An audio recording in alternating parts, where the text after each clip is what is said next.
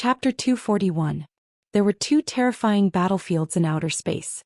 One was between Yao Gu and Xianxia, while the other was between the soaring Flamer Emperor and Shui Chuanshao. The two battlefields were so intense that even the protective planets found it difficult to endure. Only the endless drumming stabilized the defensive line, allowing the human army to gain the upper hand. The most dangerous people on the battlefield were not the soldiers, but rather the war drummers. Any war drummers would be attacked by astral beasts. Generally speaking, war drummers were all explorers with astonishing auras and powerful physical bodies. Only Planet Conan's war drummers were melders. A mere melder had already become the target of many powerful astral beasts, and killing a war drummer was a great achievement for them. Lu Yin gripped his black warhammer and slowly raised it. His expression changed and he unconsciously circulated his battle force. Using 5-lined battle force, he viciously smashed it against the war drum.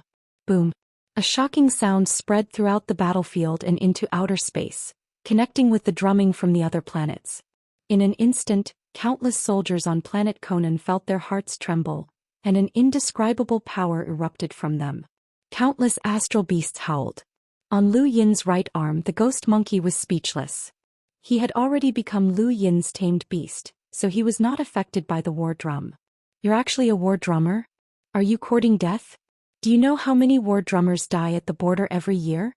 Let me tell you, there are no less than 20 of them. 20 war drummers with powerful physical bodies and shocking auras. With your small body, any powerful astral beast can instantly kill you. Shut up, Lu Yin growled. The weight of the warhammer and the baleful aura that had entered his body made it impossible for him to be distracted. Boom! The war drum was struck once more and the sound waves spread throughout outer space. Outside of planet Conan, the Tangang fire beast that was battling Chu Ao was enraged. Kill that brat. Lu Yin gritted his teeth as waves of dizziness washed over his brain. However, compared to the unstoppable dizziness that came from reciting the Stonewall scriptures, this baleful aura was not enough to cause him to collapse. The sound of the war drums grew louder and louder. When the war drums from the nearby planets also sounded, the sound of the drums grew louder and louder, and the impact on the exotic beasts grew greater and greater. Suddenly, a strand of killing intent descended as a sharp claw pierced through the void towards Lu Yin. This killing intent was unavoidable as it came from a powerful space-exploring astral beast. Even Lu Yin's flash was unable to evade the attack and the entire void froze. His eyes widened and he ignored the attack. The monkey shrieked, but at that moment, a red lotus arrow descended and collided with the claw. The shockwave slammed into Lu Yin's back and he spat out a mouthful of blood onto the war drum. However, he still ignored the attack and continued to beat it. Mira walked out of the void and stood beside Lu Yin with a solemn expression. Lu Yin glanced at her. Mira smiled at him. Not bad. Continue. Don't worry, even if I die, I'll die before you. Lu Yin's gaze was heavy, and his battle force became even more condensed as he beat the war drum with all his might. The sound of the war drums entered their ears. The humans were imposing while the exotic beasts were being suppressed layer by layer. Although there were intermittent drumbeats along the way, it did not affect the overall situation. In outer space, Yao Gu fiercely struck in all directions. A total of 64 ancient characters formed the Wen family's powerful battle technique, literary prison, trapping Yao Gu within. Yao Gu was shocked. You're actually able to train the literary prison to 88? Throughout the countless years of your Wen family, only a handful of people have been able to reach this level. How can a beast like you evaluate the ancestors of my Wen family? When Xianxia shouted as the astral literary prison glowed brightly. The 88 characters connected with each other to form a literary prison that trapped Yao Gu within, isolating him from the rest of the universe. This shocked many powerhouses and even the soaring Fire Emperor was shaken. Yao Gu roared and a bolt of lightning pierced through the void and shattered the literary prison. His enormous body crashed towards planet Conan. When Xianxia was shocked. He's actually so strong. No wonder he could fight against Sarati. The shattered characters reappeared and formed the literary prison for the second time. This time the light was even brighter than before and it illuminated dozens of planets. Even Lu Yin, who was on planet Conan, looked up and was shocked. Who had caused such a huge commotion? With a whoosh, the void was repelled like a wave, forming a giant black hole that swallowed everything. Yao Gu left without looking back, but before he left he glanced at Xianxia with apprehension. This man, who was known as the Scholar of the 10 Arbiters, was unfathomable. Yao Gu left, and the soaring Fire Emperor did not pester him any further. The final battle quickly came to an end. Following the conclusion of the final battle, the astral beasts scattered in all directions, leaving behind corpses. The battlefield was cleaned up and the soldiers numbly burned the corpses. Everything returned to normal. Lu Yin put down his black warhammer, his arms trembling. He had used too much strength and even he found it difficult to sound the war drums. It was no wonder why only explorers with powerful physical bodies could sound the drums. Perhaps even Mira would find it difficult to do so. "I never thought that you could actually sound the drums," Mira exclaimed as she looked at Lu Yin. Lu Yin smiled bitterly. "I've reached my limit." Mira sized him up.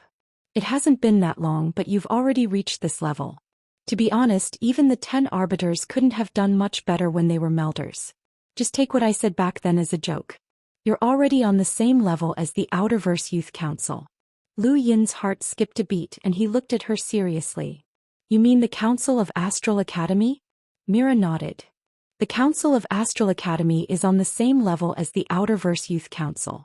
You became one of the top 4 in the Astral Combat Tournament and Astral 10's leader, so you'll definitely be able to join the Council of Astral Academy." "No, I still need to join the Outerverse Youth Council," Lu Yin said. Mira was flabbergasted. "Why?" Mira suddenly smiled charmingly. "Because of your fiancé?" Lu Yin laughed and nodded. "You can say that. What a petty man." Mira rolled her eyes. Lu Yin did not explain. There had to be a reason why his family had allowed him to join the Great Yu Empire's Youth Council. Now that he was on the same level as the entire Outerverse Youth Council, he did not know if this would affect his family. In any case, joining the Council of Astral Academy meant that he could join the Outerverse Youth Council. There was no contradiction.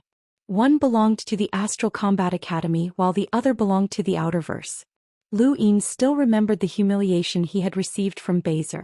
When he went to the Outerverse Sky City, San Dios, he would settle this debt. "You won't go back on your word, will you?" Lu Yin asked. Mira smiled, her eyes like crescent moons. She looked pure and charming. "What do you think?" Lu Yin blinked, but he did not answer. Mira tilted her head. "Let me ask you a question. If your answer satisfies me, I can recommend you to join the Outerverse Youth Council." "Go ahead," Lu Yin said. Mira narrowed her eyes and moved closer to Lu Yin. "Between me and Xue, who's prettier?" Lu Yin was stunned. He had never expected Mira to ask such a question. This was a battlefield after all. However, he reacted quickly. "You're prettier, of course." "He really?" Mira laughed happily. "Really?" Lu Yin nodded seriously. Mira moved closer to Lu Yin and exhaled. "Then how about I marry you?"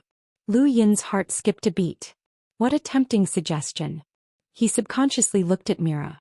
Her snow-white neck, her alluring curves, and that indescribable seductive fragrance all attracted him deeply. However, it only lasted for an instant and Lu Yin hurriedly retreated. Compared to Madame Naylan, Myra's charm was not enough. Lu Yin could be considered experienced, so he did not lose his composure. When he saw Myra's crafty gaze, Lu Yin suddenly grew angry. He had actually been teased. He had experienced life and death situations before, so why would he be afraid of a woman? He immediately stepped forward and lifted Myra's chin with a finger. Under Myra's shocked gaze, he said seriously, "If you dare to marry me, then I dare to marry you." Mira was stunned.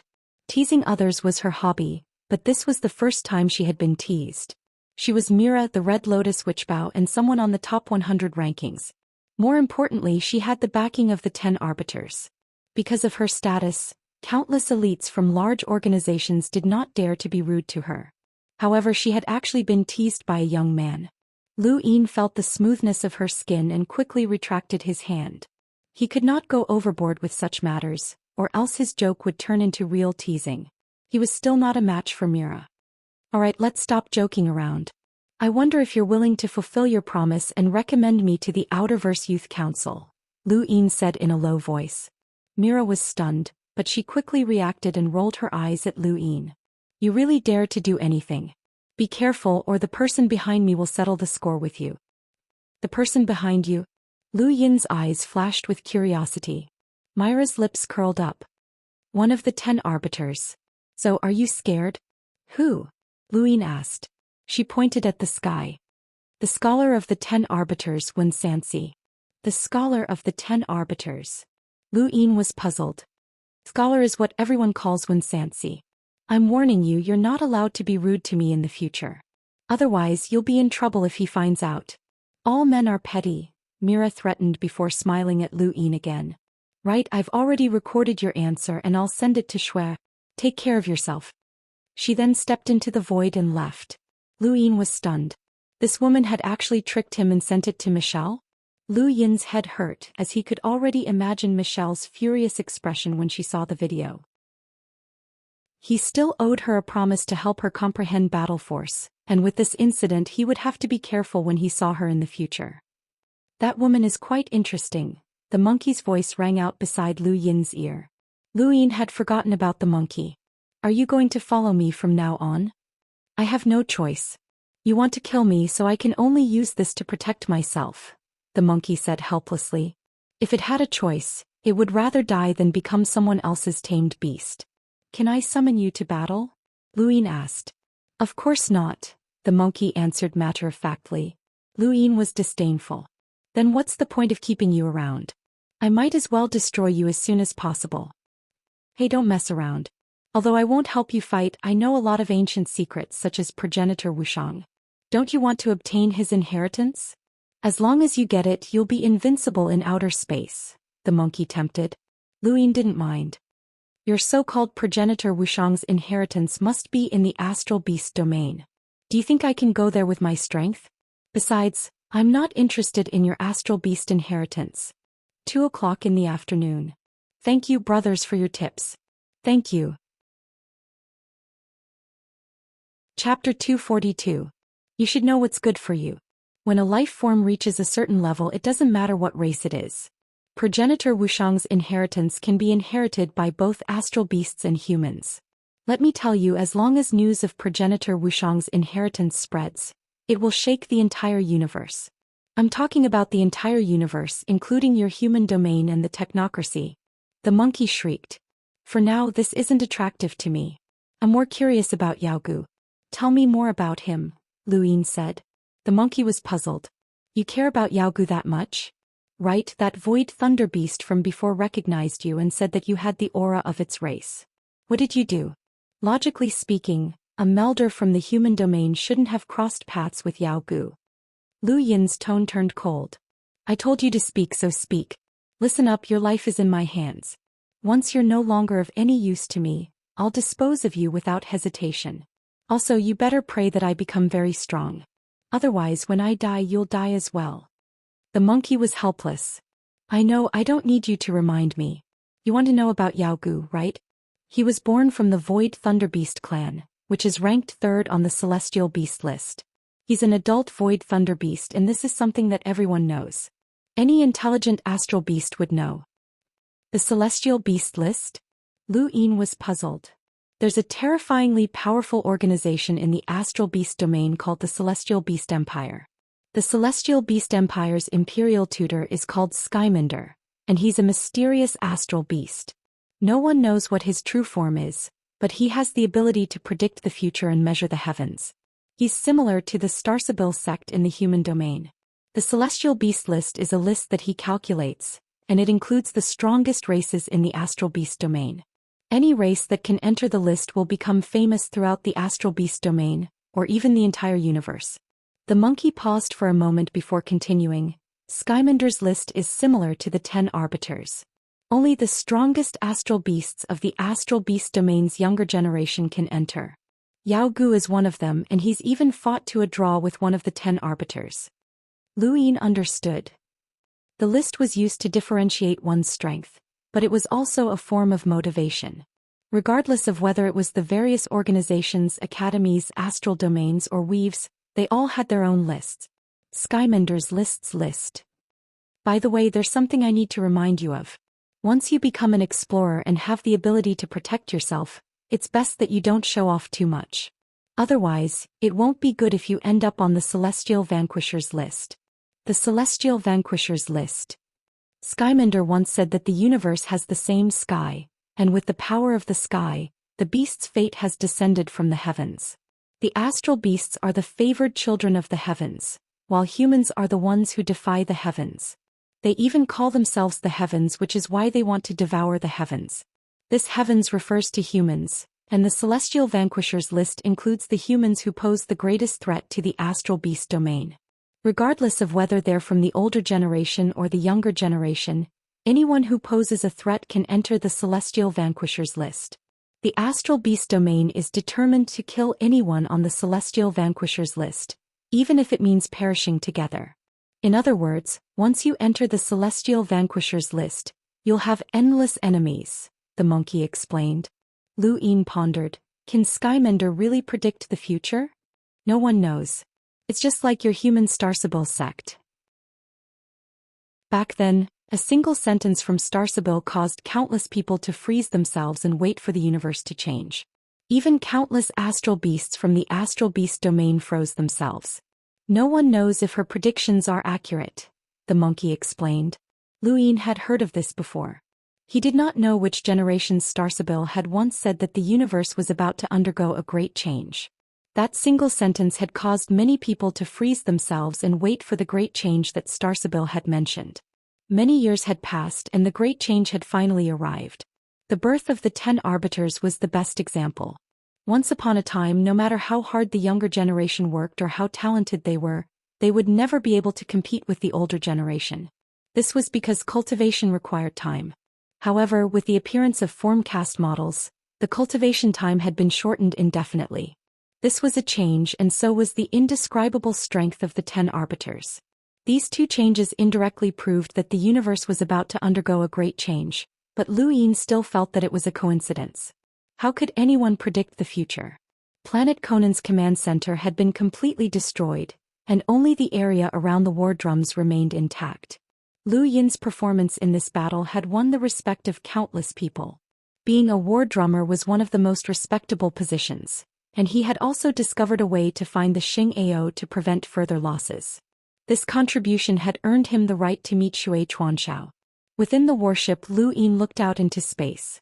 5 of the 37 planets on the right had been destroyed in the final battle, and all of the soldiers on them had perished in the line of duty. The number of casualties was simply too high. The cruelty of the border war had exceeded anyone's imagination. Lu Yin now understood why the captain who had brought him here and his family had warned him to be careful. Even with his strength, he had almost died several times. If not for Mira, he would have been in real danger. Of the students from the Astral Combat Academy, Tasha, Lank, and another student, Shui Luyun, had died. Shui Luyun's death had shocked Lu Yin. A student leader from the Astral Combat Academy had died just like that, and it had been a tragic death. Shui Luyun had perished alongside several powerful astral beasts, including the 2 freaks and the Xianxia. After the final battle, the army had not been able to find Shui Luyun's corpse, only a puddle of blood. News of his death had also reached the Astral Combat Academy. The Realm Masters who had dominated the Astral Combat Tournament were similarly weak in this border war. Perhaps only people like the 10 Arbiters could truly protect themselves here. Hey, how did you get that beast hide? The monkey suddenly asked. Lu Yin calmly replied, call me 7th bro. 7th bro? You have 6 brothers above you? The monkey was puzzled. Lu Yin ignored him. The monkey was helpless. Fine. 7th bro, how did you get that beast hide? Lu Yin raised his hand and rubbed his cosmic ring, but the monkey quickly stopped him. Don't take it out, please don't take it out. Lu Yin's eyes flashed as he looked at the cute monkey tattoo on his right arm. Why? Just don't take it out. My life is in your hands and everything I do is for your own good. Lu Yin snorted. If you don't tell me, then I'll take it. Hey, why are you so stubborn? Then I'll tell you. At least you'll know what progenitor Wuxiang's inheritance means. Do you know why there's such a sudden battle? It's because of that beast hide, the monkey said solemnly. Lu Yin was stunned. Because of that? That's right. I told you before that this is related to progenitor Wuxiang's inheritance. Once it's taken out, it'll be sensed by someone who also has that beast hide. Yao Gu has one, so why do you think it appeared at the border? It's because it's looking for that thing. I've hidden from it many times without being exposed, but this time, I had no choice but to use that beast hide to protect myself. It sensed the beast hide, which is why it started the battle. And it's been watching Planet Conan all this time? Now you know how important that thing is. Don't take it out before you become a hunter, or else you'll definitely be killed. It's the same for both the astral beast domain and the human domain. Once your cultivation reaches a certain realm, it doesn't matter what race you're from, the monkey said. Lu Yin muttered to himself. It seemed that he had really obtained something incredible. However, who had he stolen that beast hide from? It was huge, so the person who had it would definitely not be weaker than Yao Gu. The spacecraft shook for a moment before it successfully docked into a super-large warship. This was the Erudite Flow Zone's Border Command Center, where Shui Chuanxiao was located. 10 minutes later, Lu Yin met with Shui Chuanxiao, who was known as the wisest commander in human history. Shui Chuanxiao's appearance was nothing special, but it was unforgettable. He seemed to have a unique charm that encompassed his temperament and cultivation. Regardless of whether it was men or women, they would all be attracted to him. Sometimes a person's status was determined by their temperament, and Shui Chuanxiao's temperament was the type that could decide everything with a single word. Planet Conan's war drummer Lu Yin greets the commander. Lu Yin bowed respectfully. Shui Chuanxiao nodded and smiled. Lu Yin, I thought highly of you during the astral combat tournament and you didn't disappoint. There aren't many people who can beat the war drums as a melder. Thank you for your praise, Lu Yin replied. Shui Chuanxiao grunted in acknowledgement.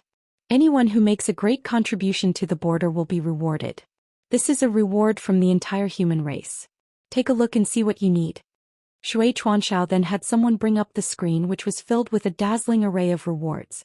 There were star essence, cultivation techniques, battle techniques, source boxes, weapons, various privileges, and even regional rewards.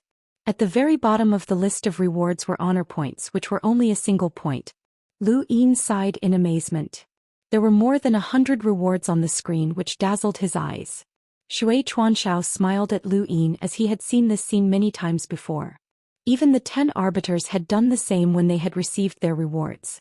The humans had given an endless amount of resources to the border, and as the commander, Shui Chuanxiao would not be stingy. Lu Yin's first contribution was even greater than that of the 10 arbiters, so these rewards were basic. Lu Yin took a deep breath. He really wanted to take everything, but that was impossible. Commander, I've decided. I want this. Lu Yin pointed at the bottom of the screen where there were only 4 words, 1 honor point. Many people were shocked. Shui Chuanxiao was just as surprised. You're choosing this? Lu Yin nodded. That's right. I choose the honor point. Shui Chuanxiao focused and looked Lu Yin up and down. Why? Lu Yin did not answer. Shui Chuanxiao nodded. All right, since you've made your choice, I'll give it to you. Enya, connect to the Hall of Honor and add Lu Yin's name to it. From now on, he'll be the one bearing the honor point. Enya nodded and glanced at Lu Yin curiously before continuing with her work. Lu Yin looked at Shui Chuanxiao in confusion, but he did not ask anything.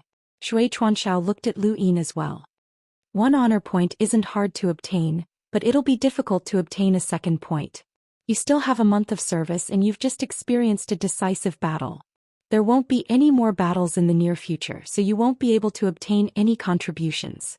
In other words, you won't be able to obtain a second honor point at the border. Lu Yin nodded. Understood, Commander. Not long after, Enya reported, Commander Lu Yin's name has been added. He now has 1 honor point. Third update. Thank you all for your rewards. Chapter 243. Shui Chuanxiao grunted. Take him to planet Songyun. He'll be there from now until the end of his term of service. Understood, Enya answered and left with Lu Yin. Shui Chuanxiao muttered to himself as he watched Lu Yin leave. He had assumed that Lu Yin was someone from a fringe weave who didn't know anything, but since he had chosen honor points, it meant that he knew something.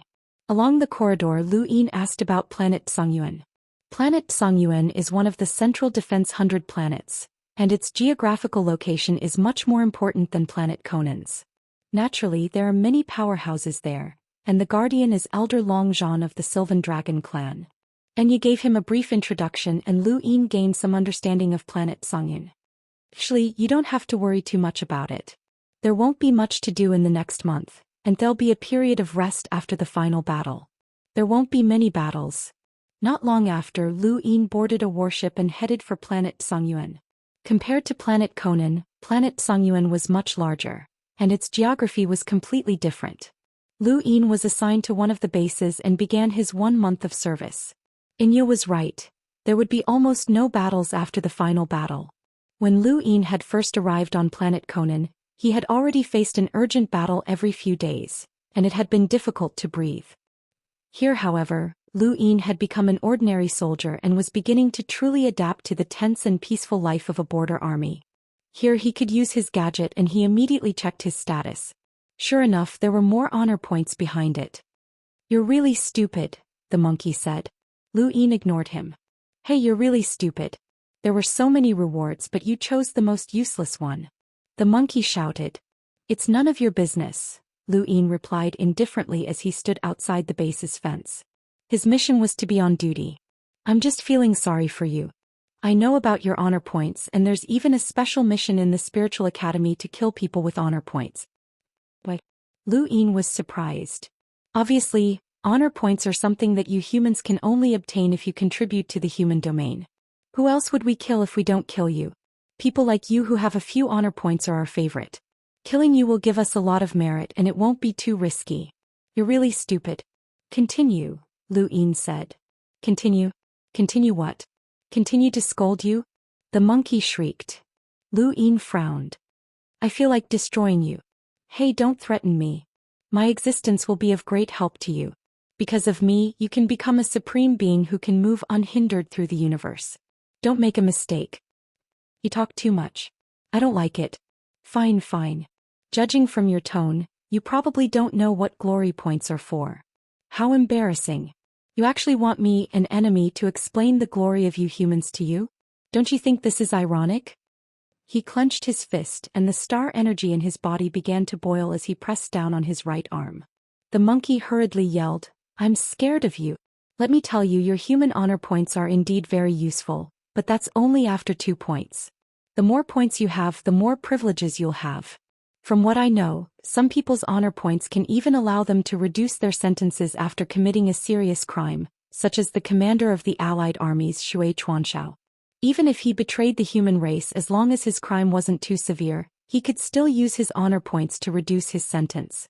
Furthermore, as soon as he dies, you humans will mobilize countless experts to investigate the cause of his death." Lu Yin was astonished. "Is that useful? Then what about the Hall of Honor that he mentioned earlier?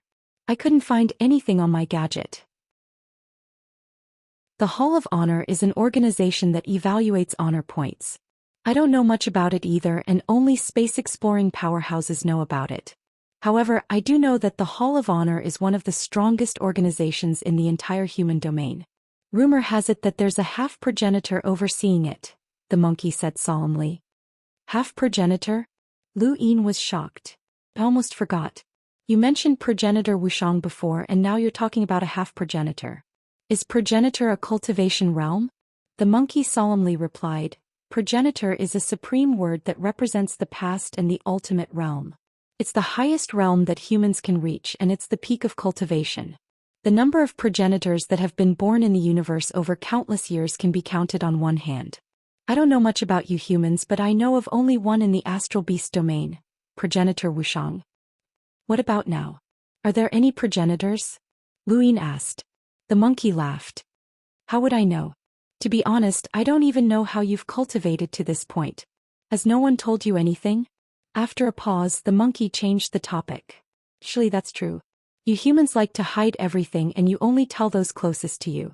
That's why many people don't even know the basics."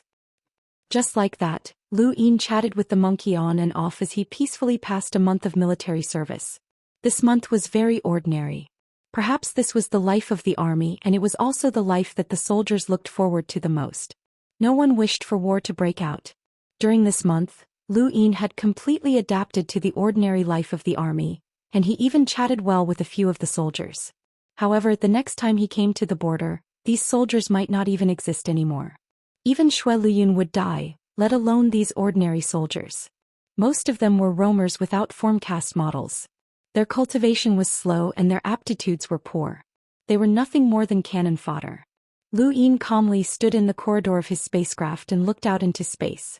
Every time he looked at the dark sky, he felt insignificant. "Long time no see, Captain," Silver greeted him with a smile. Lu Yin replied, "I heard you've made a lot of contributions." "Captain, don't say that. Compared to your contributions, I'm nothing." "I heard that you've even met Commander Shui Chuanxiao," Silver praised. Lu Yin turned to look at him. "Have you heard of the Hall of Honor?" Silver opened his eyes slightly and his smile instantly disappeared. However, he quickly recovered. "Of course, it's one of the strongest human organizations. How does it compare to you guys?" Lu Yin was curious. Silver was shocked. "Captain, how can you say something like that? I'm just an ordinary student. How can I compare to the Hall of Honor?" "Captain, stop joking around." Lu Yin replied, "Let's spar." Silver's eyes suddenly widened. "Sure." Lu Yin's lips curled up. He had been waiting for this moment for a long time. Ever since he had met Silver, the two of them had only fought seriously twice. Once under the moonlight outside Jinlin City on Earth, and the other time when he had tried to assassinate Zhang Dingtian in Beijing. They had not fought seriously since leaving Earth. It was time to give this foxy face a good beating. There were plenty of places to spar on the warship, and Lu Yin chose a gravity room as the venue. "This is a gravity room specially designed for combat. How much do you want the gravity to be?" Lu Yin asked casually. Silver shrugged. "Whatever." Lu Yin immediately adjusted the gravity to 100 times, which was the highest gravity an ordinary limiter could withstand. The moment the gravity descended, Silver's smile disappeared, and a silver light appeared in his palm. It was Butterfly. Butterfly knife. Lu Yin turned around and saw a flash of light. He instinctively retreated, but a shockwave swept past him and slammed into the walls of the gravity room. The walls, which were strong enough to withstand a battle between peak limiters, were torn apart. This was Silver's domain, and it was also an art of murder. Even Lu Yin had not sensed when Silver had approached.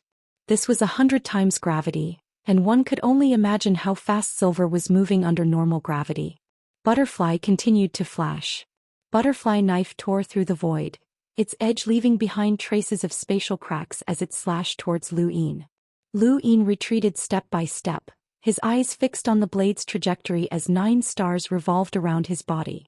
When Butterfly knife reappeared within the range of Sirius's art, every trace of its trajectory was clearly visible. Although the blade seemed ordinary, it was filled with a power that caused the void to tremble. Lu Yin reached out and grabbed Silver's wrist. Silver was flabbergasted and his eyes widened. Butterfly knife spun and slashed towards Lu Yin's palm. Lu Yin punched out with a single palm, using 9 stacks to shake the void and deflect the blade to the other side. At the same time, he struck out with his left palm towards Silver's abdomen. However, Silver seemed to be able to predict the future and he dodged the moment Lu Yin struck out. His entire body vanished, and when he reappeared he was already several meters away from Lu Yin. Lu Yin's palm missed, and the void distorted as the shockwave caused the gravity room to rumble. The loud noise attracted the attention of many soldiers, but no one dared to go in and take a look. Very few soldiers could withstand 100 times gravity. The two's exchange did not cause any earth-shattering explosions. It was like a dragonfly skimming the surface of the water as they brushed past each other. "Captain, you're looking down on me if you don't use battle force," Silver laughed carelessly. Lu Yin's expression turned serious. "You've seen through my attack pattern? What do you think?" Silver beamed at Lu Yin. Lu Yin's eyes narrowed. It wasn't just his attack pattern. His domain had all sorts of unfathomable abilities. Everything was under his control, and this was no joke. Silver had not used any battle techniques and had only relied on Butterfly. Butterfly knife had blocked Lu Yin's attack, which showed how deep Silver's domain was.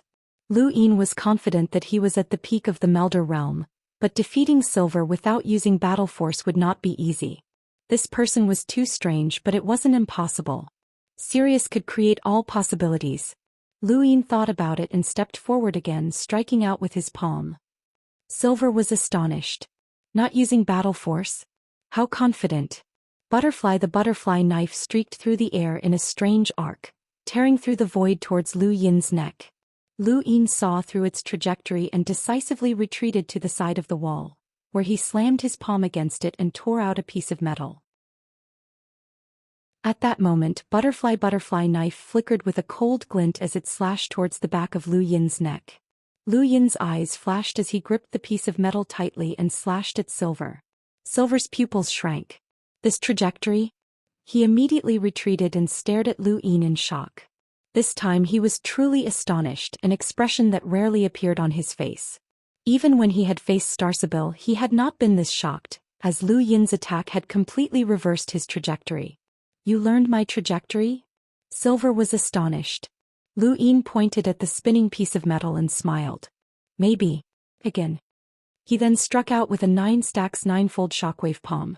The void trembled as butterfly knife appeared in Silver's palm. Butterfly knife spun rapidly, splitting from 1 to 2, then from 2 to 3. The entire gravity room seemed to be enveloped by an invisible force that killed people like an art. Butterfly knife phantom images tore through the void. Chapter 244. Lu Yin's eyes flashed and the muscles in his right arm swelled. If his legs could use flash step, then his arms could as well. His right arm rapidly trembled, creating afterimages as the metal plates split from 1 to 2, then from 2 to 3, completely reversing Silver's attack trajectory as they collided. Sparks filled the entire room as the two moved faster and faster. Silver was undefeated with his domain and innate gift of seeing through weaknesses, but he had met his nemesis in front of Lu Yin's serious art. Everything about him was seen through by Lu Yin. A minute later, the two retreated at the same time, both panting heavily. Silver's expression was calm as he swung butterfly. The butterfly knife flung away the sweat on its surface. The metal plate in Lu Yin's hand was chipped, but it was still sharp. I'm overthinking things. You didn't copy my attack trajectory, but rather reversed it to block it, Silver said casually after a moment of silence. Lu Yin nodded. I can't copy your attack in combination with your domain and innate gift. That won't do, Captain. If I don't attack, you won't be able to either, right? Silver smiled. Lu Yin laughed. Is that so? Let's see if you'll attack. He then raised his hand and transformed it into a claw. The 96th form of the sky beast claw slammed down, covering the entire room as a bestial roar echoed through the void. Silver's eyes flashed. The butterfly knife swept out and cut the sky beast claw in half, but Lu Yin had already appeared in front of him. The metal plate in his hand slashed out and Silver raised butterfly.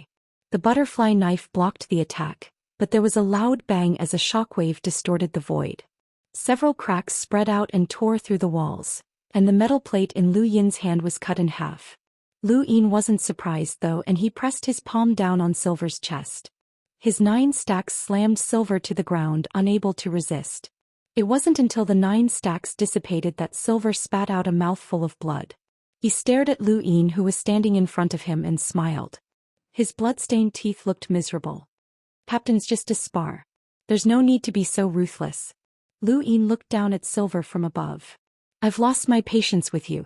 Tell me what's so attractive about the Great Yu Empire. Also, who are you? Silver lay on the ground and put butterfly away. You want to kill me? He asked nonchalantly. Lu Yin's eyes narrowed. I've made contributions on the border battlefield, Silver said nonchalantly. Lu Yin squatted down and looked at him. I have honor points. Silver's expression did not change. It doesn't matter. Let's try killing him. Lu Yin looked at him for a while, sighed and stood up. There was nothing he could do about this person. He was a classic example of someone who was completely unafraid of death. Silver climbed to his feet and exclaimed, Captain, I'm really curious. How did you discover my tracks? Tell me who you are and I'll tell you. Lu Yin clenched his fists. Silver wiped the bloodstains from the corner of his mouth. I thought that I could fight against you without using battle force, but I never thought that you would be so strong even without battle force. You're almost on par with Starsabil. He suddenly recalled that during the Astral Combat Tournament, Silver had admitted defeat against Starsabil. Why did you admit defeat against Starsabil? Silver was helpless. I can see through weaknesses and attack, but Starsabil can see the future. It was the same sentence again.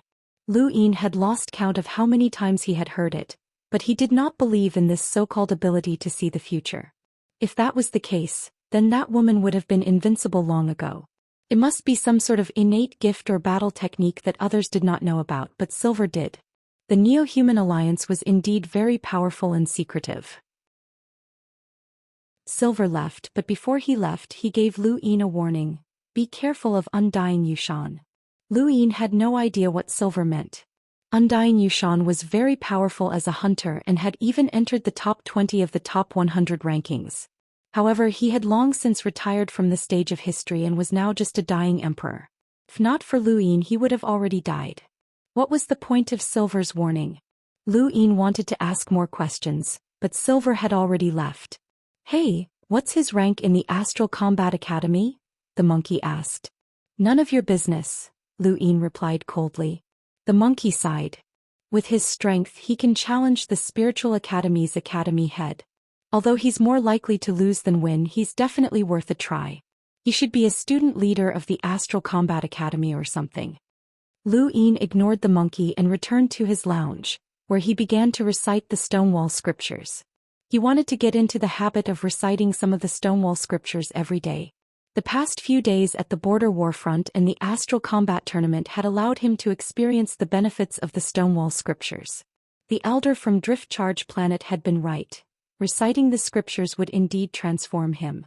Even if he did not have any offensive abilities, he would be immune to some spiritual force damage. The warship quickly returned to the Frostwave weave through the express channel and landed at Astral 10's space station.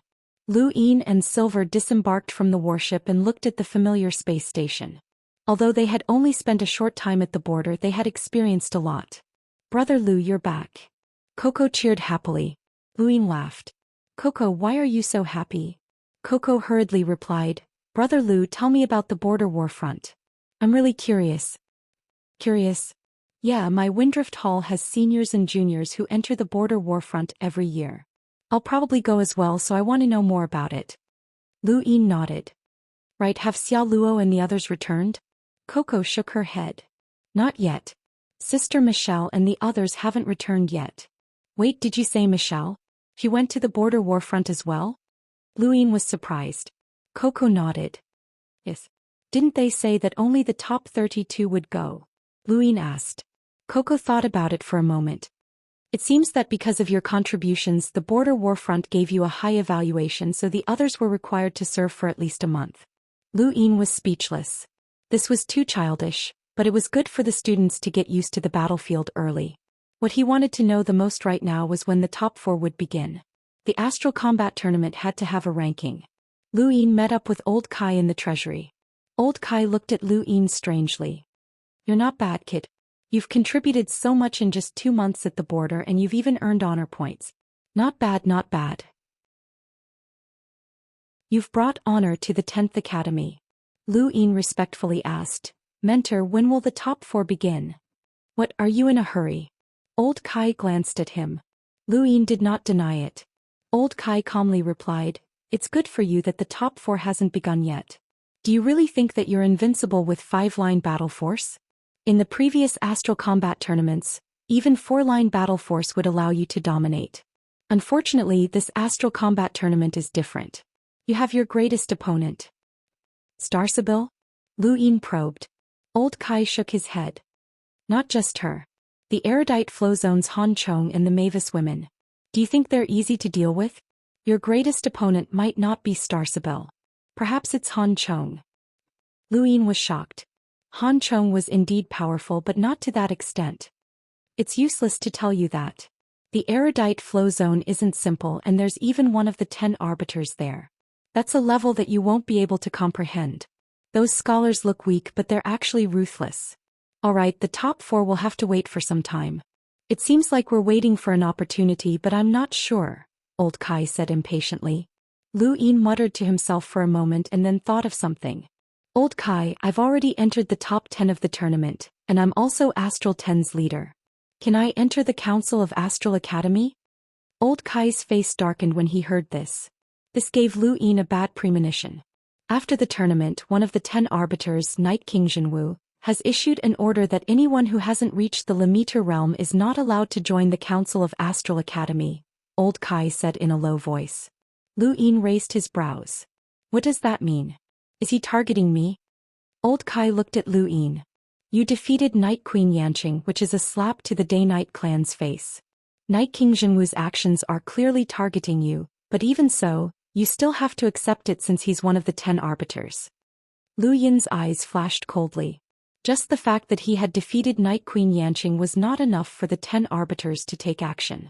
It was definitely because he had withstood Lu Xiaoqiu's third sword that the Day-Night clan was afraid of and wanted to thoroughly suppress him.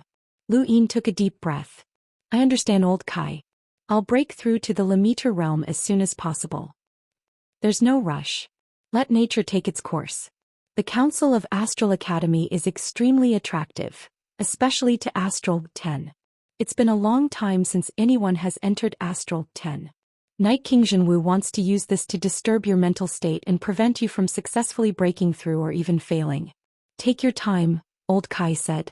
Lu Yin lowered his voice. Since he wants to harm me, then he won't stop at this. Old Kai cackled. I know, but so what? Astral 10 has already been exiled. Can he just ban it? Alright, you don't have to worry about it. Just do your own thing and smoothly break through to the Lemaitre realm. Okay, Lu Yin agreed and then left with an ugly expression. The 10 arbiters had the power to educate and judge the younger generation, and they also had the power to dismiss and judge educational institutions. Even the Astral Combat Academy could not avoid this power. Astral 10 had been exiled from the Outerverse because of the Council of Astral 10's report to the Council of 10 Arbiters. Night King Zhenwu knew how much Astral 10 desired to enter the Council of Astral 10, so this was an open scheme. However, Lu Yin was certain to break through to the Lemaitre realm. At most it would take a little longer, but he would break through sooner or later. When that time came, he would also enter the Council of Astral 10. Thus, if Night King Zhenwu wanted to target him, he would definitely have a backup plan. Lu Yin did not want to wait any longer.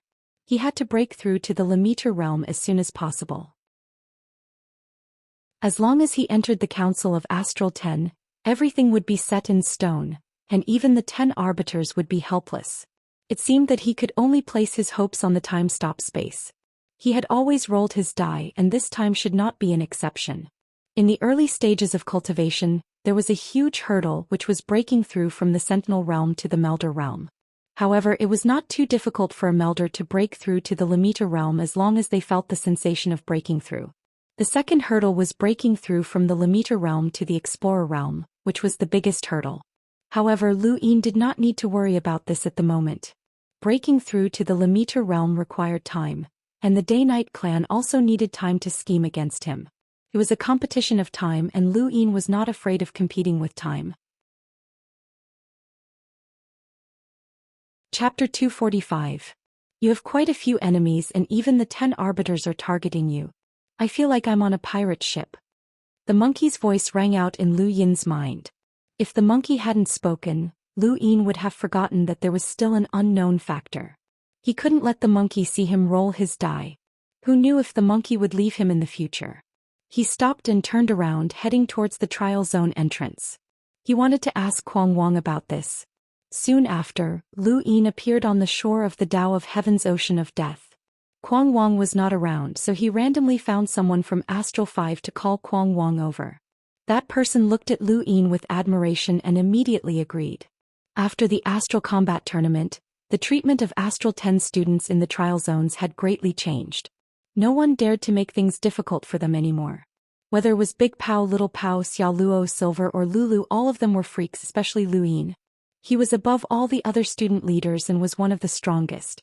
Even the area masters had to be courteous to those from Astral 10. This was Lu Yin's first time in the Tao of Heaven. The trial zones were a virtual world, but this world had an ancient inheritance. It was a strange place, and even the monkey could follow him. Tamed beasts were also considered a type of strength. Is this the legendary trial zone of the Astral Combat Academy? Hey, have you ever killed a war spirit before? The monkey asked, looking very interested. Lu Yin casually answered, yes. What did you feel? What did you see? The monkey asked again. Lu Yin was about to answer when he suddenly realized that there were war spirits here. Wait, how did the monkey know that there were war spirits here? And it didn't ask about anything else but war spirits. What was going on? Lu Yin's expression did not change. I didn't see anything other than... Other than what? The monkey was rather anxious. Lu Yin's lips curled up. Other than some strange things that I can't understand. What is it? Speak clearly.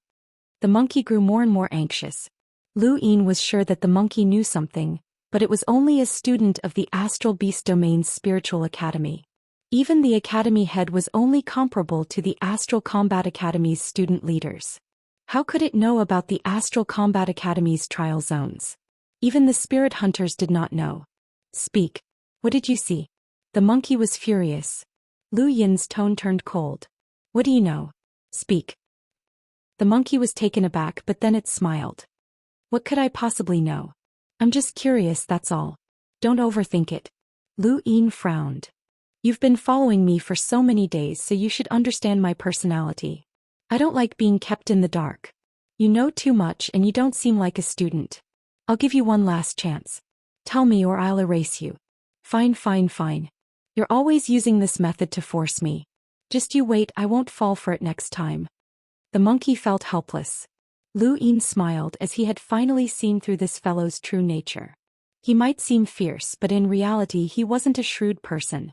Whenever he came across something he knew, he would be able to get the information out of him. Lu Yin had no idea how he had managed to survive in the Astral Beast domain. Actually, the trial zones that your Astral Combat Academy controls came from a strange ancient civilization called the Rune Technology Civilization. Lu Yin was surprised. Are you talking about the training method of drawing runes on paper? What do you mean by drawing runes on paper? I don't know. The essence of the Rune Technology Civilization's training is to view the universe as a space made up of countless runes. Regardless of whether it's a living being, a celestial phenomenon, or a planet, everything is made up of runes in their eyes, and the unit of measurement is the number of runes. For example, a person might have 100 runes in their eyes, and the stronger that person is, the more runes they have. For example, a planet might have tens of millions of runes and so on. It's a very strange civilization, and the trial zones should have been left behind by this civilization. They can see through appearances and they can switch between reality and illusion. They can turn everything into something virtual, and they can also use the number of runes to turn something virtual into something real. Lu Yin was surprised. There's such a civilization? Does that mean that they can create any kind of miracle? You could say that. This civilization was very powerful and their battle style was even more unique. They would directly erase their opponent's runes, which was equivalent to attacking the essence of their opponent. Unfortunately, for some unknown reason, the entire civilization disappeared without leaving behind any traces. Regardless of whether it's the cultivation method or the corpses of living beings, they're all gone. Only a few scattered ruins remain, and the trial zones are one of them. Lu Yin recalled the images that he had seen with his serious art after killing the war spirits, and the images that he had seen seemed to be made up of lines. Could those have been runes? How do you know so much? Lu Yin was puzzled. The monkey was pleased with himself. I know a lot. If you want to know, then be nice to me. Let me tell you, I even know a little about progenitor Wuxiang, let alone the Rune Technology Civilization. Progenitor Wuxiang's era predates the Rune Technology Civilization. Lu Yin's eyes narrowed. This monkey was very suspicious. Even a hunter might not know all of this, let alone a mere Lemeter student. This guy was worth digging up. It's possible to kill a few more war spirits. Who knows, you might be able to obtain the Rune Technology Civilization's inheritance through the rune lines. It's a very unique attack method, but we can't expose it, the monkey suggested. Lu Yin wasn't interested as he knew that he shouldn't bite off more than he could chew. If he had the time, he might as well cultivate his battle force. He hoped to cultivate his battle force to 9 lines and see how strong it was. As they spoke, Kuang Wang arrived. I heard that you were looking for me? Lu Yin nodded. I wanted to ask about the Tao of Heaven's Ocean of Death. Kuang Wang's eyes narrowed. You want to steal the position of Tao of Heaven's Realm Master? Of course not, I'm just curious. I heard that even the 10 arbiters have been here before, Lu Yin hurriedly said. He still needed Kuang Wang's help, so how could he offend him? Kuang Wang relaxed when he realized that Lu Yin wasn't trying to steal the Tao of Heaven's Realm Master. He wasn't confident in being able to fight against Lu Yin. No, it wasn't that he wasn't confident, but that he definitely wouldn't be able to win. Although he was arrogant, he still knew his own strength. The Ocean of Death is the Tao of Heaven's most unique training ground. It's rumored that the Ocean of Death. Lu Yin wasn't interested in the Ocean of Death, and he was just casually bringing up a topic to familiarize himself with. After listening to Kuang Wang's introduction of the Ocean of Death, Lu Yin asked, "Right, I've always been curious about how the Beast Tamer's flow zone fights. Do you just release your tamed beasts?" Kuang Wang nodded. "You can say that. Actually, tamed beasts don't have physical bodies, and they can only be subdued by beast taming techniques. Why are you asking? If I also had a tamed beast, how would I be able to block its senses?"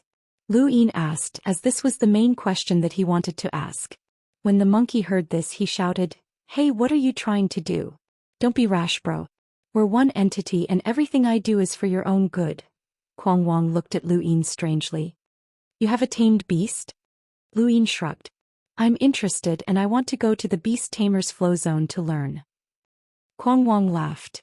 "Alright, if you go to the Beast Tamer's flow zone, you'll definitely be able to join the Divine Great Hall. They'll teach you then." "Can you explain it to me first?" Lu Yin asked. Kuang Wang looked deeply at Lu Yin, especially at his right arm. He thought for a moment before saying, "Alright, blocking a tamed beast's senses is very simple. Just cut off the star energy." "It's that simple?" Lu Yin was shocked. "What did you think?" "A tamed beast is also a type of battle technique. Without star energy, the battle technique is useless. It's the same for a tamed beast, as all of its movements rely on star energy. This is the simplest principle," Kuang Wang explained. "Bro, no, seventh bro, don't be rash.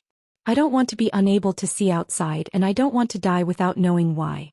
Seventh bro, please don't block me." The monkey's voice was gradually drowned out when Lu Yin cut off the star energy in his right arm. The monkey's voice instantly disappeared and Lu Yin felt refreshed. "Actually, unless it's absolutely necessary, there's no need to block your tamed beast. Once a tamed beast is successfully tamed, it won't be able to escape. Escaping means death and the two of you are one," Kuang Wang said. Lu Yin knew that Kuang Wang had guessed that he had a tamed beast, but he didn't expose him. Kuang Wang wasn't stupid. "Thank you for telling me, Senior Kuang Wang." Kuang Wang stretched lazily. "When can you enter the Council of Astral Academy?" Lu Yin shook his head. "Not at the moment. I'll have to wait until I'm a Limiter." "That's true. The 10 arbiters have decreed that no one can go against. Right, once you break through to the Limiter realm, you can head directly to the tilting tower of the Divine Path and have someone inform the other student leaders to convene a Council of Astral Academy. The council has been held there this year."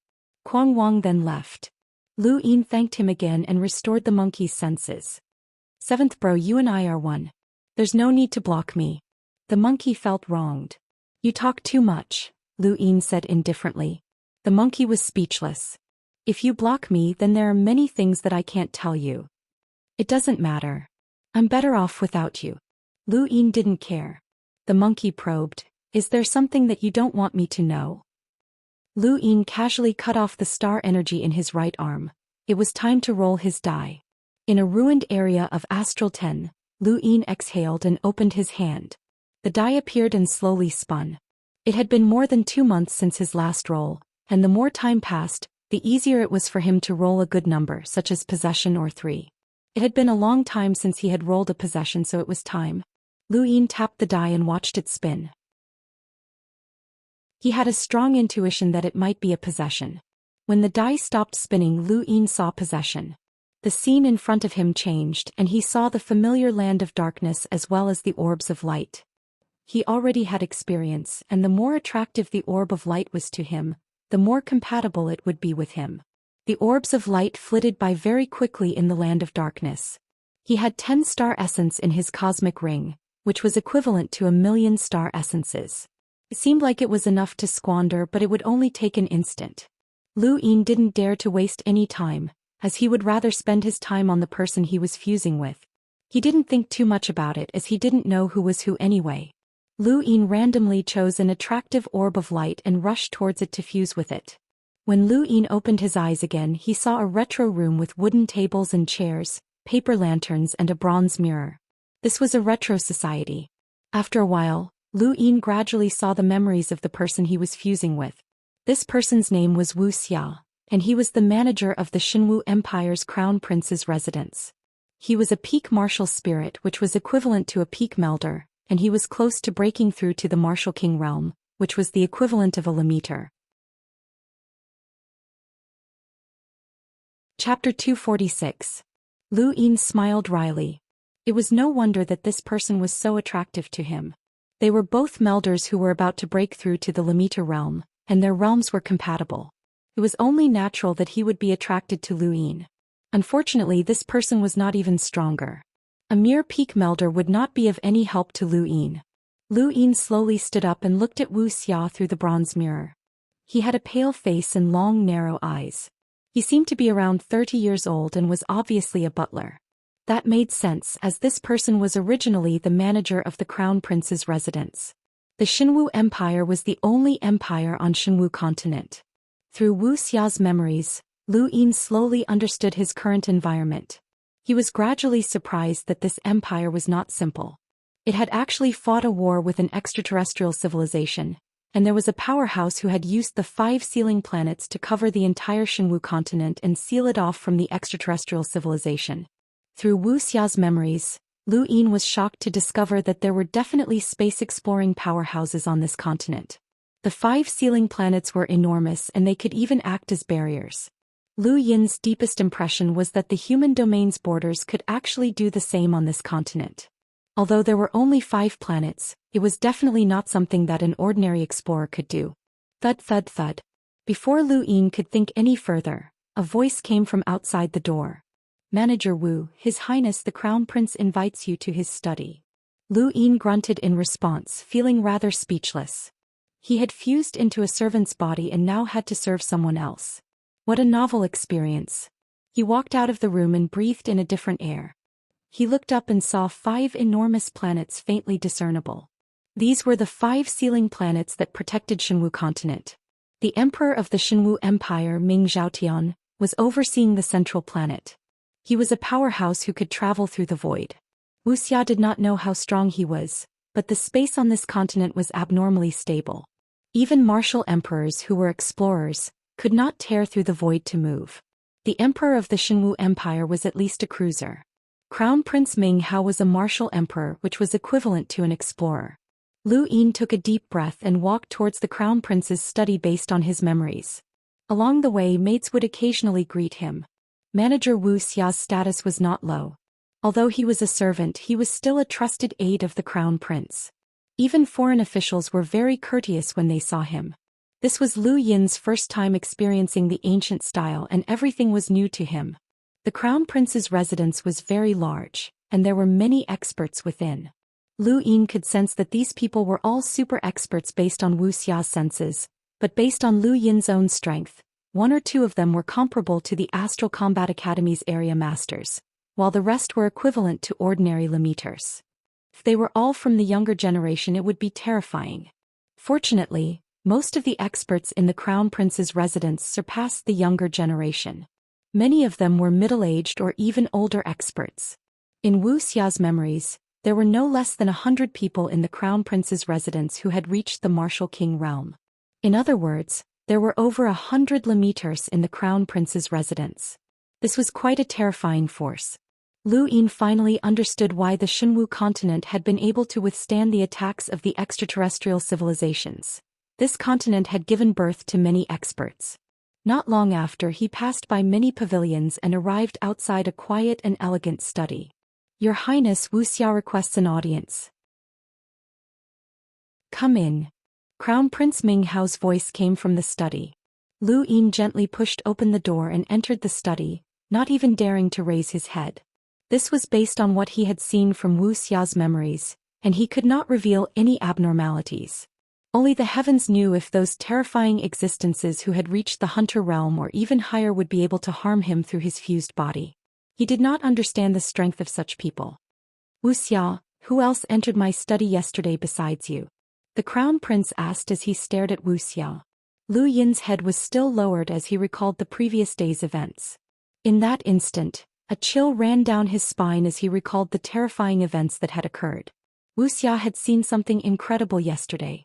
Crown Prince Ming Hao had been staring at Lu Yin the entire time, and when he noticed that something was amiss, Lu Yin forced himself to calm down and fearfully said, "Your Highness, aside from this servant, no one else entered." Ming Hao stared at him. "Raise your head." Lu Yin's heart trembled and he slowly raised his head. What he saw was a pair of wise eyes and a pressure that could topple mountains and overturn seas. The terrifying pressure descended like a mountain and Wuxia could not withstand it at all. He was directly crushed to the ground and the entire world seemed to tremble. Lu Yin was shocked. He had seen explorers and even hunters before, but Crown Prince Ming Hao's strength definitely surpassed that of an ordinary explorer. Were the martial kings of this continent stronger than the explorers of the universe? The enormous pressure came one after another, and Wuxia's fear of Ming Hao surfaced from the depths of his heart, causing his body to involuntarily kneel down.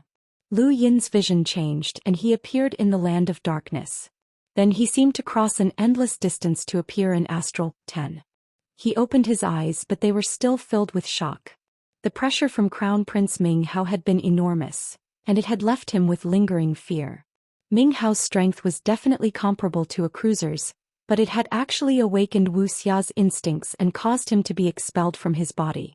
He looked at his cosmic ring and saw that he had consumed 3 star essence, which was the equivalent of 300,000 star crystals. The consumption was terrifying, and if he had been any slower, then even 10 star essence might not have been enough. Lu Yin set aside his heartache over the consumption of star essence and immediately looked up information about Shenwu continent. Shenwu continent was a continent that floated in a different space within the dark mist weave. It was not a planet but rather a continent that floated in the universe with the sun, moon and stars revolving around it. 1,000 years ago, a terrifying almighty being had been born on Shenwu continent, and he had used his shocking strength to tear apart the space and expose the continent to the universe. From then on, a long war had begun. Countless powers within the dark mist weave had tried to take over Shenwu continent, but they had all been repelled and suffered heavy casualties. They had been forced to seek help from the Innerverse. There was no detailed information about that war on the internet, as it had most likely been covered up by some powerful organization. However, the final result was that the almighty being from Shenwu continent had used the 5 sealing planets to seal off the space in exchange for peace on Shenwu continent. That almighty being seemed to have died. After so many years, some powers within the dark mist weave and the Innerverse had not given up on Shenwu continent. They had tried to open the door to Shenwu continent, but they had all been stopped by the 10 arbiters. In the end, Shenwu continent had become one of the testing grounds for the Outerverse trials. Lu Yin looked up as he had never expected Shenwu continent to have such a great history. Even the extraterrestrial civilization was a power within the dark mist weave. To be able to resist the dark mist weave and the Innerverse's great powers, Shenwu continent was truly formidable. Shenwu continent was one of the most difficult testing grounds for the Outerverse trials. There were only 2 ways to pass the test.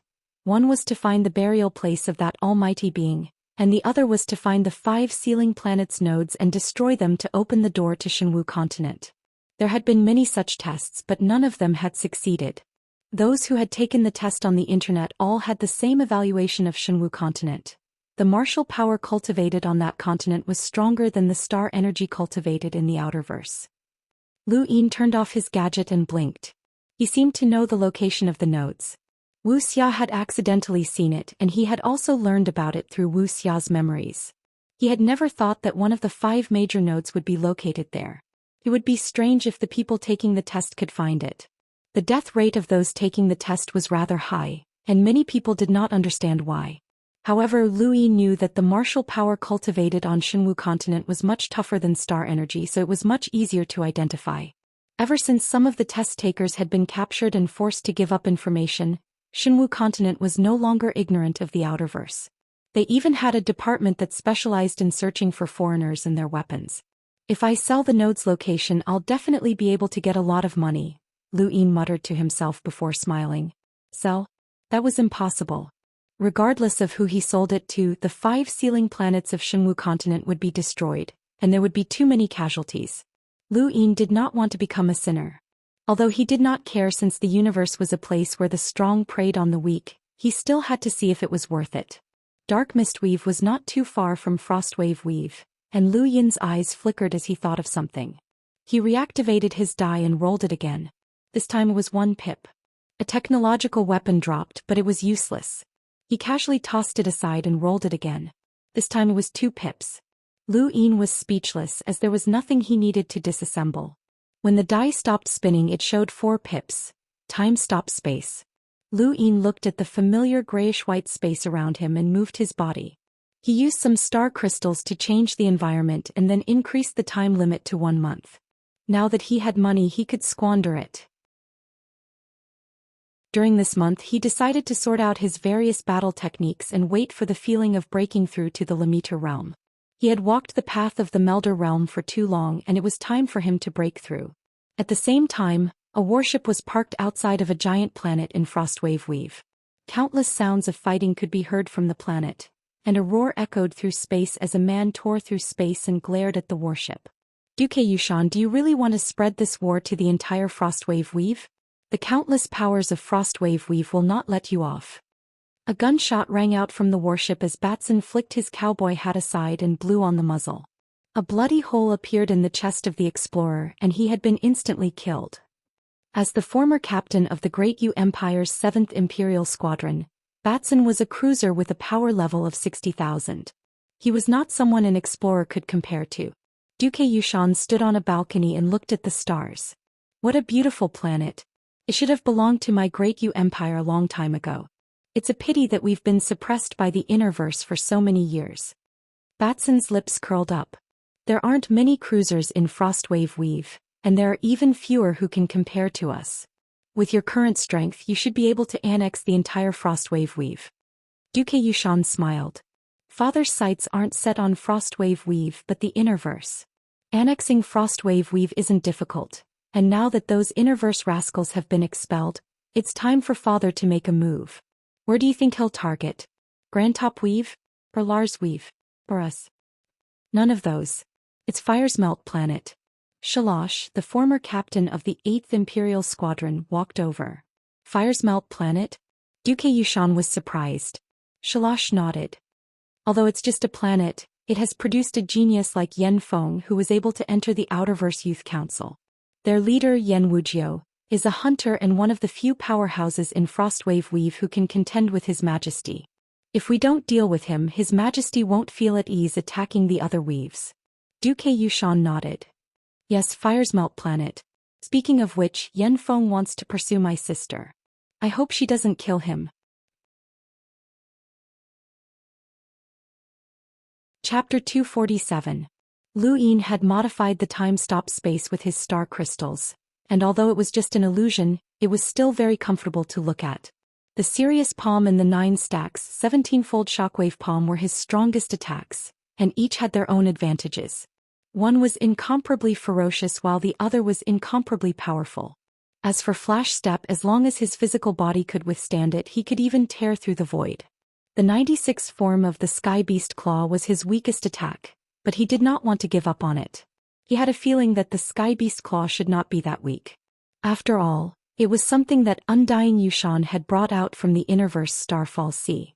Of these battle techniques, the one he was most concerned about was the Concealing Aura technique.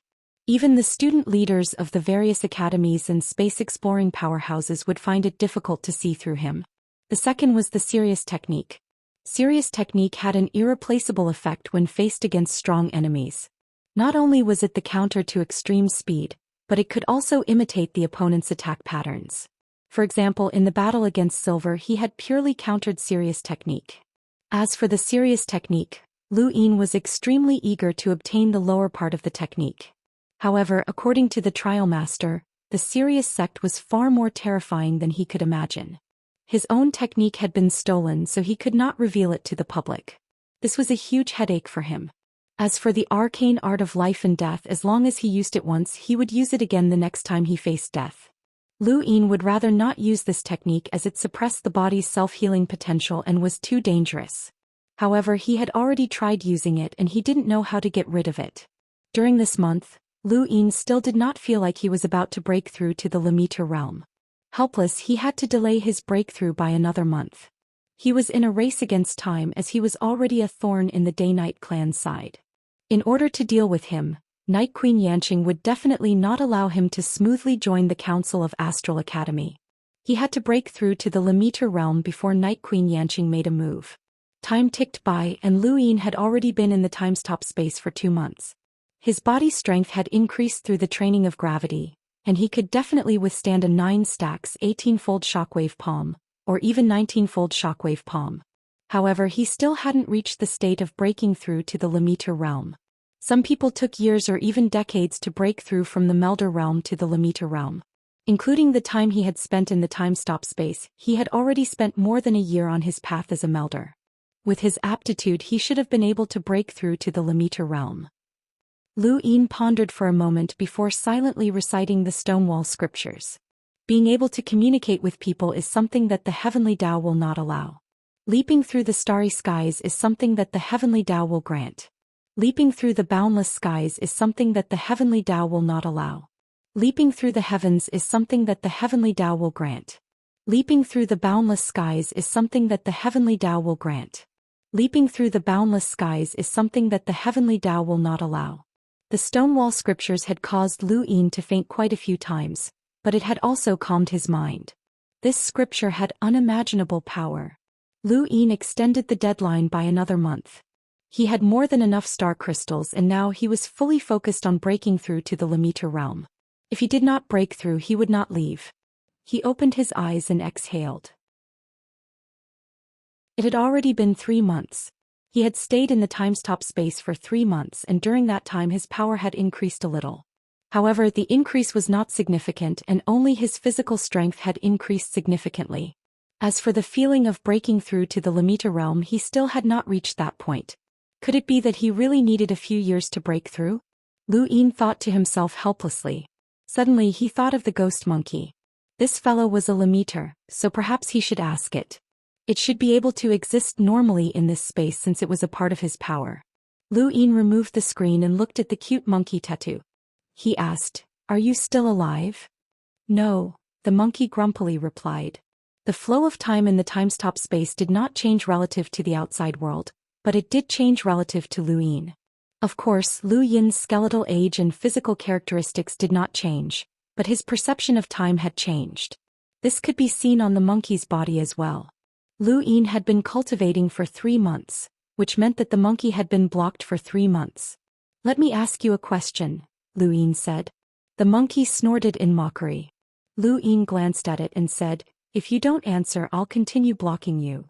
The monkey hurriedly replied, "Fine, fine, fine. Go ahead, go ahead." "How do I break through to the Limiter realm?" Lu Yin asked, looking forward to it. "Break through to the Limiter realm? Right, you're still a Melder." "How disgusting, I actually lost to a Melder Jr." "I'll ask and you'll answer," Lu Yin said impatiently. The monkey sighed. "Well, it's easy to break through to the Limiter realm. You just need to feel like you're about to break through. You should know that." "How do I get that feeling?" Lu Yin asked. The monkey paused. "Do you feel like you've reached the peak of the Melder realm and your star energy is full?" Lu Yin nodded. "Actually, the star energy in your body isn't full. The human body has limitless potential, and your body is still unconsciously absorbing star energy because it isn't full yet. Let me tell you, even explorers can't fill their bodies with star energy, let alone Melders." "Then what should I do?" Lu Yin asked. "It's simple. Just force it. The Limiter realm is the limit. Let your star energy fill up in an instant and take advantage of the situation to break through. This is the simplest method, but it requires a lot of star energy.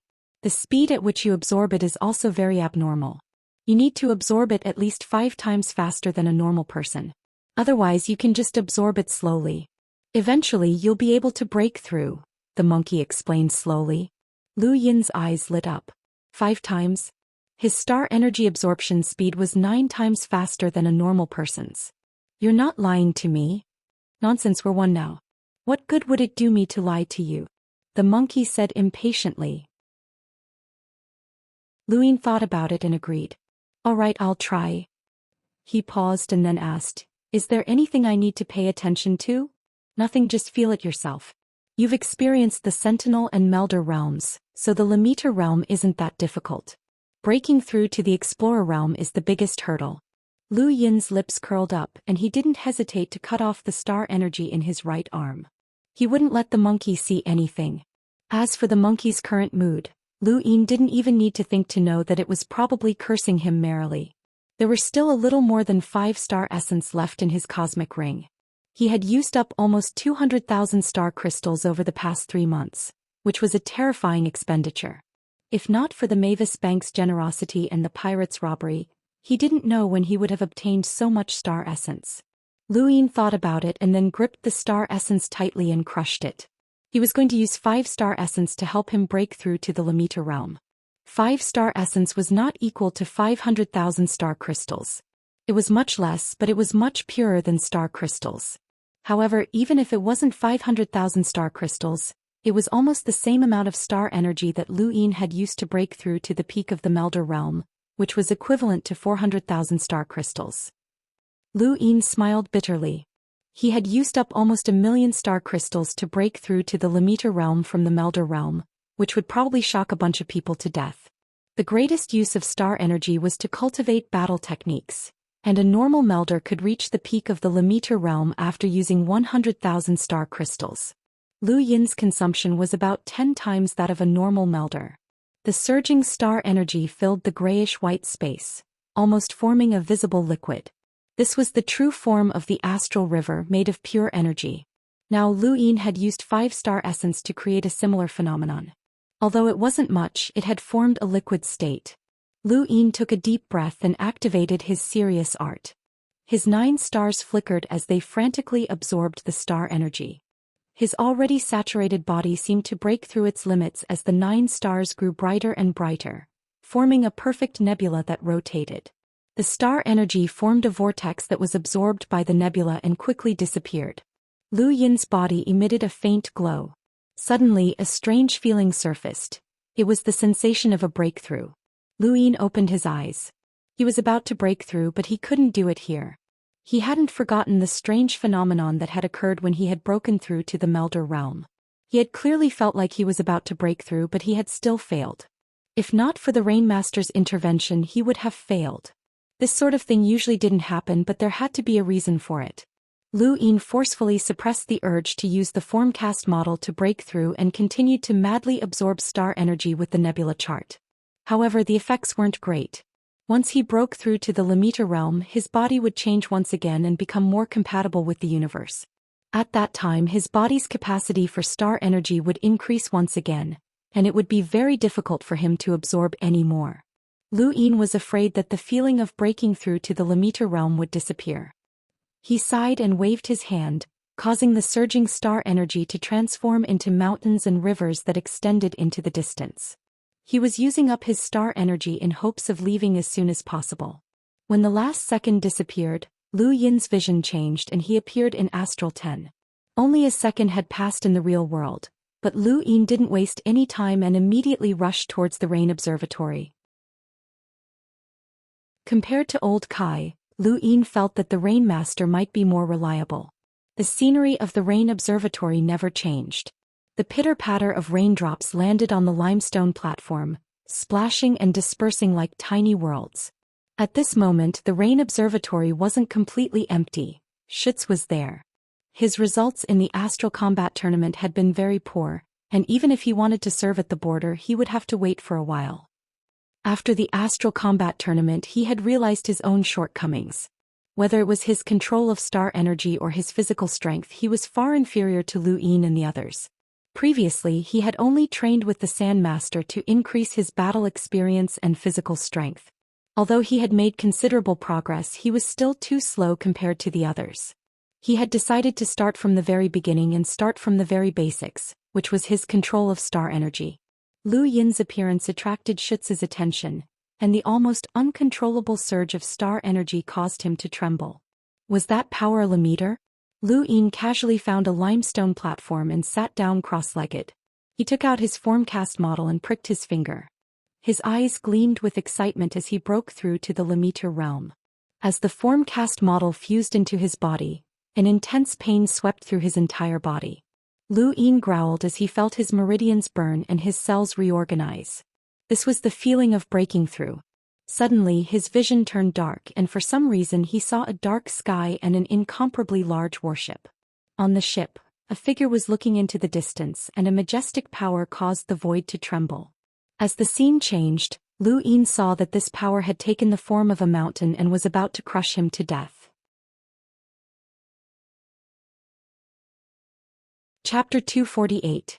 Not far away in the rain, Old Kai and the Rain Master appeared at the same time. Soon after, the Sand Master, Trial Master and Star Master appeared as well. Strange, why haven't they appeared yet? The Rain Master was puzzled. Old Kai glanced at him. Are you sure that the seal on his body will obstruct us? The Rain Master shook his head. I don't know. I've never seen that seal before and even the Dean isn't familiar with it. It can only be broken by brute force. Breaking through to the Melder realm might be obstructed, but becoming a Limiter might not be the same. Limiters aren't the most important hurdle, and most people can easily break through as long as they have enough star energy. The most important thing is becoming an explorer. If that seal really exists, then it'll be very, very difficult for this child to break through, the Star Master said. Even the Dean has to expend a lot of energy to break the seal, let alone this kid. It's impossible for him to do it alone. The Sand Master frowned.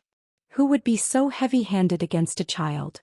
This child's identity is not simple. His physical gifts are terrifying and he can rival an explorer as a melder. Only the 10 arbiters can block an attack from an explorer astral beast with a powerful physical body. This child is not simple and he might be from the Neoverse. Boom. A huge shockwave swept through the sky and tore apart the rain. Lu Yin roared as fresh blood flowed from his body and evaporated. His body had changed and he felt as if he could touch the heavens. This was the Limiter realm and he was closer to the heavens than a melder. With a whoosh, Lu Yin suddenly opened his eyes. A gust of wind swept out in all directions, crushing the stone platform to pieces and bending the tree that supported it. Schütz was not far away and the gale sent him flying. He gasped for breath as the pressure that Lu Yin gave him was too great. Although there was not much of a transformation between the Melder realm and the Limiter realm, it still depended on the person. For Lu Yin, his transformation was much greater, especially his physical body. It seemed to have transformed once again, and there was a strange brilliance circulating around his body. This brilliance shocked even the Rain Master and the others who were secretly observing him. This was a phenomenon that occurred when one's physical body reached a certain realm, and it usually only happened to space-exploring powerhouses. The brilliance flashed and quickly disappeared. Lu Yin slowly raised his hands and clenched them into fists. It seemed that he had become stronger again. What he wanted the most right now was to fight against Zitai, the beast that had attacked planet Conan, and see if he could defeat it with his current strength. There were very few Limiters who were able to jump realms and challenge explorers. That was a huge leap, and even the student leaders of the various astral combat academies would find it difficult to accomplish. Lu Yin really wanted to give it a try. However, there were no explorers in Astral 10 to spar with him, and this was the Rain Observatory. Perhaps he could try challenging the Rain Observatory again. Lu Yin closed his eyes to rest and it took him a while before he opened them again. The star energy on the surface of his body transformed into wind, water, fire and lightning. This was the realm of myriad transformations, but this was not the limit of what Lu Yin could achieve. His control over star energy had deepened to a new level, and the condensation and liquid of star essence gave him a different feeling. Lu Yin raised his hand and used his star energy to write his name in the void. He then pushed it out, and the two words, Lu Yin, rushed into the curtain of rain, fiercely pushing away the raindrops as they crossed the Rain Observatory without any obstruction and disappeared into the distance. Amidst the Rain Master shook his head. It was still not enough. Since ancient times, only those who had the deepest understanding of star energy in the Rain Observatory had been able to leave their names on the Rain list. He was not sure about the other academies, but in Astral 10 only domain powerhouses could enter the Rain list. When Lu Yin and the others had first arrived at Astral 10, they had thought that the Rain list would be simple after hearing about it, but in reality, it was far more difficult to leave one's name on the Rain list than the other academies.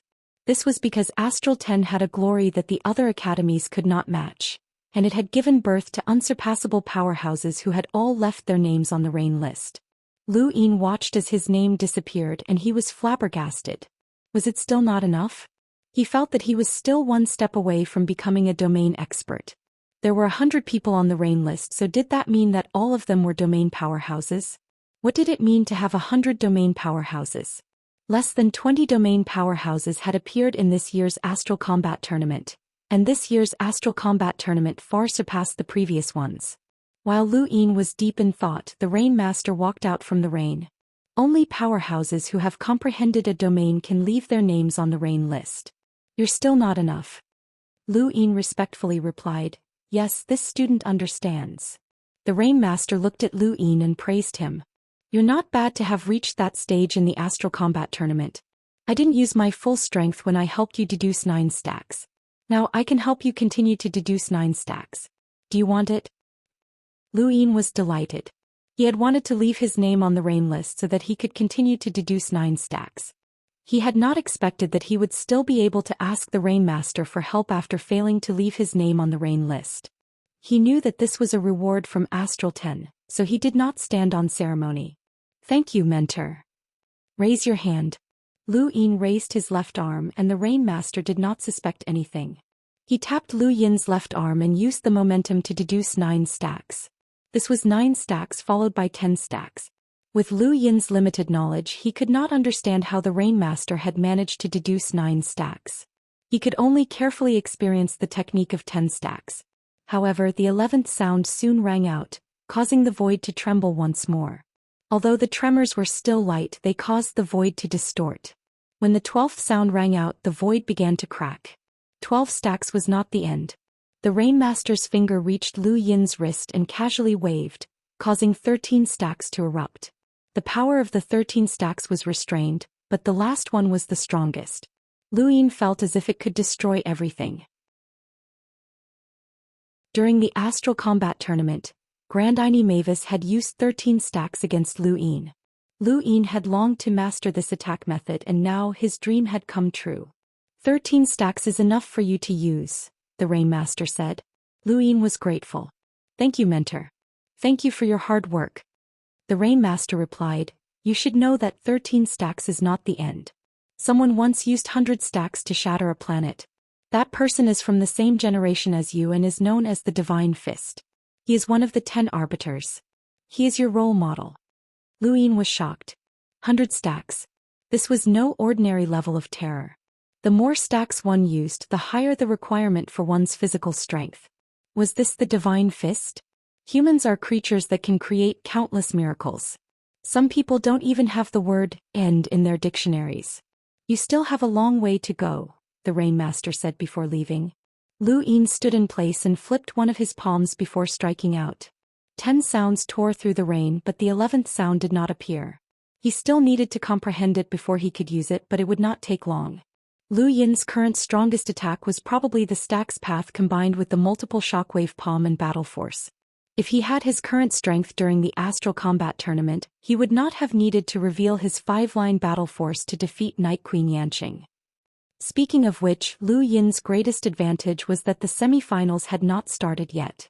The other 3 were all peak meters and he was the only melder. Even with his 5-line battle force, he was not confident that he could emerge victorious. But now he was confident that he could defeat Starsabil, Han Chong and Grandini Mavis. Lu Yin did not stay in the Rain Observatory for long. He wanted to head to the Trial Zone's Tilting Tower and join the Council of Astral Academy as soon as possible. The Tilting Tower was the most unique training ground in the Divine Path.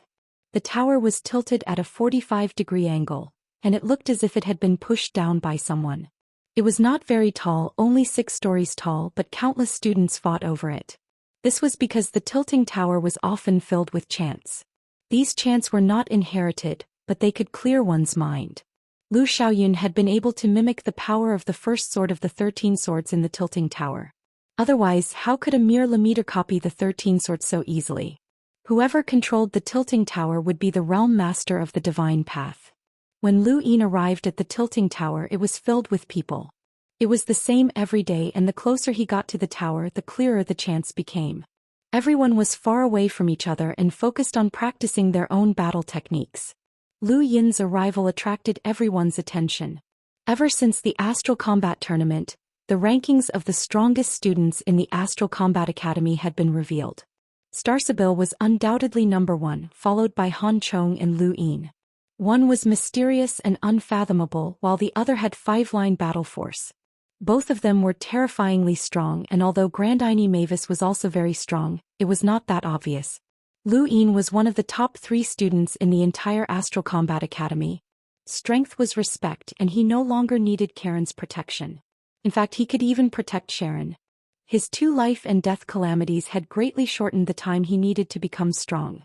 If not for those 2 life and death arcane arts, he did not know how long it would have taken him to reach his current level. Not far away, Frankfurt saw Lu Yin arrive, and his expression changed.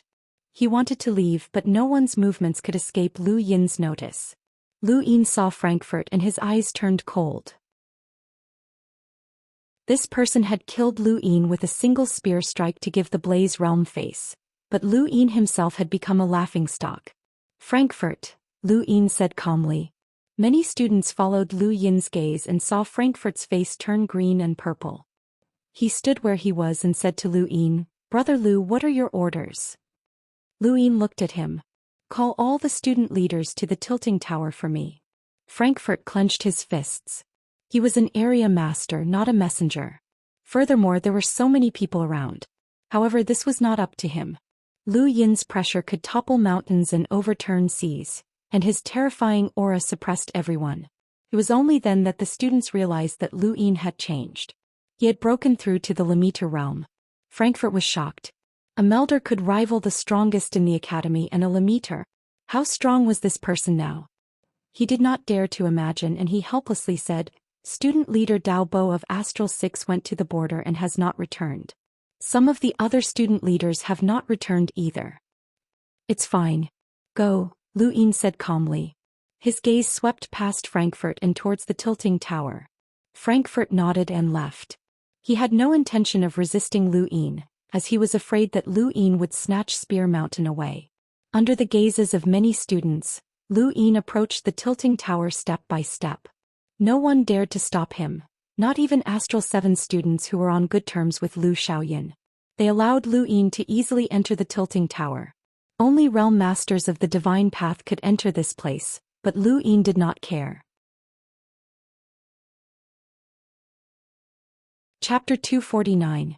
The tower was tilted at a 45-degree angle, so the interior was naturally tilted as well. Lu Yin felt awkward the moment he stepped into the tower, as if his entire body was tilted. The sound of chanting suddenly rang out in his ears. Lu Yin's eyes lit up, and with a wave of his hand 11 stacks rang out. "What a great place.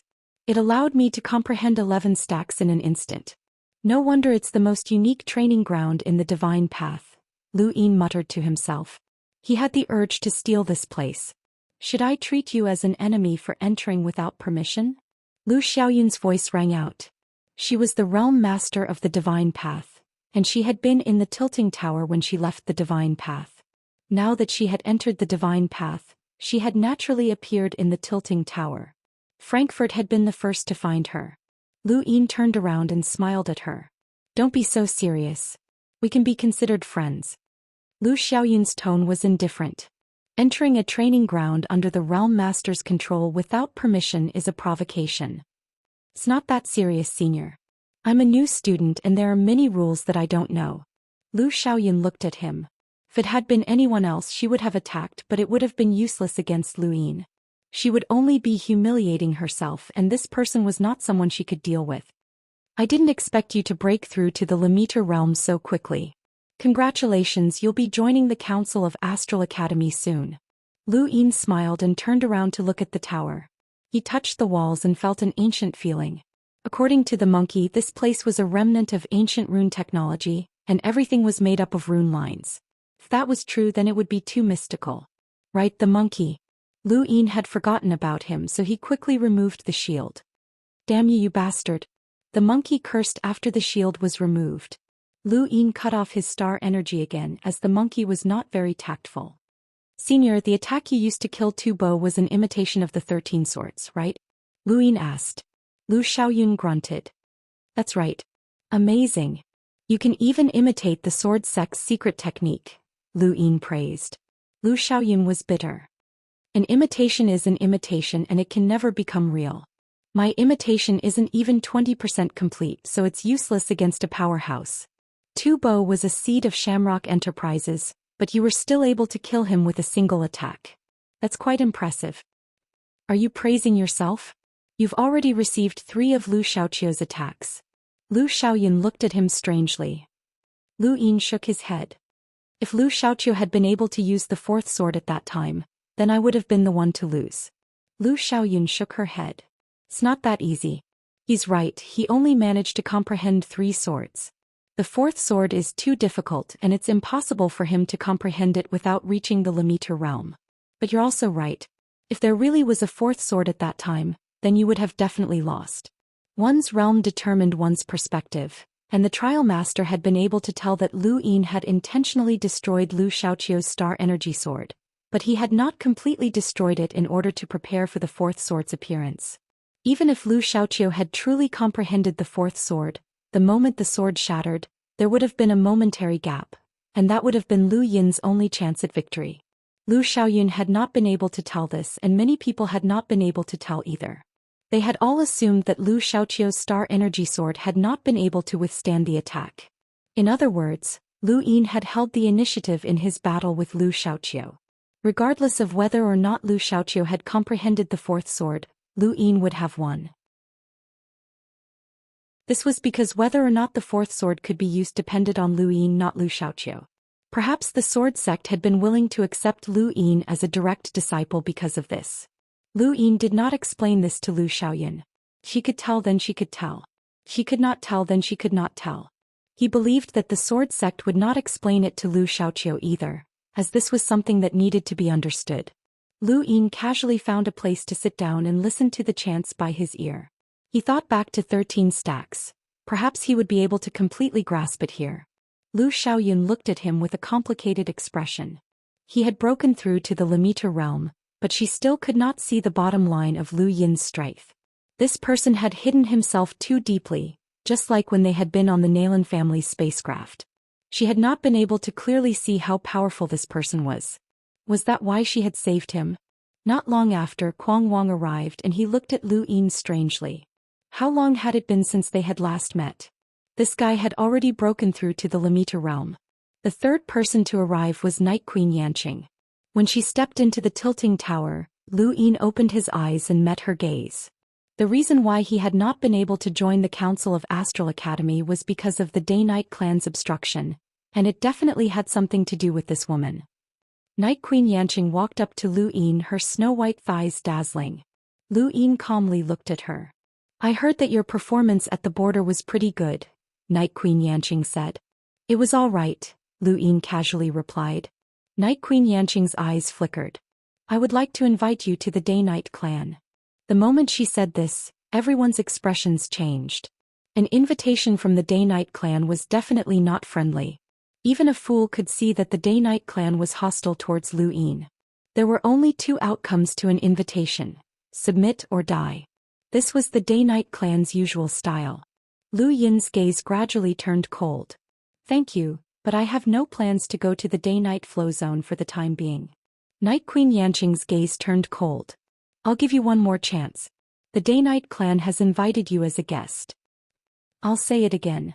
I have no plans to go to the Day-Night flow zone for the time being. Lu Yin's tone also turned cold. Night Queen Yanqing sneered. You know that no one dares to refuse an invitation from the Day-Night clan. You've already done so twice.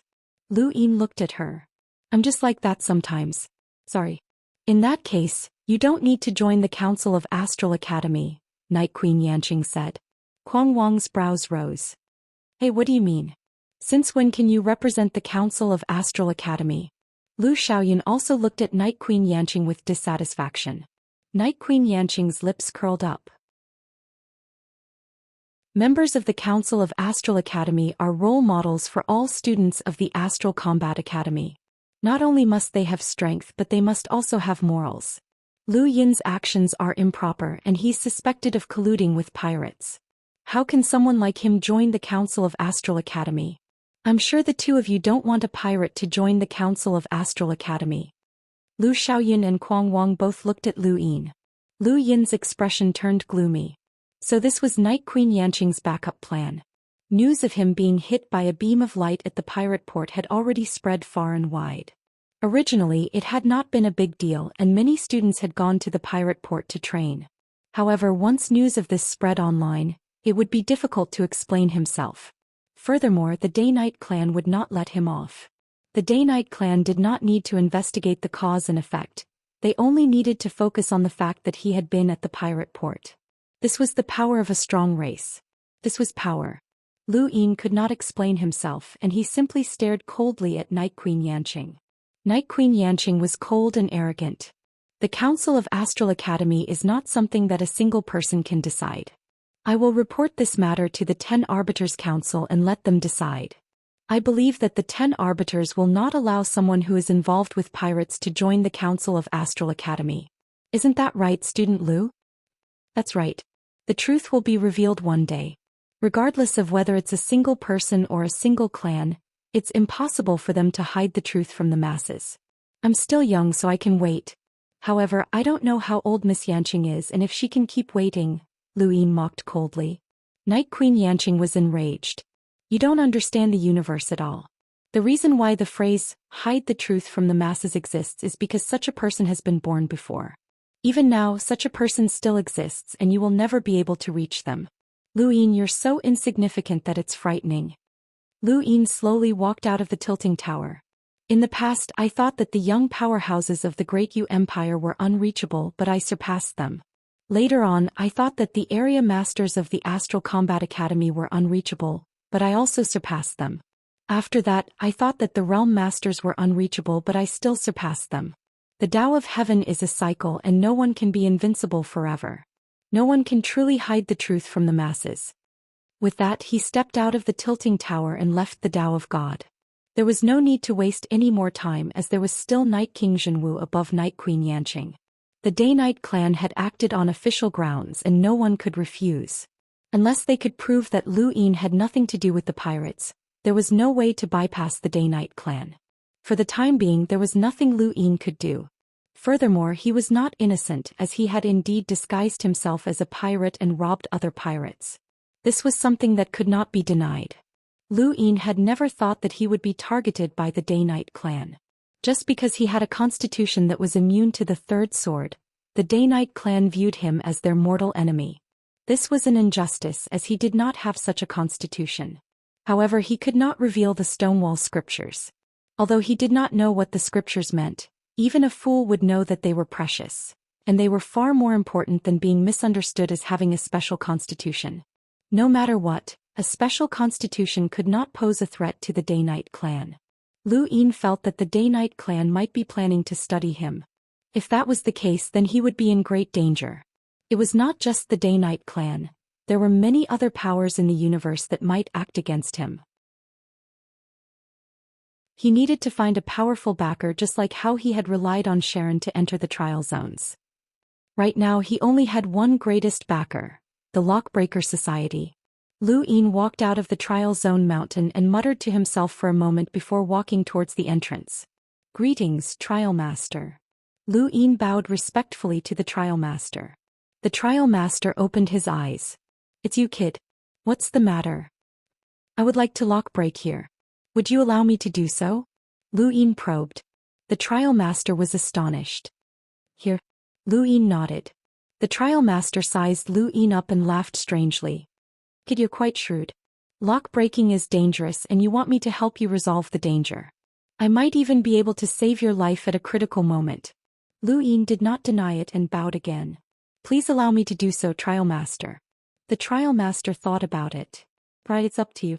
No matter what, you're still Astral 10's leader. I can't just stand by and do nothing. Thank you, Trial Master. Lu Yin was delighted. He immediately took out the harmless source box that the Nalan family had provided him and prepared to lock-break it. The Trial Master immediately stopped him and stared sternly at Lu Yin. Kid, are you planning on lock-breaking this source box? Lu Yin nodded. The Trial Master frowned. You're too impatient.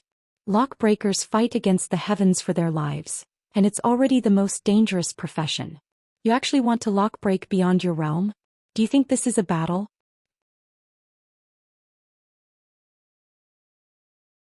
Chapter 250. I'm confident that I can attempt it, Lu Yin said. He had integrated with Sharon before, and Sharon was a 5-star discerning elementary lockbreaker with a lot of experience. If this source box was given to Sharon, then he could attempt it himself. If you were truly confident, then you wouldn't be trying to unlock this source box with me. The trial master's tone was stern as he continued. I'll only say one thing. Competing with others can create miracles, but competing with the heavens will only result in certain death. Countless powerhouses have been born over the years, but none of them have lived forever. All of them have been buried in this universe. Lock breaking is bringing this process forward, and it's already an act of seeking death. You're just a 1-star discerning elementary lock breaker, and you're trying to surpass an entire realm to unlock this source box. Aside from that brat called Dao Bo, no one else in the entire Astral Combat Academy can successfully unlock this source box, and that includes you. Not even Sharon? Lu Yin asked. The trial master closed his eyes and ignored Lu Yin. Lu Yin could sense that the trial master was angry, so he sheepishly put away the source box and bowed to the trial master. I was too rash. I'll go and find a suitable source box for discerning elementary lock breakers. Please don't be angry. He then left. The trial master opened his eyes and sighed. The path of lock breaking is far more difficult than you think. The same person might not be able to successfully unlock the same source box twice. This kid is too arrogant. He's trying to surpass realms to unlock a source box with his star energy control that hasn't even comprehended a domain. Even a harmless source box is enough to make him lose his mind. Still, he's not stupid and he knows to come here to lock break. He's not on the wrong path. The trial master's stern tone made Lu Yin sober up a little, and he felt that he had been too arrogant. Lock breaking was not a battle, and no matter how much one's strength increased, it would not be of much help to lock breaking. Sharon had only just stepped into the ranks of 5-star discerning elementary lock breakers, and he was still far from reaching the perceptive intermediate level. Lu Yin had not comprehended a domain, and he also did not have any real lock breaking experience. Lu Yin was glad that he had informed the trial master beforehand. Otherwise, it would have been troublesome if he had tried to lock break without anyone noticing. But where should he go to find a source box? Lu Yin activated his gadget and entered the lockbreaker network. Many people contacted him and most of them were from different powers. There were also some familiar faces such as Bazer. Excuse me, Mr. Seventh Bro. When will you be free? Counselor Puyu invites you to visit San Dios. Hello, Mr. Seventh Brother. I have a harmless source box in my possession, and I would like to ask Mr. Seventh Brother to help me unlock it. Mr. Seventh Brother. There were more than 10 messages in a row. It was obvious that Bazer was very concerned about him, but Lu Yin found it strange that Wendy Yushan hadn't discovered his identity. If Madame Naylan and the others could find out, then Old Kai and the others could as well. If they could find out, then it meant that the identity of a lockbreaker was not a secret. If that was the case, then why hadn't Wendy Yushan looked into it? Or did he say that he didn't say anything after he found out? Probably not. There was another possibility, which was that her foundation was not stable enough. Her authority as a member of the Outerverse Youth Council did not allow her to directly investigate the lockbreaker network, and she needed a lockbreaker to do so. However, she did not have any lockbreakers under her command. If that was the case, then it meant that Wendy Yushan was not as impressive as she appeared to be. She might even be restricted by the Outerverse Youth Council. Even with Wendy Yushan's strength, she was still under someone else's control. This made Lu Yin realize the importance of background. Actually, there was no need for him to keep his identity as a lockbreaker a secret. Lu Ji already knew about it and many people could find out about it. Even if he wanted to keep it a secret, it would not be possible. Perhaps he should publicize his identity as a lockbreaker so that those who were secretly plotting against him would not dare to act against him. At the very least, his identity as a lockbreaker would be able to erase some schemes against him. Ignoring Bazer, Lu Yin searched for the closest mission that required lockbreaking. The lockbreaker network allowed him to search for missions that were suitable for a lockbreaker. This was something that the Lockbreaker Society had spent a huge amount of money to develop. Anyone who logged into the Lockbreaker network could post a mission as long as they provided a source box and a reward. Lu Yin looked around and found that the closest mission to him was posted by someone called Road's End. He wanted Lu Yin to help him unlock a source box, and the reward was 50,000 star crystals. This source box had been certified by the Lockbreaker Society as a 2-star discerning elementary source box. It was not a high-level source box, but it carried a certain level of danger. In the outer verse, 50,000 star crystals was not a high price, but it was not cheap either.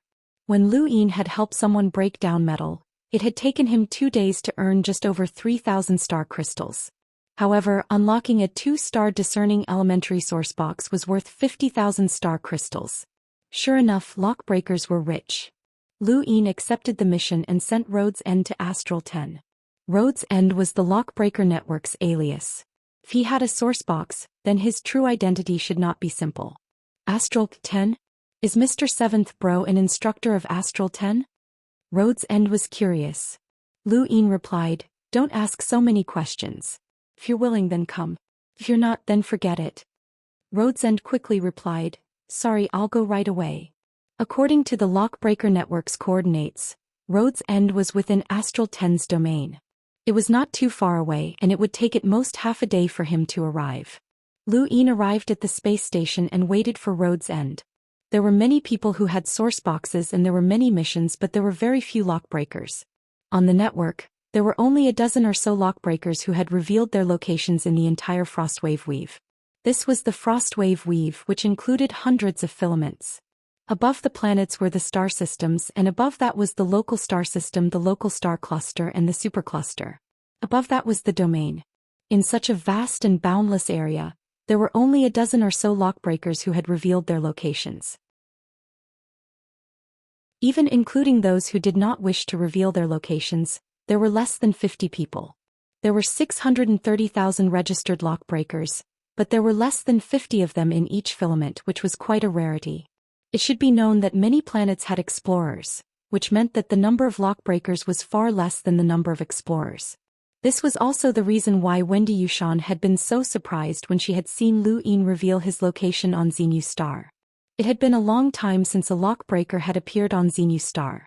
There were many missions and few lockbreakers, which caused many people to raise the prices of missions just to get lockbreakers to take action. Lu Yin did not even need to go out. As long as he asked, there would be people willing to deliver source boxes to him. After all, he was a 1-star discerning elementary lockbreaker, which was completely different from those without any contributions. Half a day later, Lu Yin still did not see Road's End. Instead, he saw Hui Day Night.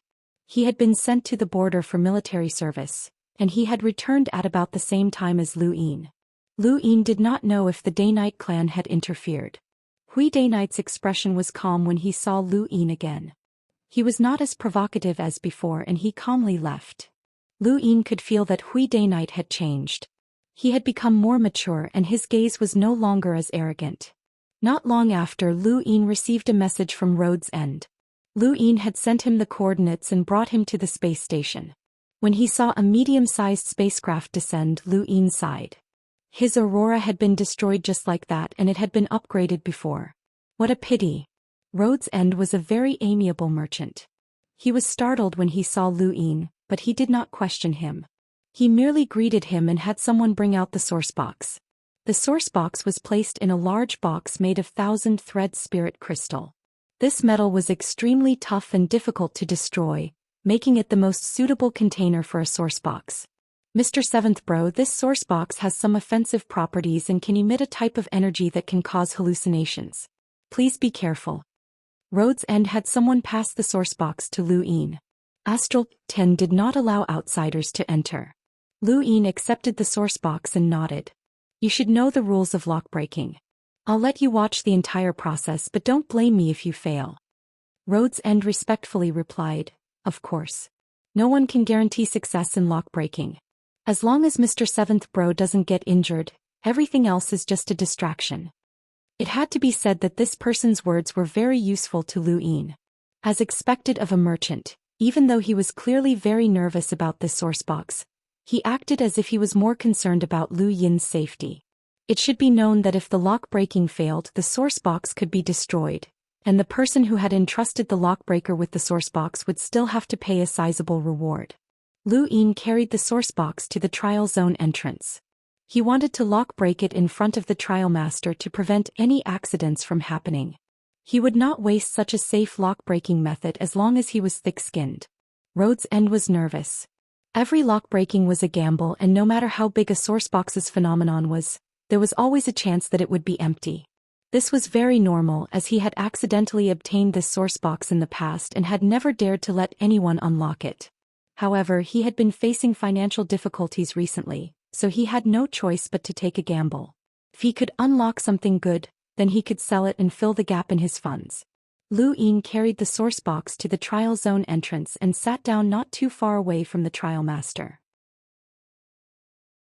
He carefully examined the square container that was constructed from the 1,000-thread spirit crystal. Rhodes End had said that this sourcebox would release hallucinogenic energy, which meant that it was harmful to other sourceboxes, so he had to be careful.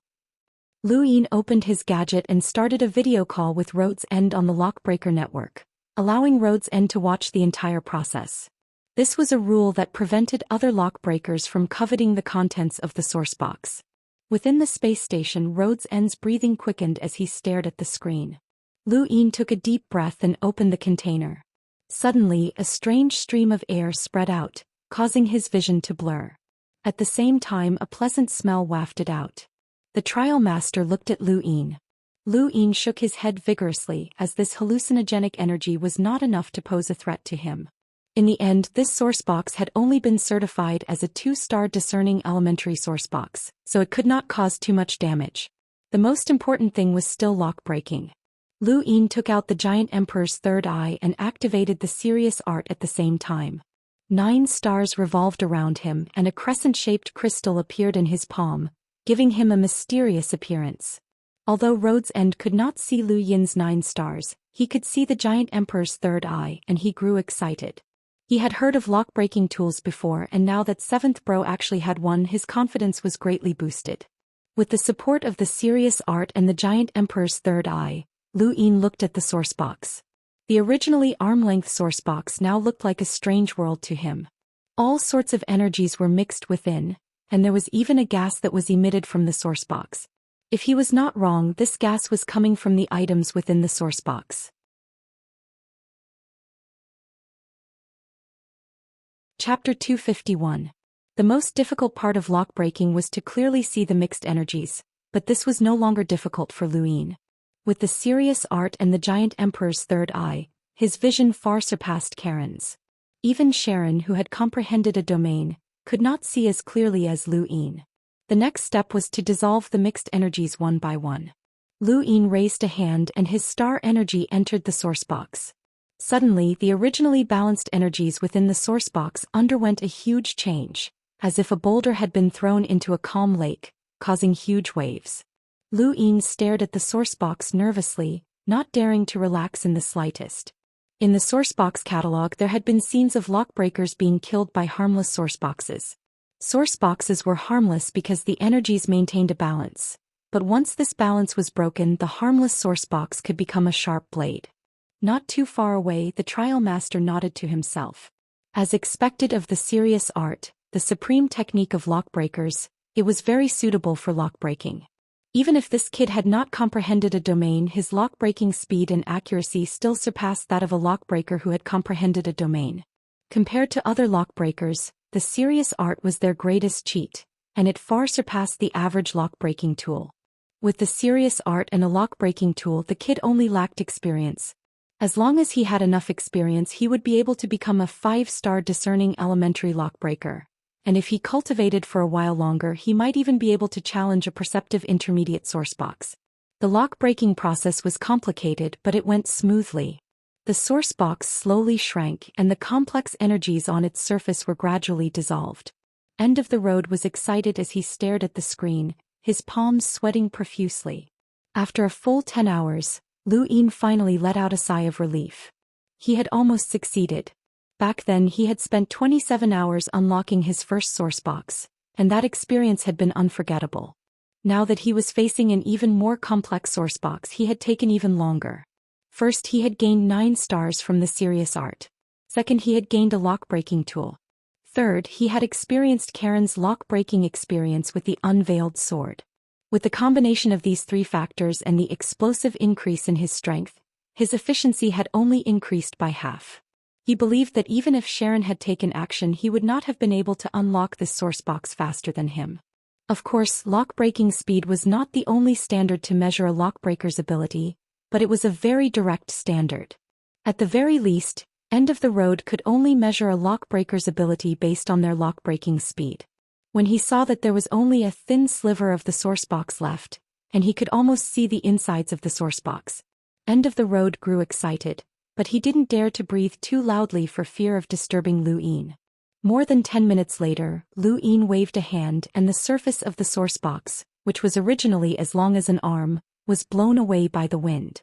The source box dissipated into gas, revealing a green plant that was glowing with light. There was a faint gas surrounding the plant, and its fragrance assailed everyone's nostrils. "So it's Qi Aloe," the trial master said as he stared at the plant. "Qi Aloe?" Lu Yin was curious. "It's a type of medicinal plant. The older it is, the more valuable it is. This air aloe is estimated to be over 10,000 years old.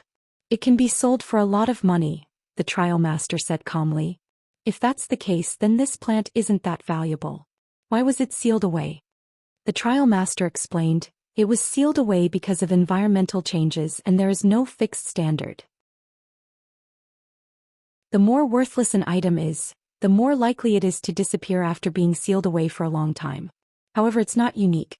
There are no identical source boxes in the universe, and there is no uniform standard for source boxes either. The world is unpredictable, and it's possible that the source box that was sealed away by some super powerful clan was just a piece of rock. That's very normal." Lu Yin understood and then laughed. "Looks like this person's luck isn't too bad. He actually managed to obtain something." He then took the air aloe and sent it to the space station. End of the Road was anxiously waiting, and when Lu Yin appeared, he practically jogged over. He gratefully accepted the air aloe and had someone take care of it. Lu Yin relayed the trial master's words to End of the Road, and End of the Road was not disappointed. "An air aloe that is over 10,000 years old is enough to sell for a good price. Shamrock Enterprises has always been looking for ancient medicinal plants. That's enough, that's enough." He then took out a Mavis Bank crystal card and handed it to Lu Yin. Contained his payment, 50,000 star crystals. Not long after, End of the Road left. Lu Yin pocketed the card and looked at his own page on the Lockbreaker network. He had already uploaded the lock-breaking video to his sourcebox catalog, and it would take effect as long as it passed the review. Lu Yin suddenly saw a series of numbers at the bottom of his sourcebox catalog. 1850. What was that? He looked it up and was pleasantly surprised to find that it was actually money. 18,500 star crystals, which was the exact amount he had paid to view his first sourcebox catalog. The first sourcebox catalog had been priced at 500 star crystals, which meant that 37 people had already purchased it. Wait, that might not necessarily be the case. It was true that 37 people had purchased it, but that did not necessarily mean that 37 people had purchased it. It was possible that some people had purchased it repeatedly because they would have to purchase it again after viewing it once. Lu Yin was excited. This was a way to make money. How many people were there in the universe? There were simply too many to count, and those who could enter the Lockbreaker network were all extraordinary people. They were all rich, especially the Lockbreakers. It was normal for them to spend money to view other people's sourcebox catalogs. Just 37 purchases had cost him nearly 20,000 star crystals. What if it had been 37,000, or even 37,000 star crystals? Lu Yin could not even begin to imagine. This was too much money. Lu Yin had gone through the planet's trial and had even survived a life or death crisis. Even so, he was still shocked by this broad road ahead of him. However, after muttering to himself for a while, he calmed down. It had been more than half a year since he had successfully unlocked his first sourcebox catalog, and he had only purchased 37 sourceboxes in that time. That was too little, and his heart sank. Although there were very few lockbreakers in the entire universe, there were still hundreds of thousands of them in the Lockbreaker network. Even if there were very few lockbreakers with contributions, there should still be at least 100,000 of them. How could his sourcebox catalog attract so many people? It was extremely difficult to stand out from the crowd of more than 100,000 lockbreakers, so why would anyone buy his sourcebox catalog? If they had the money, they would rather buy the sourcebox catalogs of Perceptive Intermediate Lockbreakers or even Boundless Advanced Lockbreakers.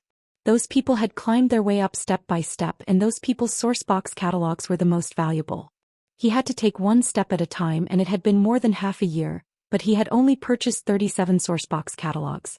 That was too little, and it meant that no one knew about him. What he needed to do was to become famous so that people would be willing to spend money to purchase his sourcebox catalog. Let's take it slow, Lu Yin muttered to himself as he searched for nearby missions. The next mission was for a person called Lost who wanted to unlock a sourcebox. The sourcebox had also been authenticated and was equivalent to a 2-star discerning elementary sourcebox, which was suitable for him. Lu Yin accepted the mission and was about to invite this person to Astral 10, but the mission was cancelled. Lu Yin was stunned and he felt rather annoyed. This person did not trust him, but there was nothing he could do about it. Missions were two-way and the person could choose other lockbreakers. But Road's End was in too much of a hurry, and the reward was not high, which was why he had agreed to help Lu Yin unlock the sourcebox. It could be considered a gamble, as many people would rather spend large amounts of money to find a more accomplished lockbreaker. Lu Yin accepted 3 missions in a row, but they were all rejected. He was only a 1-star discerning elementary sourcebox, and it was more likely that he would be able to unlock a certified 1-star discerning elementary sourcebox. Many people did not trust him if he wanted to unlock a 2-star sourcebox. Furthermore, he only had 1 sourcebox catalog, which meant that he only had 1 lockbreaking experience, which made him even more uneasy. 2 hours later, the sourcebox lockbreaking video that Lu Yin had just uploaded was finally approved. He now had a 2nd sourcebox catalog, and he did not even think about it before charging the lowest price. Suddenly, Lu Yin thought of something. Would his lockbreaking expose his serious art? He hurriedly watched his lock-breaking video and heaved a sigh of relief. Fortunately, he had not. The angle from which his gadget had shot the video could not capture him at all, and only his hands and the sourcebox could be seen. The range was very short and only his hands and the sourcebox could be seen in the video. What disappointed Lu Yin was that his contribution points had not risen to 2 stars. It was not that easy to increase one's contribution points, and unless he managed to unlock an extremely rare sourcebox, he would have to take his time. He had unlocked a certified 2-star discerning elementary sourcebox, which was considered a breakthrough, but it was still not enough. He needed to unlock at least 1 or 2 more similar sourceboxes before he could become a 2-star discerning elementary lockbreaker. Unless he could unlock 3 stars, 4 stars, 5 stars, or even perceptive intermediate sourceboxes, then he would be able to make a huge leap. Sharon, for example, had unlocked the Unveiled Sword and become a 5-star discerning elementary lockbreaker. With his experience from unlocking a 2-star discerning elementary sourcebox, Lu Yin quickly received a 2nd mission. He had also unlocked a 2-star discerning elementary sourcebox, and the reward was 70,000 star crystals, which was more than what he had received from Road's End. Lu Yin spent the next 10 days unlocking sourceboxes, and he rested for a day for every sourcebox he unlocked. He had unlocked a total of 4 sourceboxes over the past 10 days, and the longest had taken him 19 hours while the shortest had taken him 7 hours. 2 of the sourceboxes had been empty, but the other 2 had given him something. One of them was a small bottle that looked rather ancient, and Lu Yin had no idea what it contained. The other was an incomplete scroll that seemed to contain a cultivation technique, but Lu Yin did not read it out of professional ethics. After successfully unlocking the 4 sourceboxes, Lu Yin's contribution points had been raised to 2 stars, as well as 400,000 star crystals. Now he had another 450,000 star crystals. On the Lockbreaker network, 7th Bro's name had gained an additional star. He had officially become a 2-star discerning elementary lockbreaker. The process of lockbreaking was very complicated and painful. When Lu Yin finished his 4th lockbreaking, he immediately fell asleep and slept for 3 days before waking up. Lockbreaking is very difficult. Even if there's no danger, your body might not be able to handle it. Do you want to continue? The trial master asked. Lu Yin shook his head. No, my head hurts. The trial master laughed. You're smart. If you continued, you would have fainted even if you didn't go crazy. Do you think that lockbreaking is so easy that you can unlock as much as you want? If that was the case, then lockbreakers would have been invincible long ago. Lock breaking consumes a lockbreaker's mental strength and causes them to suffer a mental breakdown. It's just like how scholars study knowledge. Lu Yin bowed to the trial master. Thank you for your guidance, mentor. You're not too bad. 2, 3 stars and even 4 stars discerning elementary source boxes aren't a threat to you. Next time you can try to unlock 4 stars. There's no need to waste time, but you can't be too impatient. A 5-star discerning elementary source box is still a threat to you, the trial master warned. Lu Yin acknowledged the warning once more.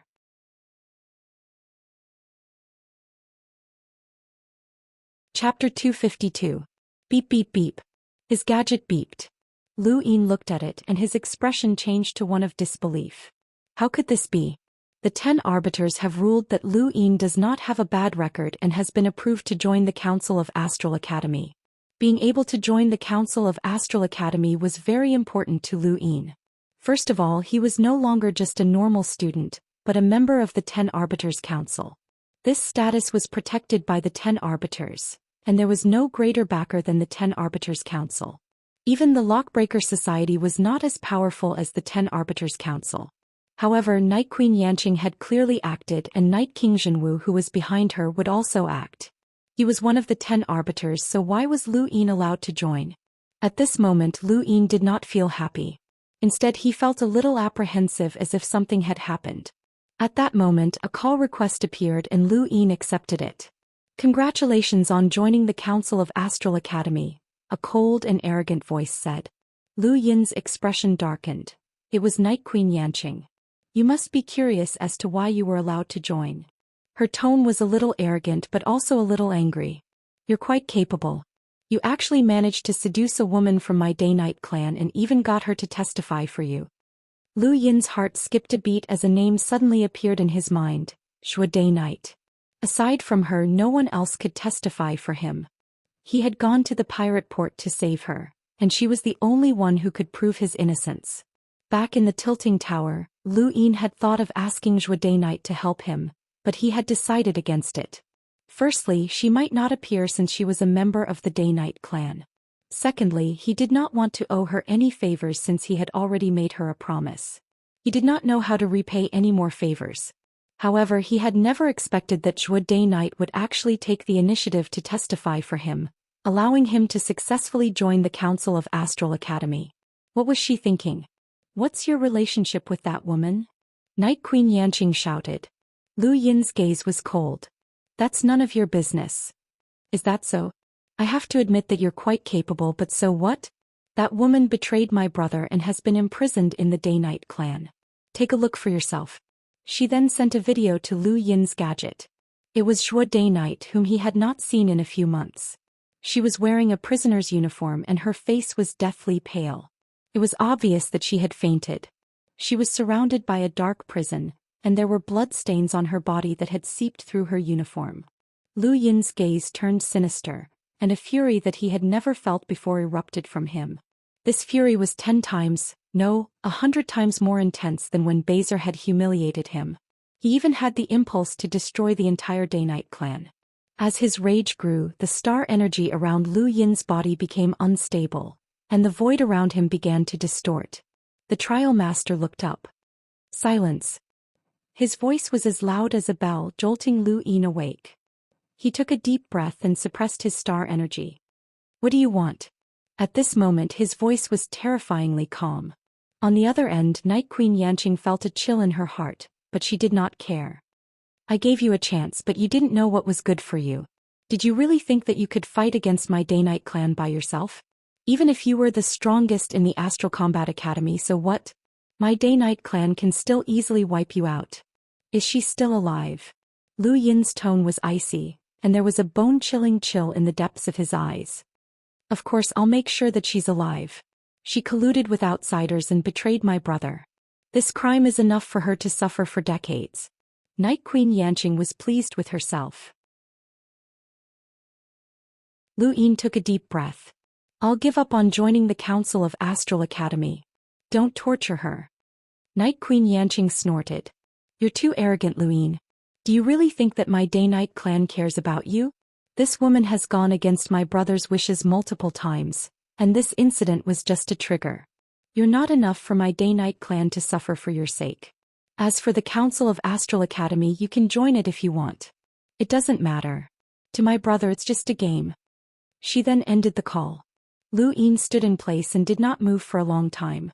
His mind was filled with the scene of Zhou Day-Night being imprisoned in the dark prison, as well as the trace of fresh blood that had soaked through her prison uniform. It had been so glaring and so heavy. He did not know what he was feeling at that moment. He had only met Zhou Day-Night 3 times.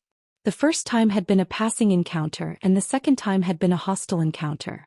However, the third time had left a deep impression on him.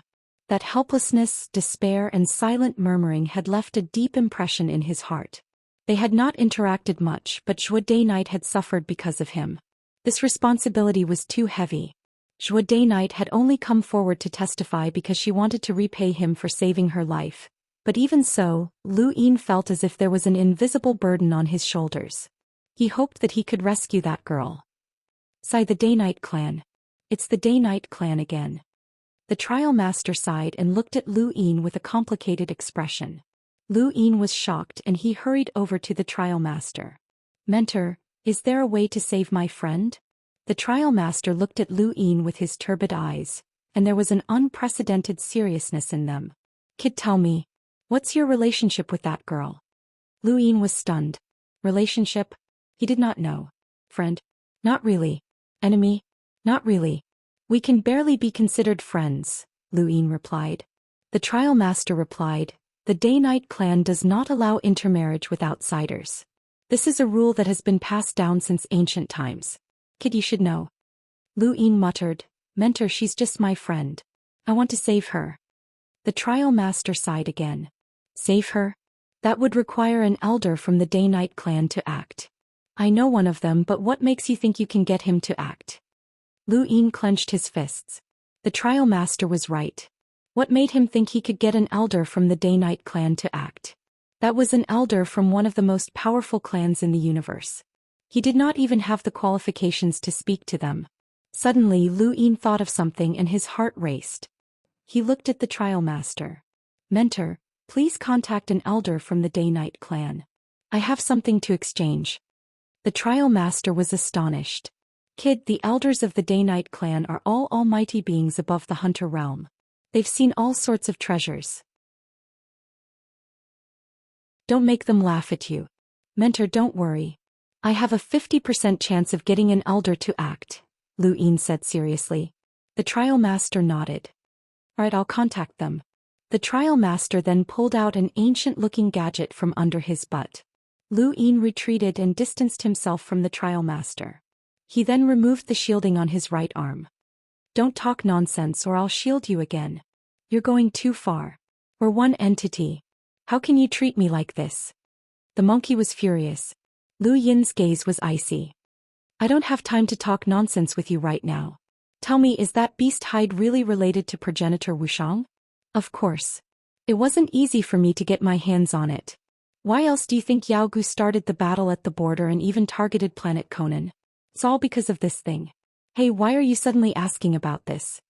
The monkey was confused. Lu Yin calmly replied, right now I want to use this thing to exchange for a person. If I find out that you're lying, I'll obliterate you. The monkey was stunned and then he shouted, what did you say? Exchange? Are you crazy? Do you know what that thing is? That's progenitor Wuxiang's hide. Progenitor Wuxiang, that's progenitor Wuxiang. You don't understand what progenitor Wuxiang represents. Exchange? Only you can think of something like that. Even if you sell off the entire Astral Combat Academy, it won't be worth a single hair on that hide. Lu Yin's heart sank. I only have this thing. There's no other way.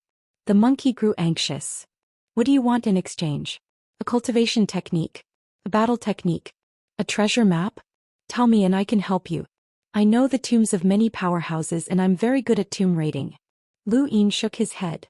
From the monkey's reaction, that hide really did have something to do with progenitor Wuxiang. Its value was immeasurable and it far exceeded Zhou Day-Night's. However, to Lu Yin, value was not that simple. Zhou Day-Night had suffered because of him and he would do everything he could to save her. Even if he had to trade for an even larger hide, he would not hesitate. This was his style. A screen appeared in front of the trial master, and the desolate earth illuminated the gray sky. An old man appeared with a gloomy gaze and long black and white hair that flowed down to his waist. He looked old, but his skin had a faint luster to it. "Old Tan, long time no see. You're not dead yet?" The trial master calmly replied, "If you're not dead, how could I be dead?" "I'm much younger than you," the old man sneered. The trial master gestured for Lu Yin to step forward. "I don't have time to talk nonsense with you. The one looking for you this time is this brat." The old man looked at Lu Yin in astonishment. Even through the screen, Lu Yin could feel the old man's powerful aura. It was as if it had penetrated the endless void and pressed down on him. Lu Yin took a deep breath and slowly bowed. "Student Lu Yin greets senior." The old man sized Lu Yin up and then looked at the trial master. "What, is this your grandson? Do you have the ability to do that?" The trial master ignored him. Lu Yin respectfully replied, "This junior is a student of Astral 10. I shamelessly request that you contact senior and help me." The old man disdainfully replied, "Help? Brat, do you know who I am?" "Day-Night Clan Elder," Lu Yin replied. The old man was arrogant and he calmly replied, "I am Night King Yuanjing, not an elder of the Day-Night Clan. I am an elder of the Night King Clan. Brat, don't get it wrong." Lu Yin bowed again. It was a slip of the tongue. "Sorry for disturbing senior." "All right, I don't have time to talk nonsense with you. Since you dared to contact me, it means that you have the confidence to ask for my help.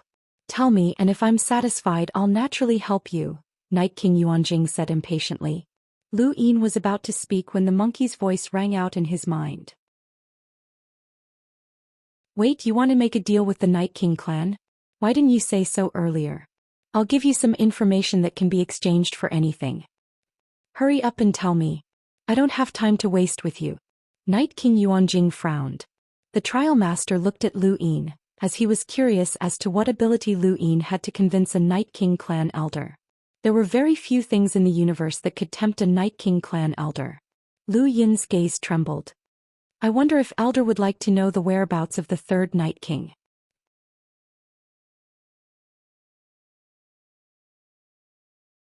Chapter 253.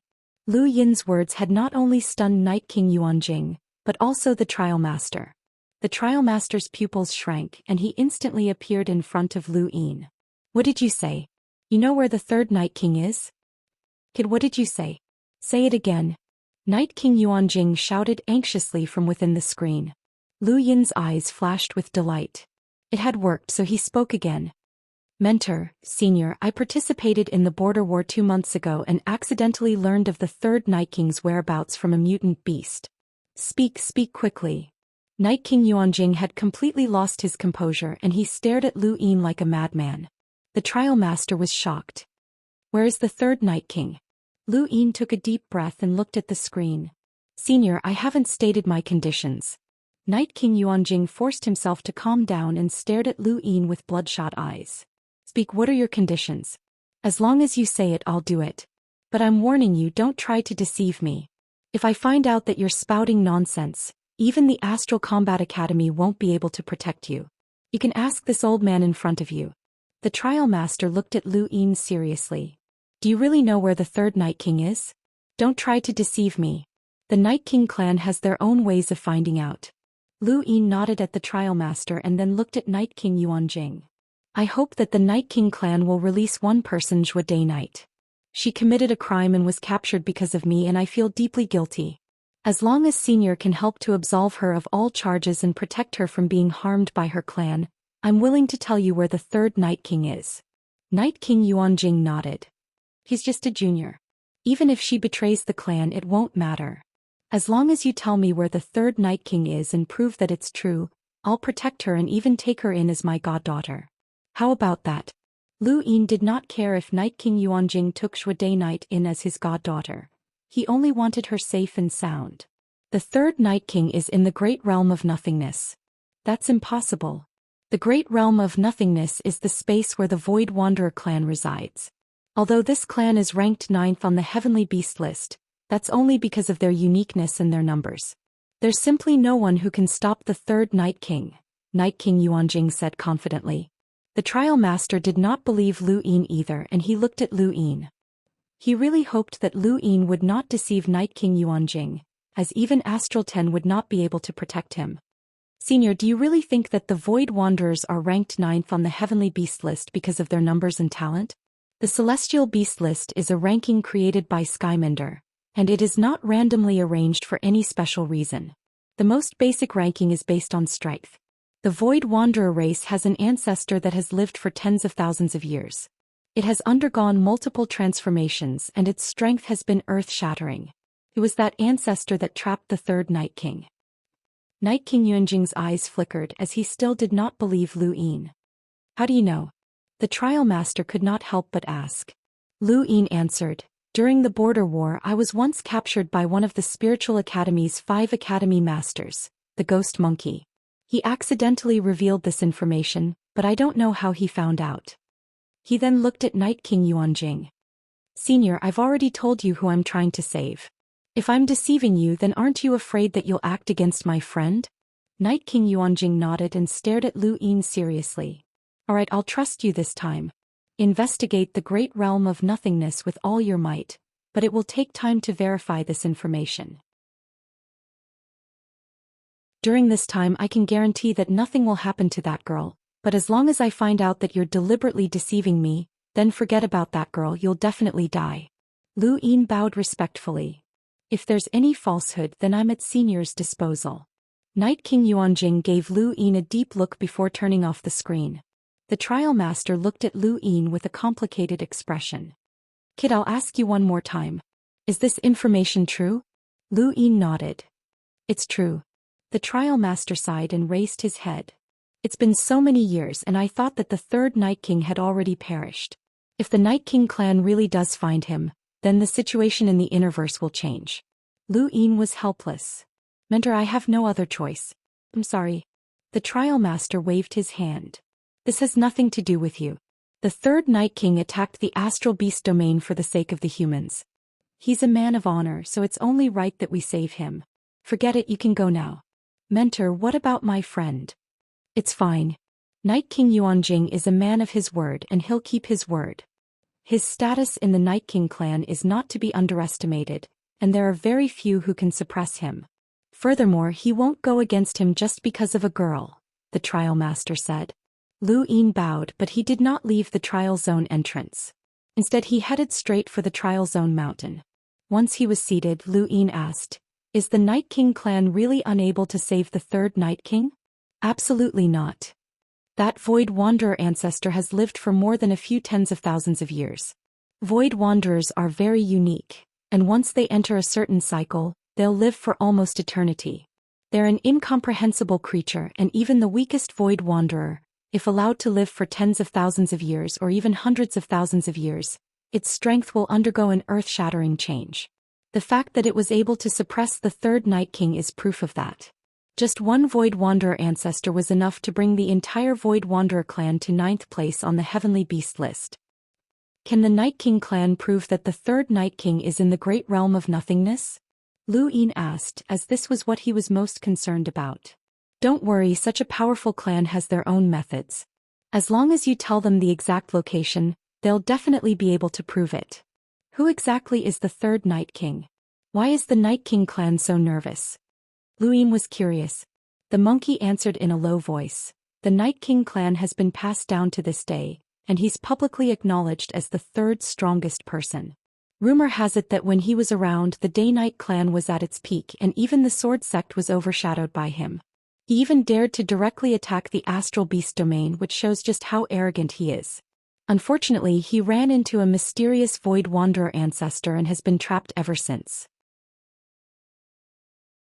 Even a Void Wanderer ancestor can't kill him, right? That's right. They can't kill him, but they can only trap him. The other powerhouses in the Astral Beast domain can't interfere, as the third Night King can easily escape if they do. It's a dead end. Even the Night King clan doesn't know about this, so how do you know? Lu Yin suddenly asked, as the monkey knew too much. The monkey had already expected this question. Actually, I'm an archaeologist. Speak human. I'm not a human. You're a tomb raider. Lu Yin was surprised. The monkey fell silent for a moment before helplessly replying, well, you can say that. Do astral beasts have tombs when they die? Lu Yin was puzzled. The monkey was dissatisfied. Human, don't look down on astral beasts. When the universe was first born, before humans appeared, the universe was ruled by astral beasts. At the end of the day, humans are also a type of astral beast. They've just regressed. They've evolved. Lu Yin was dissatisfied. Whatever you say. In our opinion, humans have regressed. Even if you humans are the strongest race, it's impossible for you to be born with powerful defenses. Some astral beasts can do it, but you humans have to cultivate in order to awaken your innate gifts, and there are very few of them. Astral beasts are different, as their innate gifts can spread throughout their entire race. Even the intelligence that you humans are most proud of isn't that impressive in the eyes of astral beasts, because many astral beasts are no less intelligent than humans, the monkey taunted. Lu Yin did not refute the monkey's words. What was the greatest intelligence of humans? It was creation. The monkey was right. Humans were lacking in many areas compared to astral beasts, but they were able to make up for their shortcomings through creation. If humans had truly regressed as the monkey had said, then humans would not have been able to occupy such a large astral domain and compete with the astral beasts. Lu Yin did not want the monkey to hear this, as he would just let these astral beasts be immersed in the beautiful dream of humans regressing. Sooner or later, humans would make it so that they wouldn't even be able to cry. So, many astral beasts have tombs when they die? Lu Yin continued the previous topic. Of course, any intelligent creature would not want their corpses to be used by others after they die. They would think of ways to bury themselves, and after countless years they would turn to dust. This is the best place to return to. Since there's a tomb, there's naturally something buried with it. That beast hide was obtained from a large tomb, and this information is also recorded there, the monkey explained. This explanation was flawless and Lu Yin could not refute it. Actually, that should be the case. Otherwise, it would not explain how a mere Lemmeter like the monkey could know about these secrets and how it could hide the beast hide from Yao Gu. However, there was one thing worth noting here. A powerhouse would definitely not want their tombs to be easily opened by others, so how could the monkey have been able to open them? Lu Yin did not ask this question, as he would find out sooner or later. If he asked now, the monkey would only make things up. Lu Yin had plenty of time to take things slowly. Right now he needed to wait at the trial zone mountain for a while before taking his revenge. Lu Yin was not someone who was used to enduring silently. Although his name had the Yin in it, his personality was the complete opposite. If possible, he would take revenge on the spot unless he could not. Just like when Bezer had humiliated him, Lu Yin could not do anything to Bezer. However, he had personally crippled Ghostfire during Astral 10's entrance exam. This was his revenge. Night Queen Yanqing had attacked him, and this grudge had to be avenged. Zhuo Day Night had Night King Yuanjing's protection, so nothing would happen to her. Lu Yin had no qualms about eliminating the Day-Night clan from this trial zone. 2 days later, in the center of a training ground in the Tao of Heaven called the Forest, Zhuo Day Night slowly opened her eyes. As a member of the Day-Night clan, she had occupied the Forest and become an area master. This was a pretty good achievement, but she had not even made it into the top 32 of the Astral Combat Tournament. She had been severely criticized by the clan, and Zhuo Day Night herself felt like she had slacked off on her cultivation. However, it was still better than Tiankong Day Night. They were both area masters, but he had been the first to be eliminated. She stood up and scanned her surroundings. There were quite a few students scattered around, and the closer they were to the center, the more treasures they would obtain. Unfortunately, the forest was no longer of much use to her. She wanted to trade with another area master, but who could she find?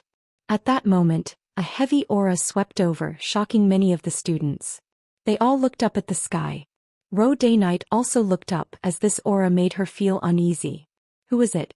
Thank you, dear readers, for your tips.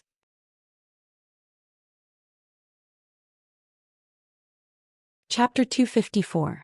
Soon after, Lu Yin's figure appeared and looked down at Zhuo Day Night, his eyes filled with an endless chill.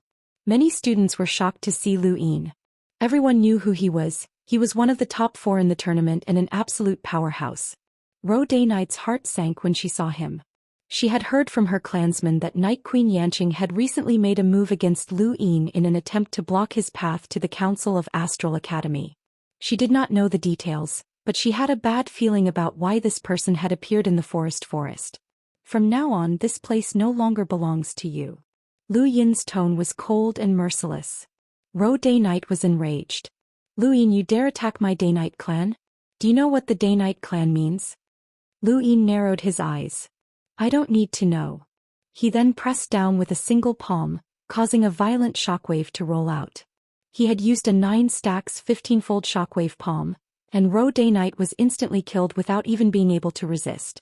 Even if Lu Yin had still been a melder, he could still easily kill Ro Day Knight. This was the difference between them. The surrounding students stared blankly at the scene, as they had no idea what had just happened.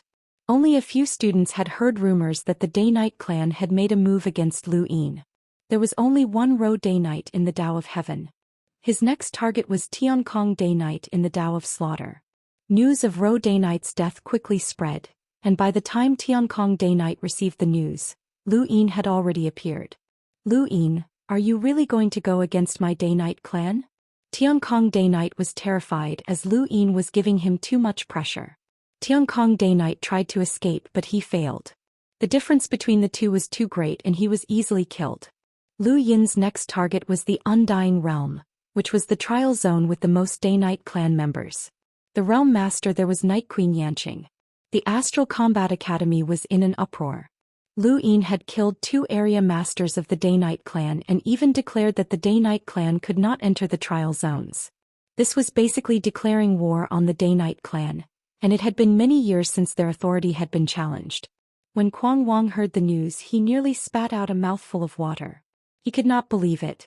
Lu Yin is challenging the entire Day Knight clan? He's trying to expel all Day Knight clan members from the trial zones. He's gone crazy. A female student exclaimed. She was one of the students who had been training in the forest, and she had personally witnessed Lu Yin crush Ro Day Knight. Lu Xiaoyun had also heard the news and she frowned. The Astral Combat Academy was bustling with activity. Just what was Lu Yin trying to do? He could suppress the Day Knight clan in the Astral Combat Academy, but what about after he left? The Day Knight clan was a powerful clan that dominated the universe. Lu Yin's actions were too unwise. Hold on. Lu Xiaoyun stood up and her eyes flickered. Lu Yin was not an idiot. Since he dared to act against the Day Knight clan, he definitely had something to rely on. What was that something? This was Lu Yin's first time in the Undying Realm. The 3 realms and 6 Daos were equally famous in the 9 trial zones, but the 3 realms surpassed the 6 Daos. This place would belong to Astral 10 in the future. Not too far away, a figure dashed into the distance. It was a Day Knight clan disciple who had bumped into Lu Yin as soon as he had arrived. Now word had spread that Lu Yin was attacking the Day Knight clan, and he hurriedly avoided Lu Yin. However, it was intercepted by Lu Yin, who raised a palm and slammed down. The man was filled with regret. If he had known earlier, he would have immediately left the Undying Realm. Now that things had turned out this way, there was no way for him to withdraw from the battle, and he had been killed by Lu Yin's palm. Star energy spread out from Lu Yin's body as he searched for a student. Soon enough, a student was caught by Lu Yin, and he bitterly took Lu Yin to the Heavenly Drum. The Heavenly Drum was the most famous training ground in the Undying Realm. Occupying the Heavenly Drum was equivalent to occupying the Undying Realm and becoming the Realm Master. Night Queen Yanqing was the master of the Heavenly Drum. At this moment, one Day Knight clan member after another entered the Undying Realm and gathered at the Heavenly Drum. It wasn't just the Day Knight clan, many other students had arrived as well. More and more people gathered around the Heavenly Drum, waiting for Lu Yin's arrival. The Heavenly Drum was a giant war drum that spanned 1,000 kilometers. It was placed in the middle of a mountain range and was made from the hide of an ancient beast. It was struck once a month and a battlefield would appear. At that moment, everyone would be able to see the ancient battlefield and see all sorts of battle techniques. The lucky ones might even be drawn into the battlefield and become one of the participants to personally experience the battle techniques. This was an inheritance. The Heavenly Drum was the Undying Realm's greatest treasure, and it had been controlled by the Day Knight clan for generations. It was precisely because of the Heavenly Drum that almost all of the Day Knight clan members had joined Astral 3. Night Queen Yanqing was furious. She had never thought that Lu Yin would be so daring as to attack the Day-Night clan and even try to steal the heavenly drum. Was he not afraid that she would take revenge on that slut Shua Day-Night? A figure appeared in the sky. Many students looked over and saw that it was Feng Shang, Astral Eight's leader and the realm master of the Tao of Illusion. Feng Shang landed on the heavenly drum, surrounded by no less than 20 Day-Night clan members. He looked at Night Queen Yanqing with a complicated expression. I'll repay the favor I owe you today. Regardless of whether Lu Yin attacks or not after today, we will no longer have anything to do with each other. Night Queen Yanqing's gaze was cold. Sure. Feng Shang exhaled and closed his eyes. He did not want to make an enemy out of Lu Yin as Lu Yin's style was to his liking. Furthermore, the Day-Night clan had gone overboard this time. However, Feng Shang owed them too much and he had to repay the favor. Outside the heavenly drum, many students sighed in amazement. They were all anticipating that something big would happen today. Wuda had also arrived and he was so excited that he could barely contain himself. His daily newspaper was selling very well and he could publish 2 more issues of the Astral Combat Tournament. However, he did not know what to do after that. He had originally thought that he would have to wait until Grandine Mavis and the others who had defeated the academy leaders to challenge him, but he had not expected that the big news would arrive just as he was feeling vexed. Brother Lu, you're really my lucky star. I'll love you for 10,000 years. Wuda was extremely excited as he stared at the heavenly drum. He had prepared countless exaggerated words in his heart. This battle would definitely become famous throughout the Astral Combat Academy, no, throughout the universe. Night Queen Yanqing actually invited Feng Shang. Even she knows that she can't beat Lu Yin, a student nearby commented. Wuda hurriedly joined the conversation. This sort of discussion was a great way to increase the news and he needed more discussion. Night Queen Yanqing was defeated in the Astral Combat Tournament. It's only been 2 months so she can't have improved that much. Lu Yin is different. He broke through from the Melder realm to the Limiter realm, and his star energy suppression no longer exists. His body has also undergone a transformation and he's become much stronger. It would be strange if she's a match for him. But can Feng Shang win? He's not even in the top 4. Feng Shang isn't weak. If he hadn't met Star Sibyl, then he might have been able to fight against Grandine Mavis. Among the 10 student leaders he's definitely in the top 5. Wuda kept muttering to himself, memorizing the discussions of the people around him. Hey, do you guys think that Feng Shang and Night Queen Yanqing are having an affair? Otherwise, why would he help her? Someone suddenly whispered. When Wuda heard this, his ears immediately perked up and his eyes lit up. This was the gossip of the battle and there was definitely something interesting going on. Don't spout nonsense. How is that possible? The Day-Night clan doesn't marry outsiders. That's an inheritance rule. Feng Shang is the 3rd son of the Feng family. His status isn't weak, but he's still not worthy of Night Queen Yanqing. That's impossible. Amidst the various discussions, a heavy pressure swept over. Everyone looked up and saw that Lu Yin had appeared. On the heavenly drum, all of the Day-Night clan members stood up and glared at Lu Yin. Night Queen Yanqing's gaze was cold. Feng Shang was helpless. Lu Yin stood in the air and looked down at the heavenly drum. His gaze swept across all of the Day-Night clan members before finally stopping on Feng Shang's face. Brother Feng, are you going to help the Day-Night clan? Feng Shang smiled bitterly. I'm sorry, Brother Lu. I owe Night Queen Yanqing a favor and I have to repay it today. Lu Yin nodded. You and I will just treat this as a sparring match. There's no need to bear grudges. Of course, I have no grudges with you. Feng Shang replied loudly. Night Queen Yanqing frowned and her cold purple eyes stared at Lu Yin. You actually dared to appear and provoke the Day-Night clan. This will be the most regrettable thing in your life. Then try to make me regret it. Lu Yin shouted as purple battle force spread out from his body. Dark golden lines covered his body as 5-lined battle force erupted from his body and he charged towards the heavenly drum. At the same time, Feng Shang waved his hand, causing the world to turn green. This was his domain. On the other side, Night Queen Yanqing released her 4-lined battle force, Night King's body. Around them, more than 20 Day-Night clan members leapt up and attacked Lu Yin. Boom! Shockwaves spread out from the heavenly drum, forming a hurricane that could be seen with the naked eye that swept out in all directions. It spread out from the heavenly drum, causing large amounts of mountains to crumble and the ground to collapse. More than 10 students who were nearby were instantly torn to shreds. The strength of this collision was shocking. 7 Day-Night clan members were annihilated, but their participation did not make much of a difference. It was mainly Feng Shang and Night Queen Yanqing who had joined forces to block Lu Yin's attack. In the history of the Astral Combat Academy, it was rare for 2 realm masters to join forces against a single person, but it had happened today. Lu Yin swept out with his leg and sent Night Queen Yanqing flying. He then turned around and slapped at Feng Shang, who responded with a palm. Whirlwind slash. Back then Feng Shang had defeated Xia with a single whirlwind slash. Now the same whirlwind slash collided with Lu Yin's 9 stacks, 17-fold shockwave palm.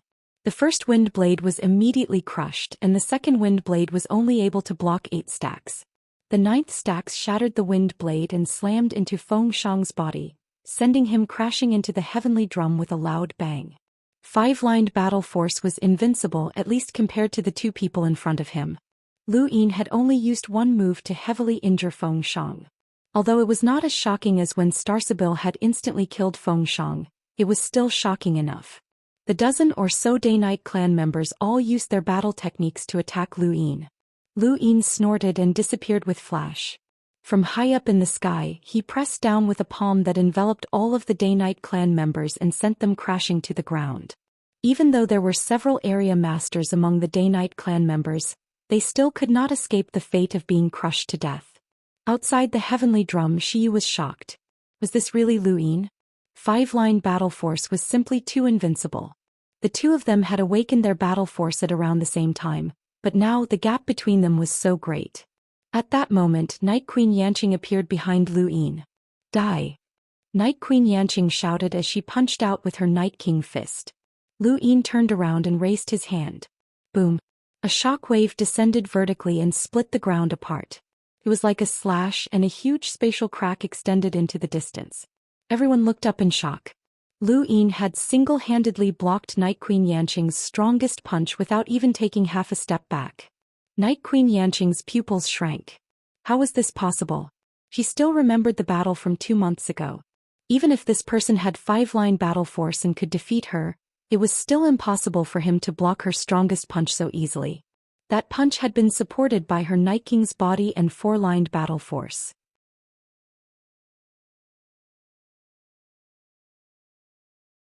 Chapter 255.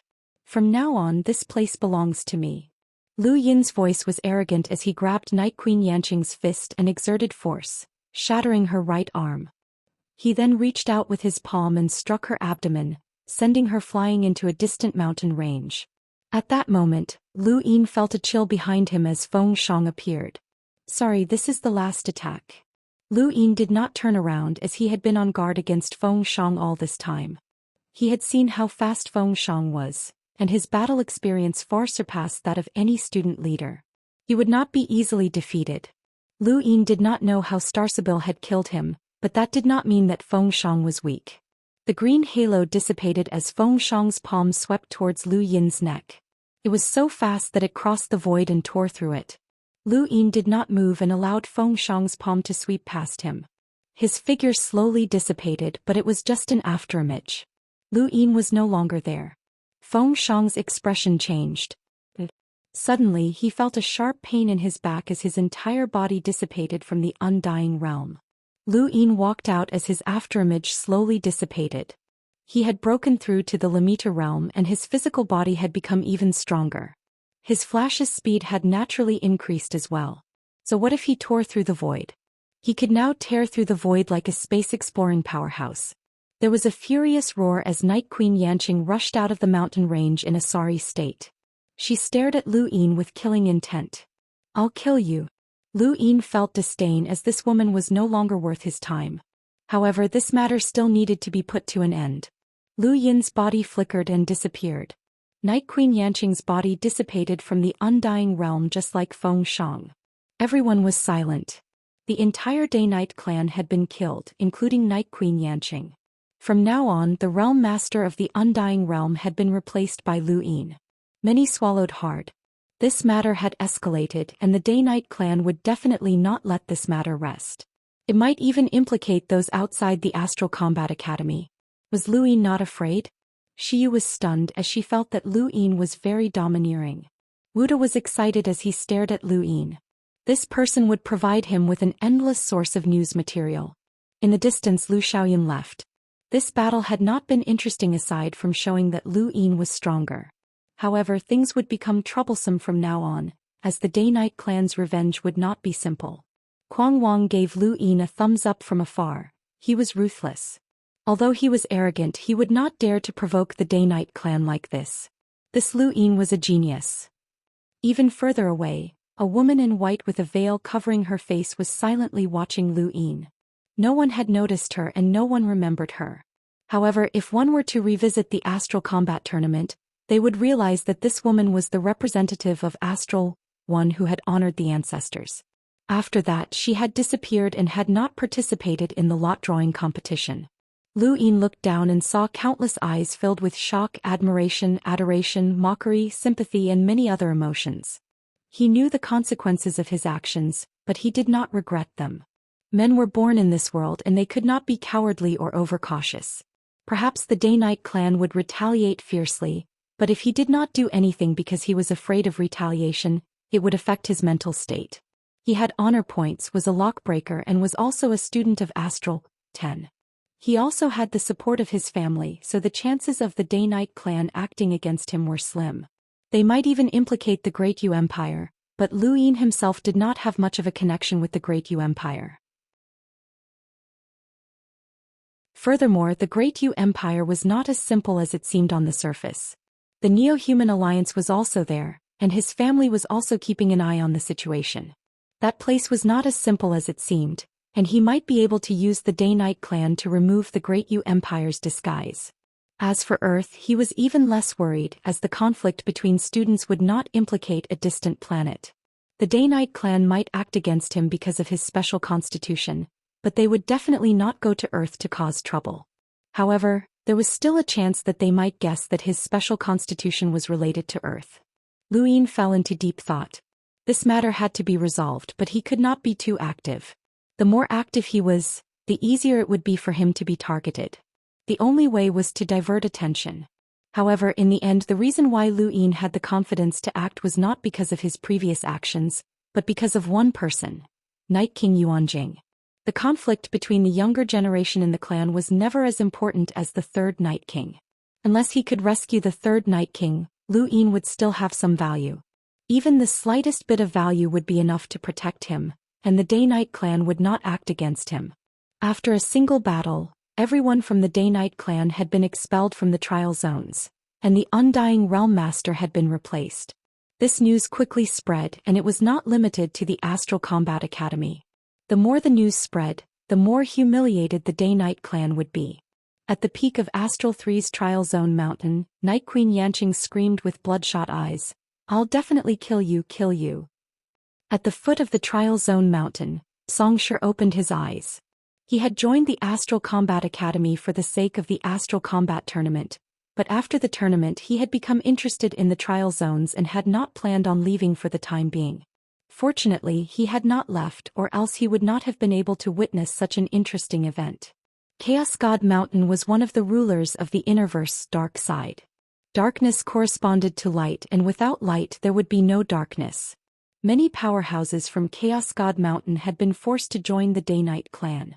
The Day-Night clan was ruthless and tyrannical, and they had forced many powerhouses into a corner and forced them to join the dark side.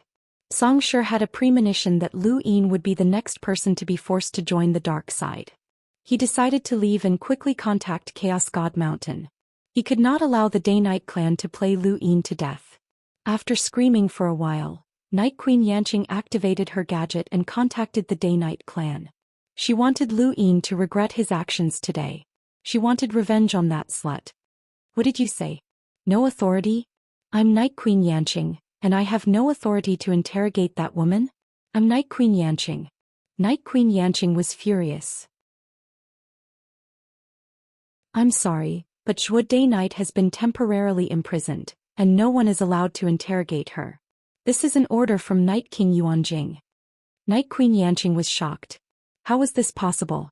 How could a mere Day knight involve Night King Yuanjing? He was an elder and held a high position in the clan. Why would he interfere in this matter? Night Queen Yanqing closed her gadget and muttered to herself. She had a bad premonition that Lu Yin had dared to act so recklessly against her. Could it be because of Night King Yuanjing? Why was he able to form a relationship with Elder Yuanjing? Or could it be that there was someone behind him who could reach out to the Night King clan? The more she thought about it, the more terrified she became. There were very few powers that could reach out to the Night King clan. She thought about how Lu Yin had only been at the academy for a little over a year, but he had already grasped 5-line battle force. Was this person really only backed by the tiny Great Yu Empire? That was impossible. There was someone else, and this person had hidden himself very well. But no matter how well he had hidden himself, it could not quell the anger in Night Queen Yanqing's heart. She was Night King Zhenwu's younger sister, and so what if the power behind Lu Yin was strong? The 10 Arbiters' strength lay not only in their strength, but also in their authority. Even the great powers of the Neoverse had to give the 10 Arbiters face. She did not believe that Lu Yin could suppress her. As she thought about it, she immediately ordered the Day-Night clan to intervene in Frostwave Weave's war. She wanted to make an example out of the Great Yu Empire. Suddenly her gadget beeped. She frowned and looked over in surprise. Why was it her? Can we talk? A pleasant female voice came from the gadget. About what? Night Queen Yanqing's tone was gloomy. About your grudge with Lu Yin. Night Queen Yanqing clenched her fists. What's your relationship with him? Must there be a relationship? Of course. Otherwise, why would the great Star Sibyl speak up for him? Night Queen Yanqing sneered. The person who had contacted Night Queen Yanqing was Astral One's leader, Star Sibyl. I'm not trying to help him. I just placed a divination on him. With the champion of the Astral Combat Tournament as the outcome, I can divine whether or not this person will be of help to me in the future. I don't want your grudge to affect the top 4 of the Astral Combat Tournament. It has nothing to do with me. Night Queen Yanqing immediately refused. You've already lost. The Undying Realm's heavenly drum belongs to Lu Yin, and this is an indisputable fact. The Day-Night clan's experts were expelled from the trial zones because of you. Night Queen Yanqing, you might not care about the Astral Combat Academy's trial zones, but this is still a stain on your record. It's not only damaging your reputation but also Night King Zhenwu's, Star Sibyl said. Night Queen Yanqing's tone was icy. I'll take back the heavenly drum and deal with that Lu Yin once and for all. He's a lockbreaker, a 2-star discerning elementary lockbreaker, Star Sibyl replied. Night Queen Yanqing was shocked. What? He's a lockbreaker? That's right. You can check for yourself. Not only is he a lockbreaker but he also has honor points. Astral 10 isn't as simple as it seems. Even if you can deal with the Great Yu Empire and the people around him, you can't do anything to him unless Night King Zhenwu intervenes. However, do you think that Night King Zhenwu will offend the Lockbreaker Society just because of Lu Yin? Your revenge will only result in a lose-lose situation. He'll lose his friends and family while you'll lose your reputation, Star Sibyl said. She had grasped Night Queen Yanqing's thoughts. To the Night King clan, nothing was more important than their reputation. This was also why Night Queen Yanqing was so desperate to take revenge. Night Queen Yanqing's expression darkened. A lockbreaker's identity was indeed frightening, but it was not impossible to secretly kill him. As long as the Lockbreaker Society did not have any evidence, they would not be able to do anything to her. Consider this as giving me some face and this matter will end here. In return, I'll let you use the mirror, Star Sibyl said. Night Queen Yanqing was shocked. The mirror was the most precious item in the Life-Seek realm, just like the heavenly drum. Whoever controlled the mirror would become the realm master of the Life-Seek realm.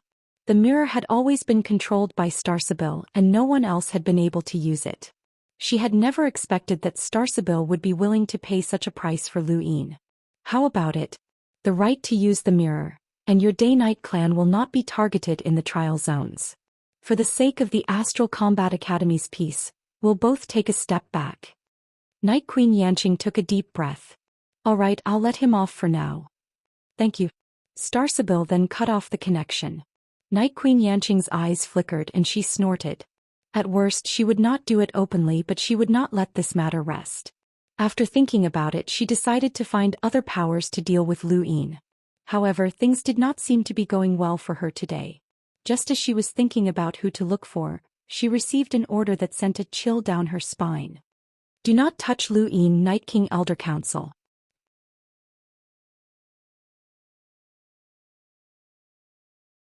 Chapter 256. Not long after, Starsabil arrived at the heavenly drum of the Undying Realm. Lu Yin sat on the heavenly drum and watched Starsabil slowly walk over. His gaze was calm as he said, I was wondering who would be the first to show up. I didn't expect it to be you. You guessed that someone would show up? Starsabil smiled at Lu Yin and sat down beside him very naturally. She did not seem reserved at all. Surprise flashed through Lu Yin's eyes. Everyone in the universe knows that the Night King clan cares a lot about their reputation. Since I stole the heavenly drum, there will definitely be someone who will speak up for Night Queen Yanqing. However, I'll have to disappoint you. Since I took action, I have no intention of returning it. I know. I'm here to ask you a question. Do you really think that your identity as a lockbreaker will protect you? Starsabil looked at Lu Yin and asked. Lu Yin fell silent. As expected, his identity as a lockbreaker could not be hidden from these people. As long as they wanted to investigate, they would be able to find out. The Lockbreaker Society did not place too much importance on keeping lockbreakers' identities a secret. Lockbreakers were humanity's treasures and there was no need to hide them. This was what the society thought, and Lu Yin had no intention of hiding it. However, a single identity could determine two types of people. Wendy Yushan had not been able to find out anything, which meant that she did not have enough influence or was too one-sided. She had not been able to come into contact with the Lockbreaker Society, but people like Starsabil and Madame Naylan could easily find out. A 2-star discerning elementary lockbreaker can indeed prevent Night Queen Yanqing from acting against you openly, but it's not difficult for her to act in secret. Although the Lockbreaker Society is protective, they are not stupid. They will not become enemies with the Night King clan over a dead person. So what if they have evidence? Night Queen Yanqing will be fine. At most, they will compensate and apologize. If the Lockbreaker Society wants an explanation, the Night King clan will easily hand it over. As for Astral 10, you can't stay there forever. Lu Yin looked at Starsabil. I know what you're saying, but sometimes I can't control my temper. Since you've appeared, it means that you've already dealt with that crazy woman. Starsabil smiled.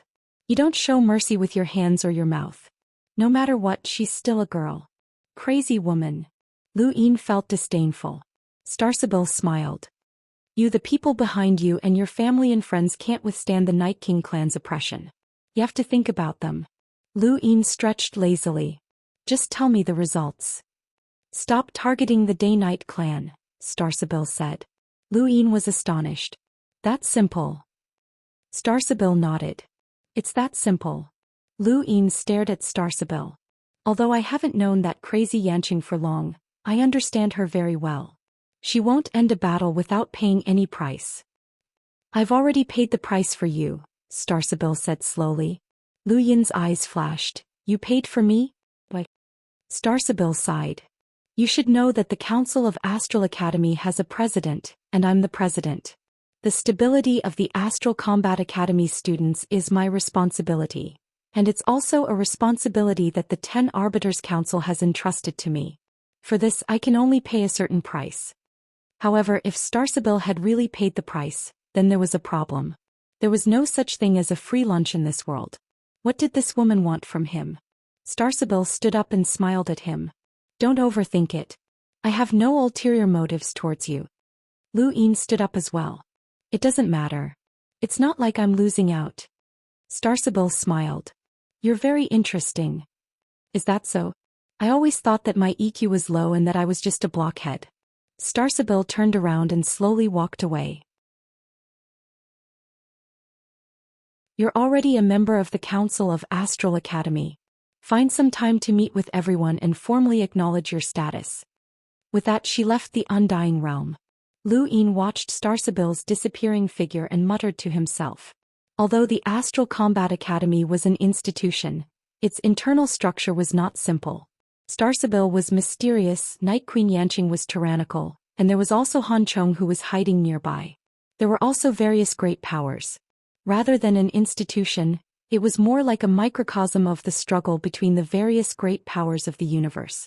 In that case, joining the Council of Astral Academy would be like roasting over a fire. Perhaps someone would contact him soon. That woman is Starsabil? No way, she's still a student. Isn't Starsabil very strong? She's comparable to the 10 arbiters? Lu Yin replied, there's more than one Starsabil. They have to compete. Compete for the position? That's interesting. You have to be careful of that woman. Starsabil's name is common even in the astral domain, and most of it isn't anything good. She's quite good at scheming, so don't be fooled by her. Lu Yin was also thinking about this problem. He did not have the confidence that he would not be tricked by this woman. The main reason was that he knew too little about the structure of the universe, which made it very easy for him to be tricked. The only solution was to minimize his interactions with her. Speaking of which, brother, you're really ruthless. You directly humiliated the Day-Night clan, the monkey praised. Lu Yin fell silent.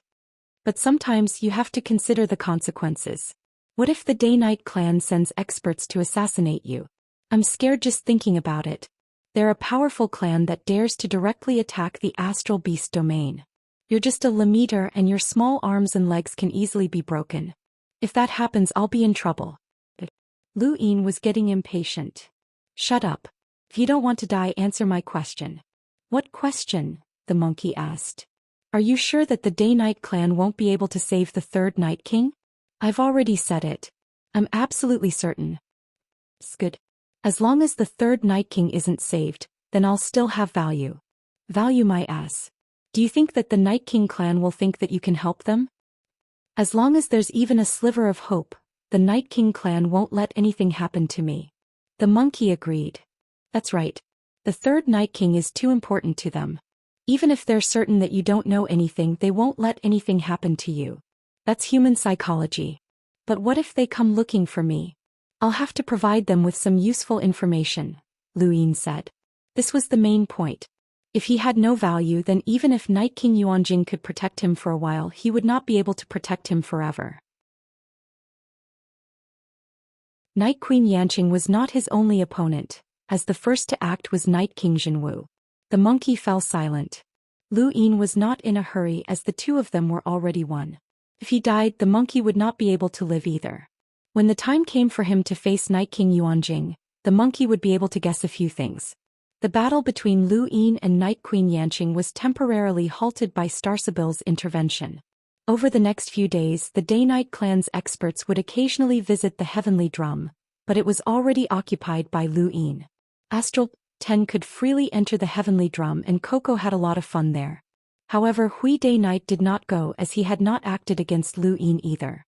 He was in a very awkward position and Night Queen Yanqing had never sought him out.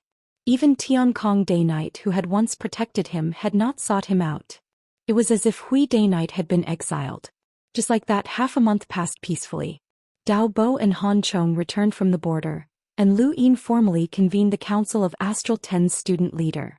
In the Divine Path, Lu Yin stood quietly beneath the tilting tower with Lu Xiaoyun and Kuang Wang nearby. The three of them had been the first to arrive, followed by Han Chong. He looked at Lu Yin with a strange expression, or rather, a look of amazement. Lu Yin remained calm. News of him and Night Queen Yanqing had spread like wildfire and everyone knew about it. Starsabil also arrived and smiled at Lu Yin as she stood nearby. In the distance, many students appeared and looked over in surprise. This was the Council of Astral 10's student leaders and it was a rare sight. Wuda had also arrived as he would definitely be involved in any news. Unfortunately, this was the Council of Astral 10's meeting, so he had no right to enter. He could not hear anything and even watching was difficult as the void was distorted. Soon after, Dao Bo and Lu Yin arrived as well. Feng Shang arrived as well and he smiled apologetically at Lu Yin. Lu Yin did not mind as he had not suffered any losses. In fact, he found it a little funny. After all, his first opponent in the ported battles had been Feng Shang, and he had been instantly defeated. This had caused Lu Yin to lose confidence, but now he had returned the favor. Now there was only one person left, Night Queen Yanqing. Xue Luyun had died at the border, so Astral 4 did not have a student leader for the time being. However, Lu Yin felt that Xia was the most likely candidate. Sha's strength spoke for itself as he had defeated Shui Luyun and was publicly acknowledged as the strongest student in Astral 4. However, he had not returned yet. With a whoosh, Night Queen Yanqing appeared and looked down at everyone from high up in the sky. She glared angrily at Lu Yin, but she did not say anything. Instead, she descended with an aura of displeasure. Alright, aside from Shui Luyun who died in battle, all of the student leaders have gathered. I represent the 10 Arbiters Council and the Astral Combat Academy to officially announce that Lu Yin has joined the Council of Astral 10. You will have the responsibility to supervise, judge and protect the students of the Astral Combat Academy. The 10 Arbiters Council will authorize the younger generation to supervise, judge and protect the 10 Arbiters Council. Starsabil went on for a long speech. Everyone else had heard this before, but this was Lu Yin's first time hearing it. He was rather interested in one particular sentence. What did she mean by, the 10 Arbiters Council will authorize the younger generation to supervise, judge and protect the students of the Astral Combat Academy? Could it be that the Council of Astral 10 was not only responsible for the Astral Combat Academy? Lu Yin thought of something and he vaguely felt that Night Queen Yanqing had spent so much effort to prevent him from joining the Council of Astral 10 not only because of his special constitution, but also because of other reasons. This Council of Astral 10 was not as simple as it seemed. Very quickly, Starsabil finished her speech as usual. When she was done, she looked at Lu Yin with a smile. Student Lu, is there anything that you don't understand? Almost none, Lu Yin replied straightforwardly. Starsabil was stunned and Kuang Wang laughed heartily. Daobo also laughed and shook his head. Night Queen Yanqing's gaze was filled with disdain and even a trace of mockery. It looks like you don't understand the Council of Astral 10 at all, Starsabil said gently. Lu Yin nodded. No one has told me anything about it. Starsabil was helpless. Alright, I'll just give you a brief introduction. Generally speaking, the Council of Astral 10 is an organization that helps the Academy manage and supervise the students. However, the Astral Combat Academy is a little special. The mentors almost never ask about anything and everything is left to the students. Over time, the Council of Astral 10's authority grew, and now with the 10 Arbiters Council's growth, the Council of Astral 10's authority is not limited to just the Astral Combat Academy, but also the entire universe.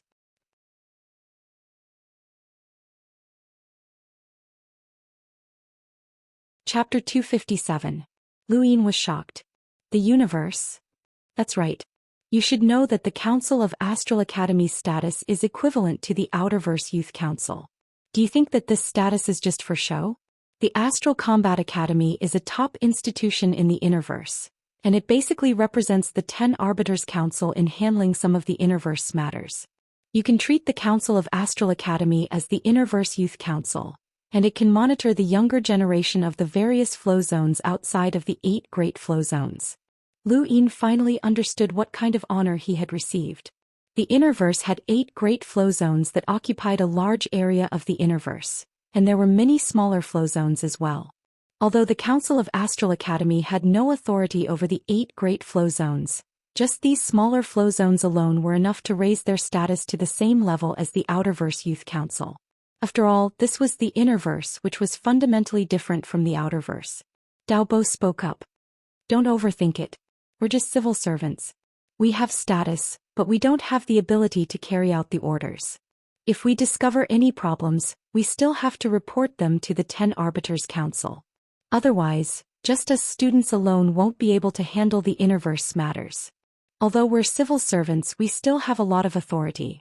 Some country bumpkins from the fringe weaves will never understand the concept of authority, Night Queen Yanqing mocked. Lu Yin did not have time to bother with her, as he now had a clearer understanding of the 10 Arbiters Council. The Council of 10 Arbiters had 2 large organizations under it. One was the Outerverse Youth Council, which supervised the younger generation of the Outerverse. Could be assigned to various weaves or even major powers. For example, the Great Yu Empire had the Great Yu Empire's Youth Council, which made it easier to supervise. The other organization was to help the Council of 10 Arbiters monitor the younger generation of the Innerverse outside of the 8 Great Flow Zones. The Council of Astral Academy did not need to carry out any tasks, and it only needed to supervise. The Council of 10 Arbiters' main focus was on the 8 great flow zones of the Innerverse. These 3 organizations combined to form the 10 Arbiters Council, which could intimidate the entire universe. Do you have any other questions? Starsibyl asked as she looked at Lu Yin. Lu Yin asked, "What should I do?" Starsibyl smiled. The 10 Arbiters have decreed that Lu Yin can supervise the students of the Astral Combat Academy and the younger generation of the Northline Flow Zone as a member of the Council of Astral Academy. Northline Flow Zone. Feng Shang was astonished and he looked at Lu Yin. Lu Yin felt that there was something wrong with Feng Shang's attitude and he asked, "Where's the Northline Flow Zone?" The Northline Flow Zone is a flow zone between the Blazing Mist Flow Zone and the Beast Tamers Flow Zone. It's roughly the size of the Frostwave Weave, and it's controlled by 17 families.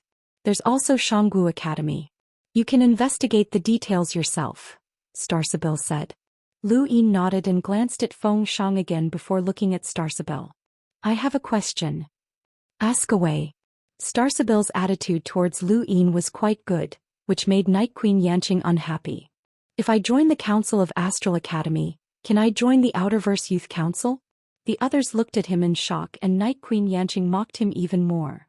"You talk big. A country bumpkin will always be a country bumpkin. Do you think that the Outerverse Youth Council is the same as our student council? The Outerverse Youth Council members are all space-exploring powerhouses, and all of them are experts in the top 100 rankings. What makes you think you can join?" Dao Bo replied, "In theory, yes, as long as you have the ability." Lu Yin grunted. "Can I meet the 10 Arbiters?" The surrounding people fell silent. Han Chong replied, "Not at the moment. You can't even meet us, so don't think about it for now." Lu Yin was helpless. He knew that this was the 10 Arbiters' way of protecting their dignity, but he had not expected that he would not even be able to meet the 10 Arbiters once he joined the Council of Astral Academy. Starsibyl gave Lu Yin a set of numbers, which was the number of her gadget. Everyone else gave Lu Yin their numbers as well except for Night Queen Yanqing. Kuang Wang patted Lu Yin's shoulder and said sympathetically, "Bro, you can't mess with women, especially those from big families. Take care." Starsibyl nodded politely at Lu Yin and then left the tower. Everyone left one after another. Feng Shang apologized to Lu Yin once more before leaving as well, leaving only Lu Xiaoyun behind. "Did you receive the Sword Sect's invitation?" Lu Xiaoyun asked with a strange look in her eyes. Lu Yin stared blankly for a moment before recalling that old Kai had indeed said, "I received it, but I have no plans to go to the Sword Sect for now." Lu Xiaoyun did not say much, but she looked at Lu Yin with a hint of approval. Not everyone could resist the Sword Sect's temptation, especially since the Sword Sect had offered Lu Yin a relatively high position that was comparable to Lu Xiaoqiu's. If the first flow zone was a dynasty, then Lu Yin would be the crown prince if he went there. It was terrifying, but Lu Xiaoyun admired him for being able to resist the temptation. "Right, I'm curious. Do you guys stay at the academy all year round?" Lu Yin asked. Lu Xiaoyun shook her head. "Most of the time we find a representative to help us deal with some matters." "Then, what about the flow zone that the 10 Arbiters Council gave you?"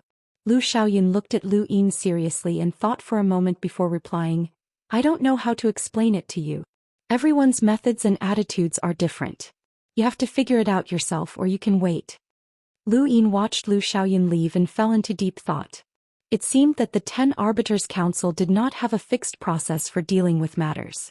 At this moment, Lu Yin's impression of the 10 Arbiters Council was that they were a group that wanted to seize power from the middle.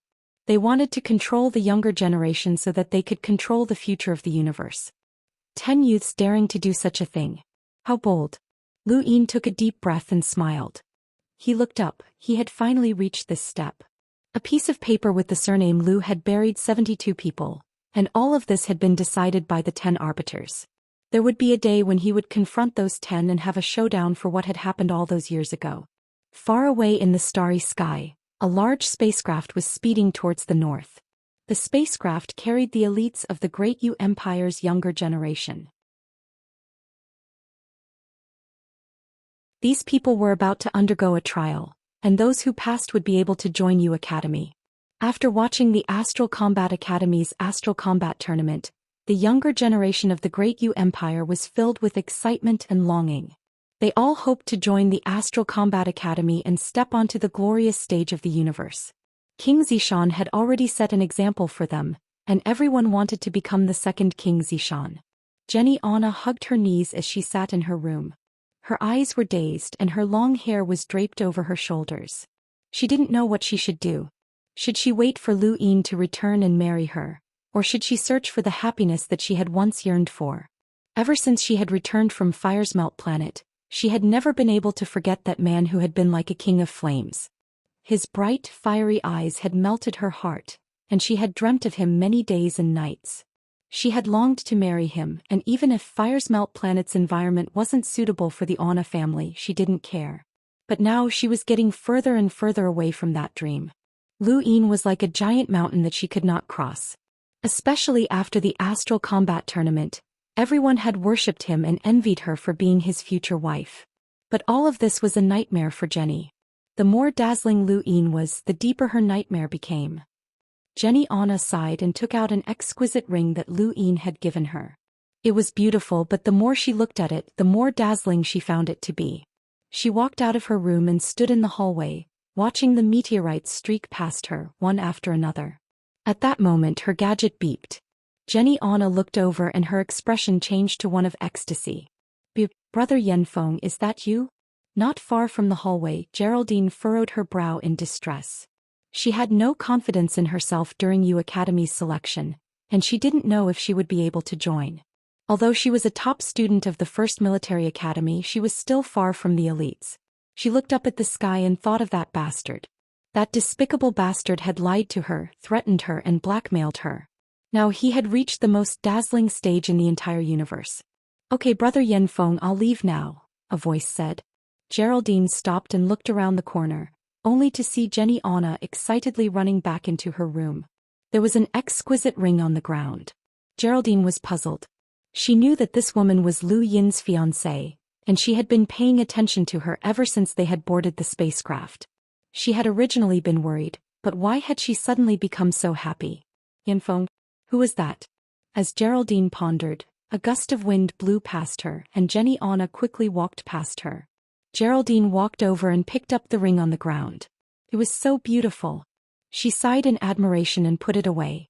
A large family was indeed a large family, and they didn't care about anything else. She could sell it for money, but wait, that bastard must be thinking about it.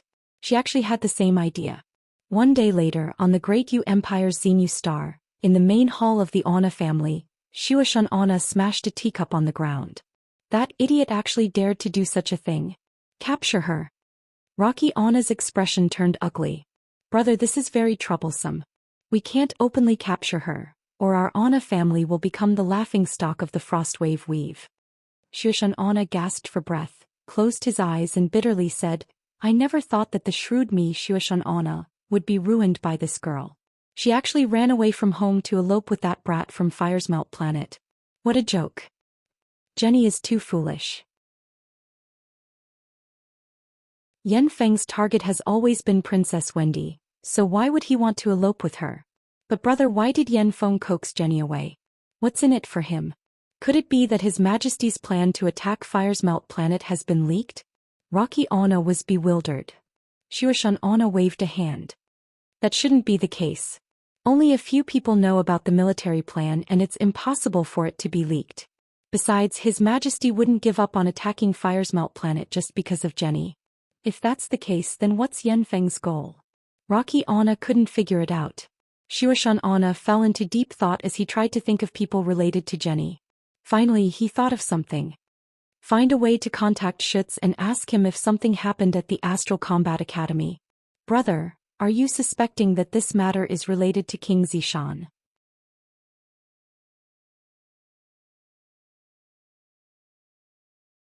Chapter 258.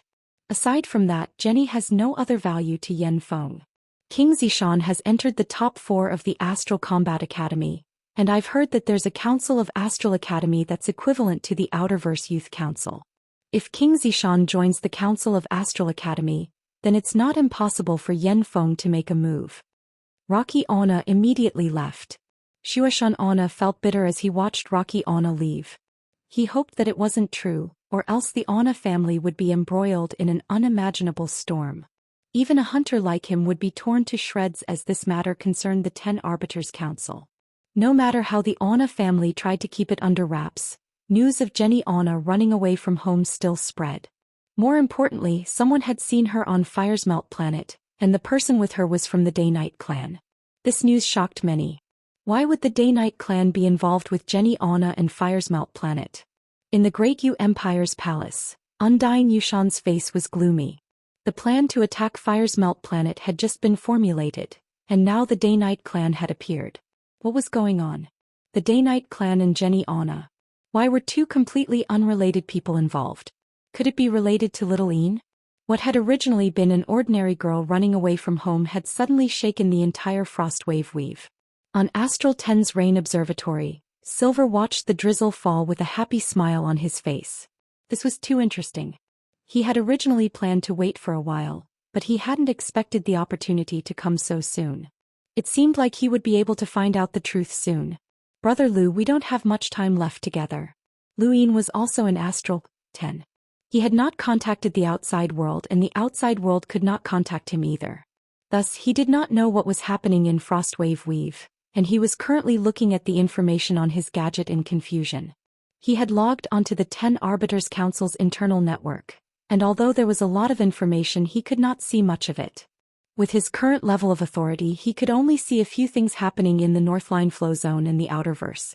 Since he could see them, it meant that he had the authority to ask about them. He could write down his own plans below the information, and he could either solve the problem himself or report it to the council. However, Lu Een was very confused. The 10 Arbiters' Council had 10 pages, and he did not know which page to send his suggestions to. The moment he saw these 10 pages, Lu Een was able to guess quite a few things. The 10 arbiters were fighting for power amongst themselves, and the universe was like a cake that 10 people were fighting over. Whichever 10 arbiters that Lu Een handed over his plans to would become one of their subordinates in the future. It was no wonder why Lu Xiaoyun had asked him to wait. She was not waiting for a solution, but rather for the 10 arbiters' summons. He had to choose the 10 arbiters and the 10 arbiters had to choose as well. Lu Yin's head hurt as he had no idea who the 10 arbiters were. The only ones he knew were Night King Jinwu, Wen Sansi, Heart Phoenix's rumored older brother, and the person from the Sword Sect. He did not know anything about the other 6. Oh right, there was also one known as the War King and one known as the Divine Fist. Could he just randomly pick one? Lu Een was looking forward to it. As long as he made his choice, then regardless of whether the 10 arbiters were willing to accept him or not, his identity would eventually be revealed. However, if the 10 arbiters refused to accept him, then he would be embarrassed. Furthermore, there was even a 10% chance that Lu Een would choose Night King Jinwu, which would make things even more interesting. Previously, Mira had mentioned that she would recommend Lu Een to join the Outerverse Youth Council, and the person behind her was Wen Sansi. Then, if Lu Een received her recommendation, would he be able to join Wen Sansi's faction? This was a crucial step as he needed the 10 arbiters to back him up. Otherwise, joining the Council of Astral Academy would be meaningless. He looked at the page for the Northline Flow Zone once more, as his authority would be reflected here. Shanggu Academy's end-of-year tournament is about to begin. 10 Arbiters Council members are invited to supervise the tournament. Fairness, impartiality and openness are our principles. Shanggu Academy has temporarily changed their trial planet. 10 Arbiters Council members are invited to supervise the tournament. Fairness, impartiality and openness are our principles. Many of the messages were from the Northline Flow Zone and most of them were from Shanggu Academy, which was the top academy in the Northline Flow Zone. According to the rules, the 10 Arbiters Council members were required to supervise the tournament. This was similar to how the Great Yu Empire's Youth Council had been disbanded during Earth's trial, and Mira had stepped forward to supervise the tournament. However, the Northline Flow Zone did not have a youth council. If Lu Een wanted to supervise the tournament, then either the 10 arbiters would have to send someone over, or he would have to go personally. Generally speaking, this sort of supervision was just a formality, and Lu Een could simply report it to the council and send a random member over. However, he did not know who to report to and he did not have the time to do so either. Helpless, he could only pretend that he did not see the message. There was only one thing he could do: delay until the 10 arbiters contacted him or until he had the time to do so. There were too many small flow zones like the Northline flow zone. If every flow zone's trial tournament had to be supervised by a member, then even if the number of members in the 10 Arbiters Council increased by 10 times, it would still not be enough. Thus, many inspections could be cancelled, and it all depended on the wishes of the members themselves. If I have the time, I can go and enjoy being a member, but I can't be considered a real member right now. I'd be no different from a student if I went, Lu Yin muttered to himself as he browsed through the network. For 2 days, Lu Yin did not leave his room as he searched for information about the 10 Arbiters Council. Something big had happened in the Great Yu Empire. The captain of the 13 Imperial Squadrons, Zhou Xian, had been severely injured. Outside Xinyu Star, the undying Yushan stepped into a spacecraft and quickly saw the heavily injured Zhou Xian. Her face was pale and bloodless, and there were many wounds on her body. "How is she?" the undying Yushan asked in a low voice. "Captain Zhou Xian's life is not in danger, but she needs to rest for a while. Her organs have been severely injured and she won't be able to fight at full strength for at least half a year," someone replied. The undying Yushan's gaze turned cold. "What about the battle records?" "Your Majesty, one side of the battlefield has been distorted and all records have been destroyed. Only Captain Zhou Xian knows what happened at the scene," the man beside the undying Yushan replied in a trembling voice. The undying Yushan looked at Zhou Xian, who was lying in the nutrient solution, and thought about the battle in the Astral Combat Academy. He had already found out what had happened in the Astral Combat Academy. Lu Yin had opposed Night Queen Yanqing, and although he had successfully joined the Council of Astral Academy, he had brought the Day-Night clan as an enemy to the Great Yu Empire. However, he had heard that the enmity between Lu Yin and Night Queen Yanqing had been resolved by Astral One's leader, Starsabel. Had the Day-Night clan made a move this time? There was also the Day-Night clan member who had appeared beside Jenny Anna. Even an idiot would know that they were targeting Lu Yin.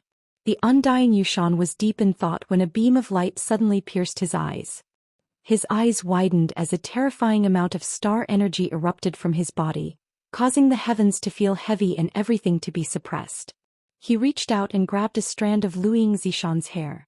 He pulled out a shimmering chip from the strand of hair and tossed it out. It tore through the void.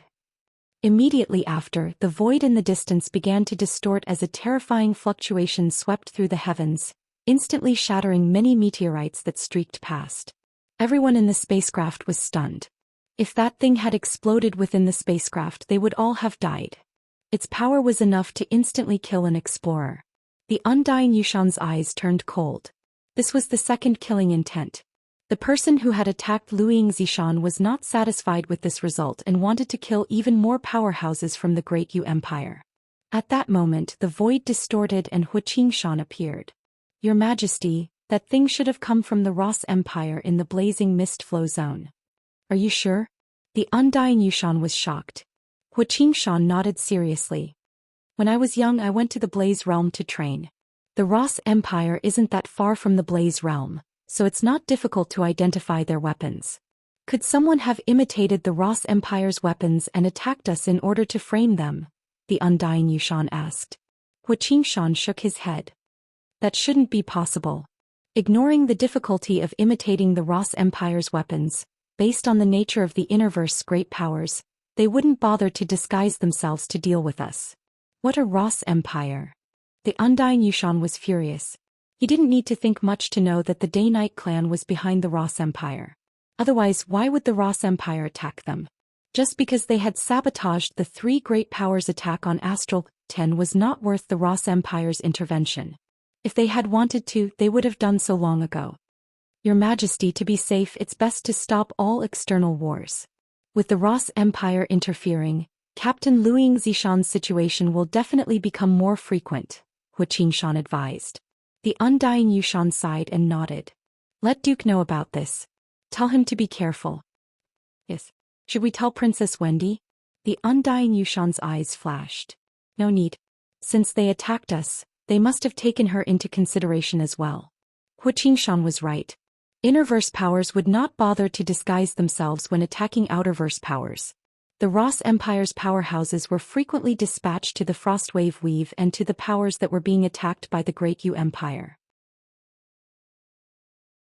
Even if the Great Yu Empire stopped fighting, it was useless as the Ross Empire's attacks did not stop.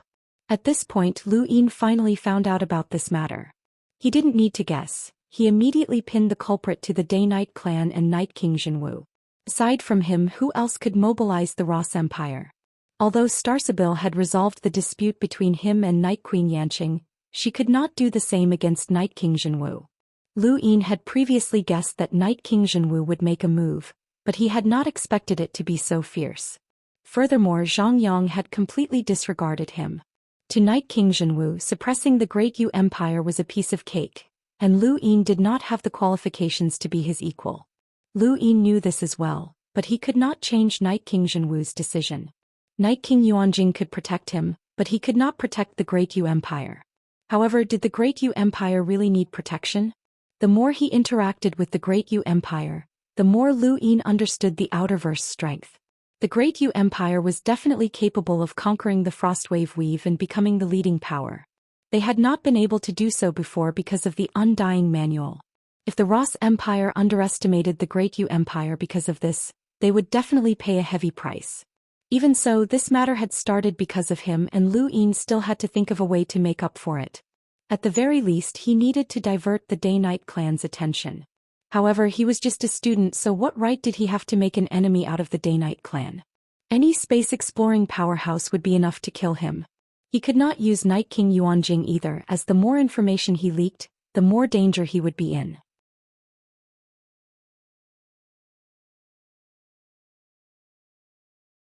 Chapter 259. What's our academy's leader worried about? Tio Kai's voice rang out, and Lu Yin turned around to see a foxy face with a chilling smile. Lu Yin's heart skipped a beat when he saw Silver. The Day-Night clan has made a move against the Great Yu Empire. Aren't you going to do anything about it? Silver feigned surprise. Make a move? Is it because you offended the Night King clan? Lu Yin did not answer, which was a tacit admission. Silver's lips curled up. That won't be easy. That's the Day-Night clan we're talking about, and you've offended their entire bloodline. It'll be troublesome. Lu Yin looked at him.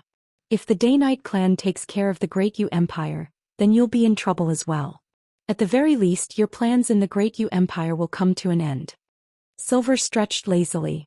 I don't understand what you're talking about, but I do have some information that I can sell you. I just don't know if you'll be able to pay the price. What information? Lu Yin's eyes narrowed. Silver beamed at Lu Yin. First the price. We'll trade for the goods. Lu Yin took out his Mavis Bank crystal card. There are 450,000 star crystals here. Silver smiled. I don't need that. What I want is information. Information. Lu Yin was astonished, but he could vaguely guess what Silver was talking about. You were actually able to communicate with a Night King Elder and get that old fart Night King Yuanjing to protect your little girlfriend. I want to know what price you paid. Silver's smile faded. Lu Yin fell into deep thought. Could he tell Silver about the third Night King? Silver was from the Neo-Human Alliance, which meant that he was an enemy of the human race. Although the third Night King was from the Night King clan, he had still helped the human race invade the Astral Beast domain. Would telling Silver be akin to betraying the human race? Hey, why don't you tell him? The monkey's voice rang out in Lu Yin's mind. Lu Yin was conflicted. It seems like this kid isn't a good person. Only a few people know about Night King Yuanjing. Aside from this place, only the upper echelons of the Night King clan know about it.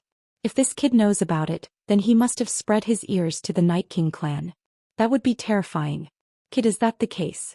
The monkey asked. Lu Yin grunted in acknowledgement. Across from him, Silver's eyes widened. What is that price? Or are you willing to sacrifice the Great Yu Empire to protect the Night King clan? Or are you saying that you've already defected to the Night King clan? Silver's voice was very cold when he said the last sentence, a coldness that had never been there before. This brat isn't anything good. Tell him about the third Night King. Lu Yin frowned, but he remained silent. Don't worry. Even if the third Night King's whereabouts spread throughout the human domain or even the entire universe, it's useless. No one can save him and no one can harm him either. Even the astral beast domain hasn't been able to do it after so many years. Do you think the human domain can do it? Also, the third Night King isn't a good person. You can ask around and find out how many clans that guy wiped out back in the day. The Night King clan's tyranny is partially due to him, the monkey said. Lu Yin made up his mind and looked at Silver. I have something to tell Night King Yuanjing. Silver's eyes widened again. The third Night King is in the astral beast domain's greater realm of nothingness, Lu Yin said slowly. That one sentence caused the smile on Silver's face to completely vanish, replaced by a bone-chilling killing intent. How do you know where the third Night King is? Silver asked. Lu Yin had never seen Silver like this before. I've already given you the information. You can tell me what you want to know now. Silver took a deep breath and slowly calmed himself down. His expression turned serious. The Night King clan is vainly trying to encroach on the Outerverse, and they've already decided to send experts to participate in the Outerverse trial. This trial is to select talents for the Outerverse Youth Council. Many experts from both the Outerverse and Innerverse will participate, including pirates from the Astral River, dark powers from Chaos Flow Zone, and even the remnants of the Technocracy and Astral Beast domains. Why? Lu Yin was astonished. The Outerverse Youth Council had been established for so many years, and this selection seemed to be especially important. Silver shook his head. I don't know the exact reason, but the various clans of the Innerverse want to have a hand in the Outerverse Youth Council.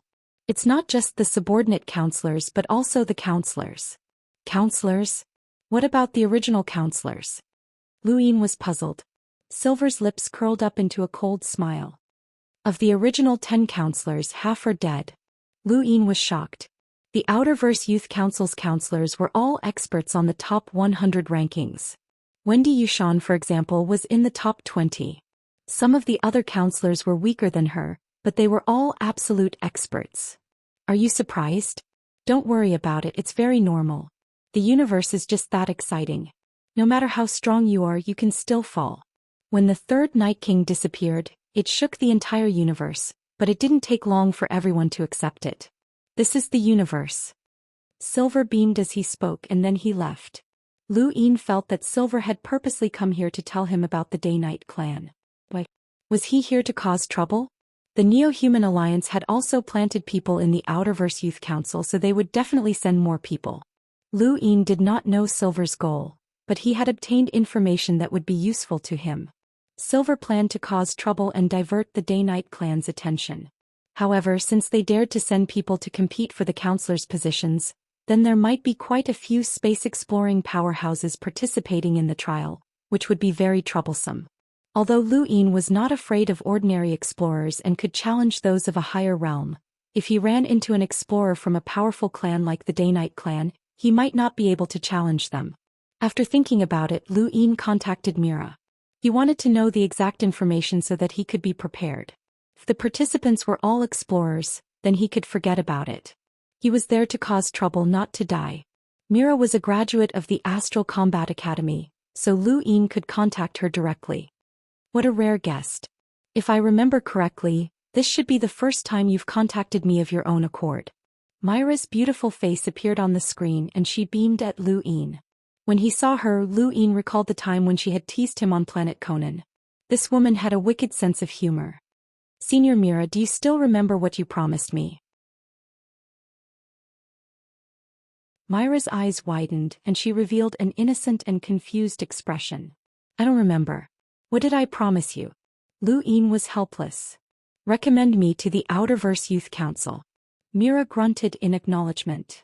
Sure, but you have to think about it carefully. If I recommend you, then you'll be branded as Xianxia.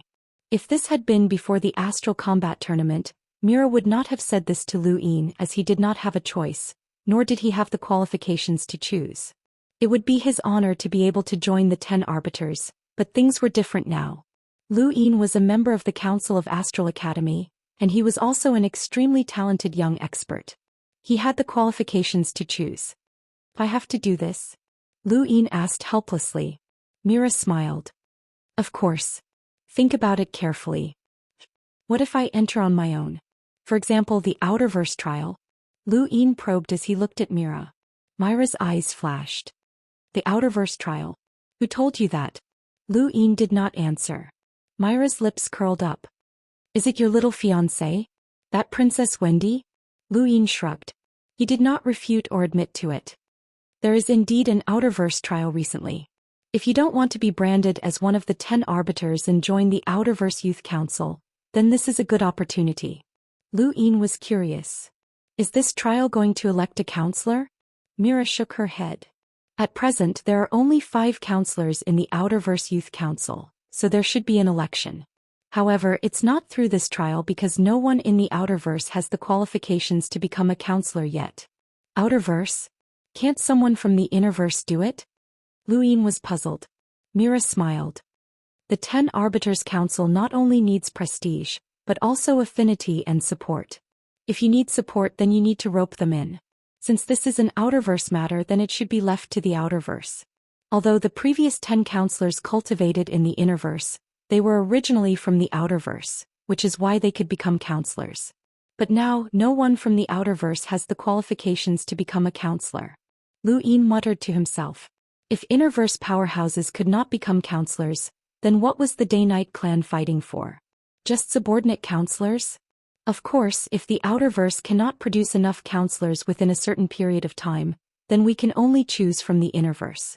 However, that won't be considered for now. Lu Yin asked, what qualifications do I need to become a counselor? Myra's lips curled up. Leave your name on the top 100 rankings. Lu Yin nodded. Indeed, the top 100 rankings was the standard for the 10 Arbiters Council. There were 2 ranks below the 10 Arbiters. The first was the Outerverse Youth Council and the second was the 10 Arbiters Subordinate Counselors. Almost all of the powerhouses in these 2 ranks were on the top 100 rankings, as the 10 Arbiters had gathered almost all of the top youths in the universe. So, this trial has nothing to do with electing counselors, but rather subordinate counselors? Lu Yin asked. Mira nodded. That's right, so you'll still have a chance if you join. Although there will definitely be space-exploring powerhouses among the participants, there shouldn't be many. The Council wants to restrict the Innerverse from interfering too much with the Outerverse in order to prevent the Outerverse from boycotting them. Thus, there are very few space-exploring powerhouses from the Innerverse who can participate in this trial, and there aren't many Outerverse youths who can reach the first realm of space exploring. Thus, this trial is mainly for limiters. At this point, Myra's eyes lit up and she looked at Lu Yin curiously. If you pass this trial and join the Outerverse Youth Council, whose subordinate counselor will you become? Your little fiancé? Lu Yin had never considered this question before and he frowned. Even though I'm a member of the Council of Astral Academy, I still have to become a subordinate counselor? Mira looked up. That's a problem. Since ancient times, no member of the Council of Astral Academy has ever participated in the Outerverse Youth Council's subordinate counselor trial. That's because their status is equivalent to that of counselors, so there's no need to compete for the position of a subordinate counselor. You're really strange.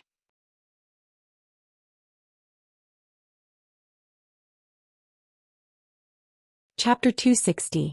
First, he wanted to cause trouble for the Day-Night clan and divert their attention. Second, there had to be a reason why his family had wanted him to join the Great Yu Empire's Youth Council, and he did not want to disrupt his family's plans. Third, he wanted revenge. He had not forgotten the humiliation he had received from Bezer. Although Bezer was an explorer with a power level of 30,000, there was more than one way to take revenge. Don't think that you're invincible in the Limiter realm just because you defeated Lu Xiaoqiu and Night Queen Yanqing. Although the Astral Combat Tournament has attracted a bunch of extremely powerful geniuses, the universe is huge and there are more than just these people. Lu Xiaoqiu is only a melder, and Night Queen Yanqing isn't the strongest Limiter in the Night King clan. Your current strength still can't compare to the 10 Arbiters when they were Limiters. The Outerverse Youth Council is far more attractive to some people than the Astral Combat Tournament, so you have to be careful. Mira then disconnected the screen. Lu Yin smiled. He did not need Myra's reminder. He did not believe that the Astral Combat Tournament would attract all the top geniuses in the universe.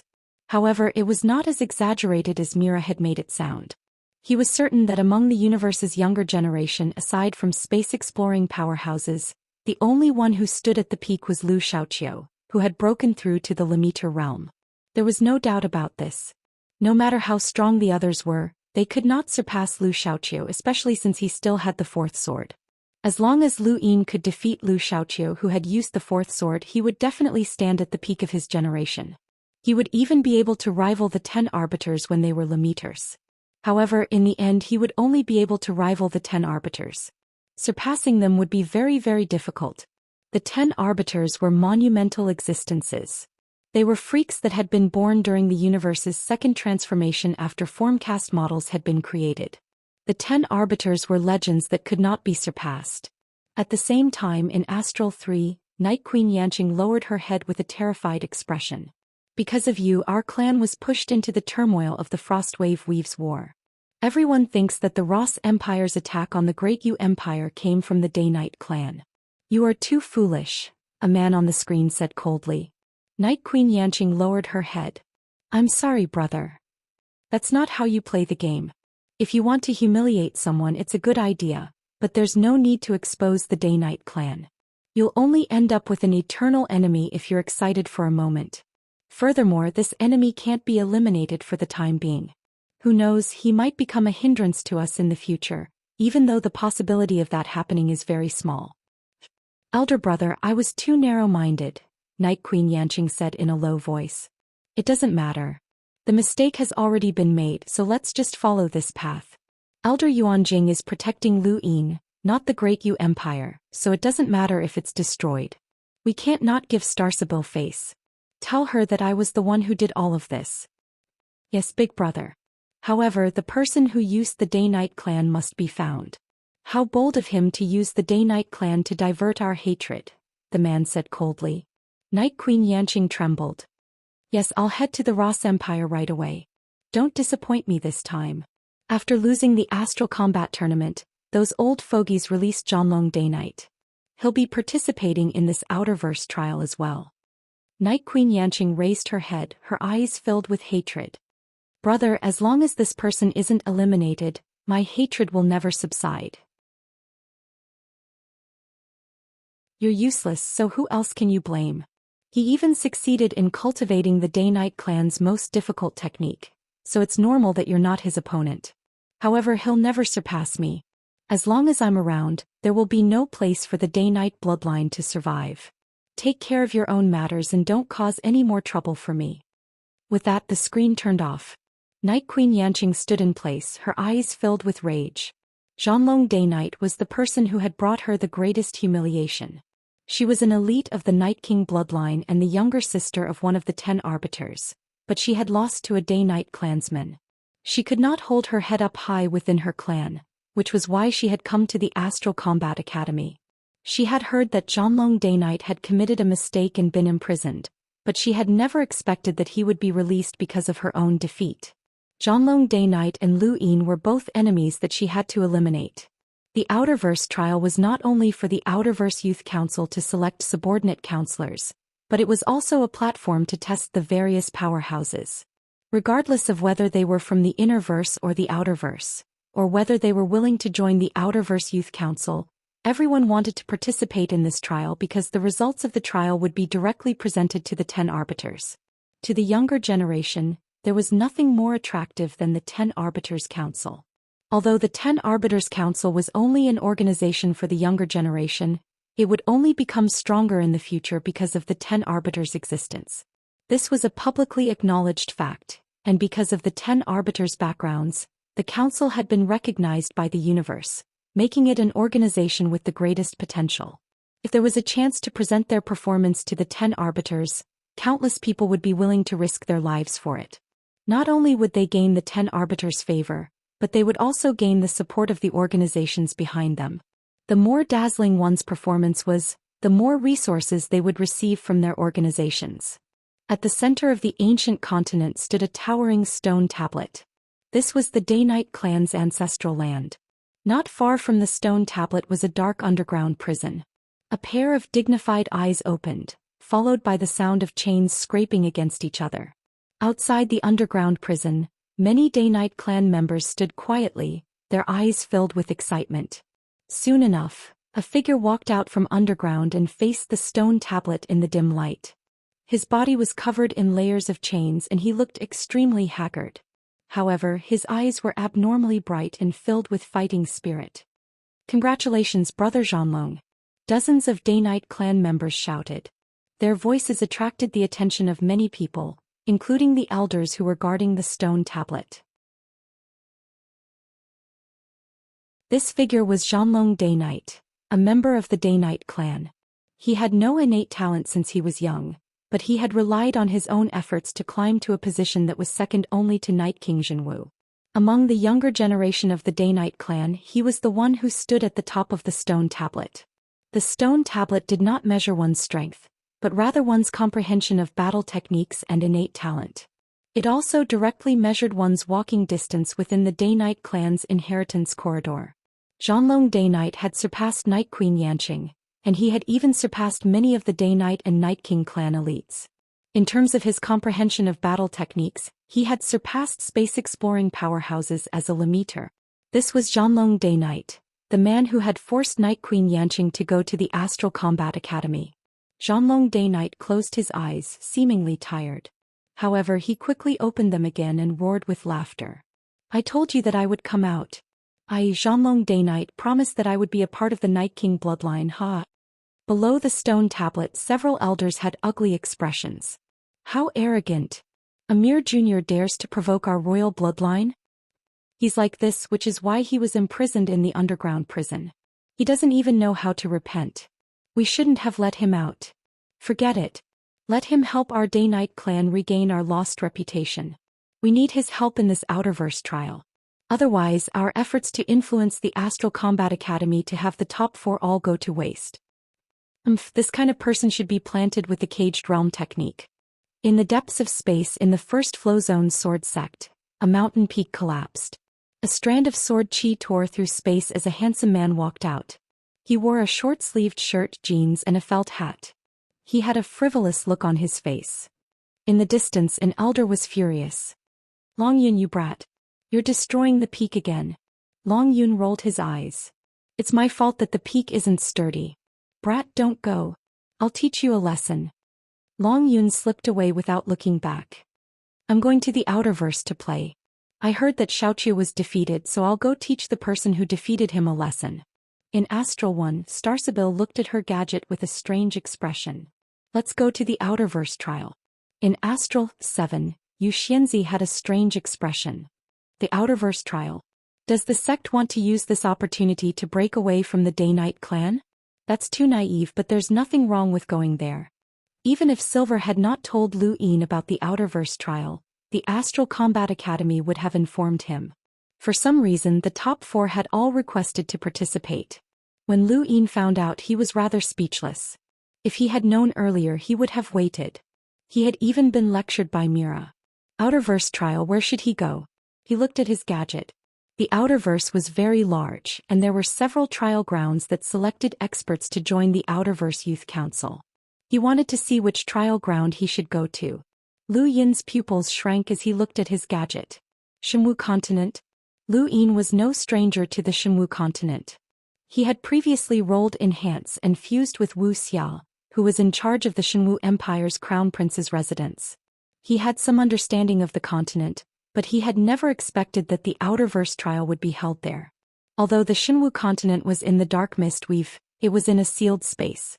Ordinary methods would not be able to see it, much like Astral 10, where one could only be guided in. However, because the Shenwu continent was sealed by the 5 sealing planets, it was very difficult to enter. Furthermore, one could not do so openly as the Shenwu continent was not like Earth. The Outerverse had been in a war with a cosmic civilization, and even the dark mist weave could not do anything about it.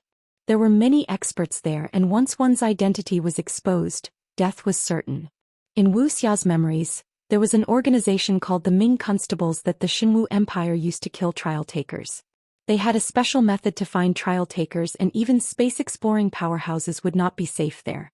Thus, it was the perfect trial ground. No matter how unsafe the Shenwu continent was, it was a godsend for Lu Yin as he had already completed his mission. There had always been 2 missions to enter the Shenwu continent. One was to find the location of the 5 sealing planets, and the other was to find the burial place of the Almighty Senior from the Shenwu continent. He had fused with Wuxia's body and happened to know the location of one of the 5 sealing planets, which meant that he had completed his mission. As long as he could return safely from the Shenwu continent, he would definitely take first place. Lu Yin took a deep breath. His luck was really good. He then took out his die. His innate gift was heaven-defying, and 1 point could bring him indescribable benefits, such as the art of Sirius or progenitor Wushang's hide. Although 2 points were not very useful, they might be useful in the future if he came across some extremely valuable items. 3 points were quite terrifying. His formcast model had been upgraded, and the purple star had improved its medicinal effects. You're tuning in to the Zhou Xian's Legacy YouTube channel. Don't forget to subscribe and join us on this journey to catch the most captivating stories.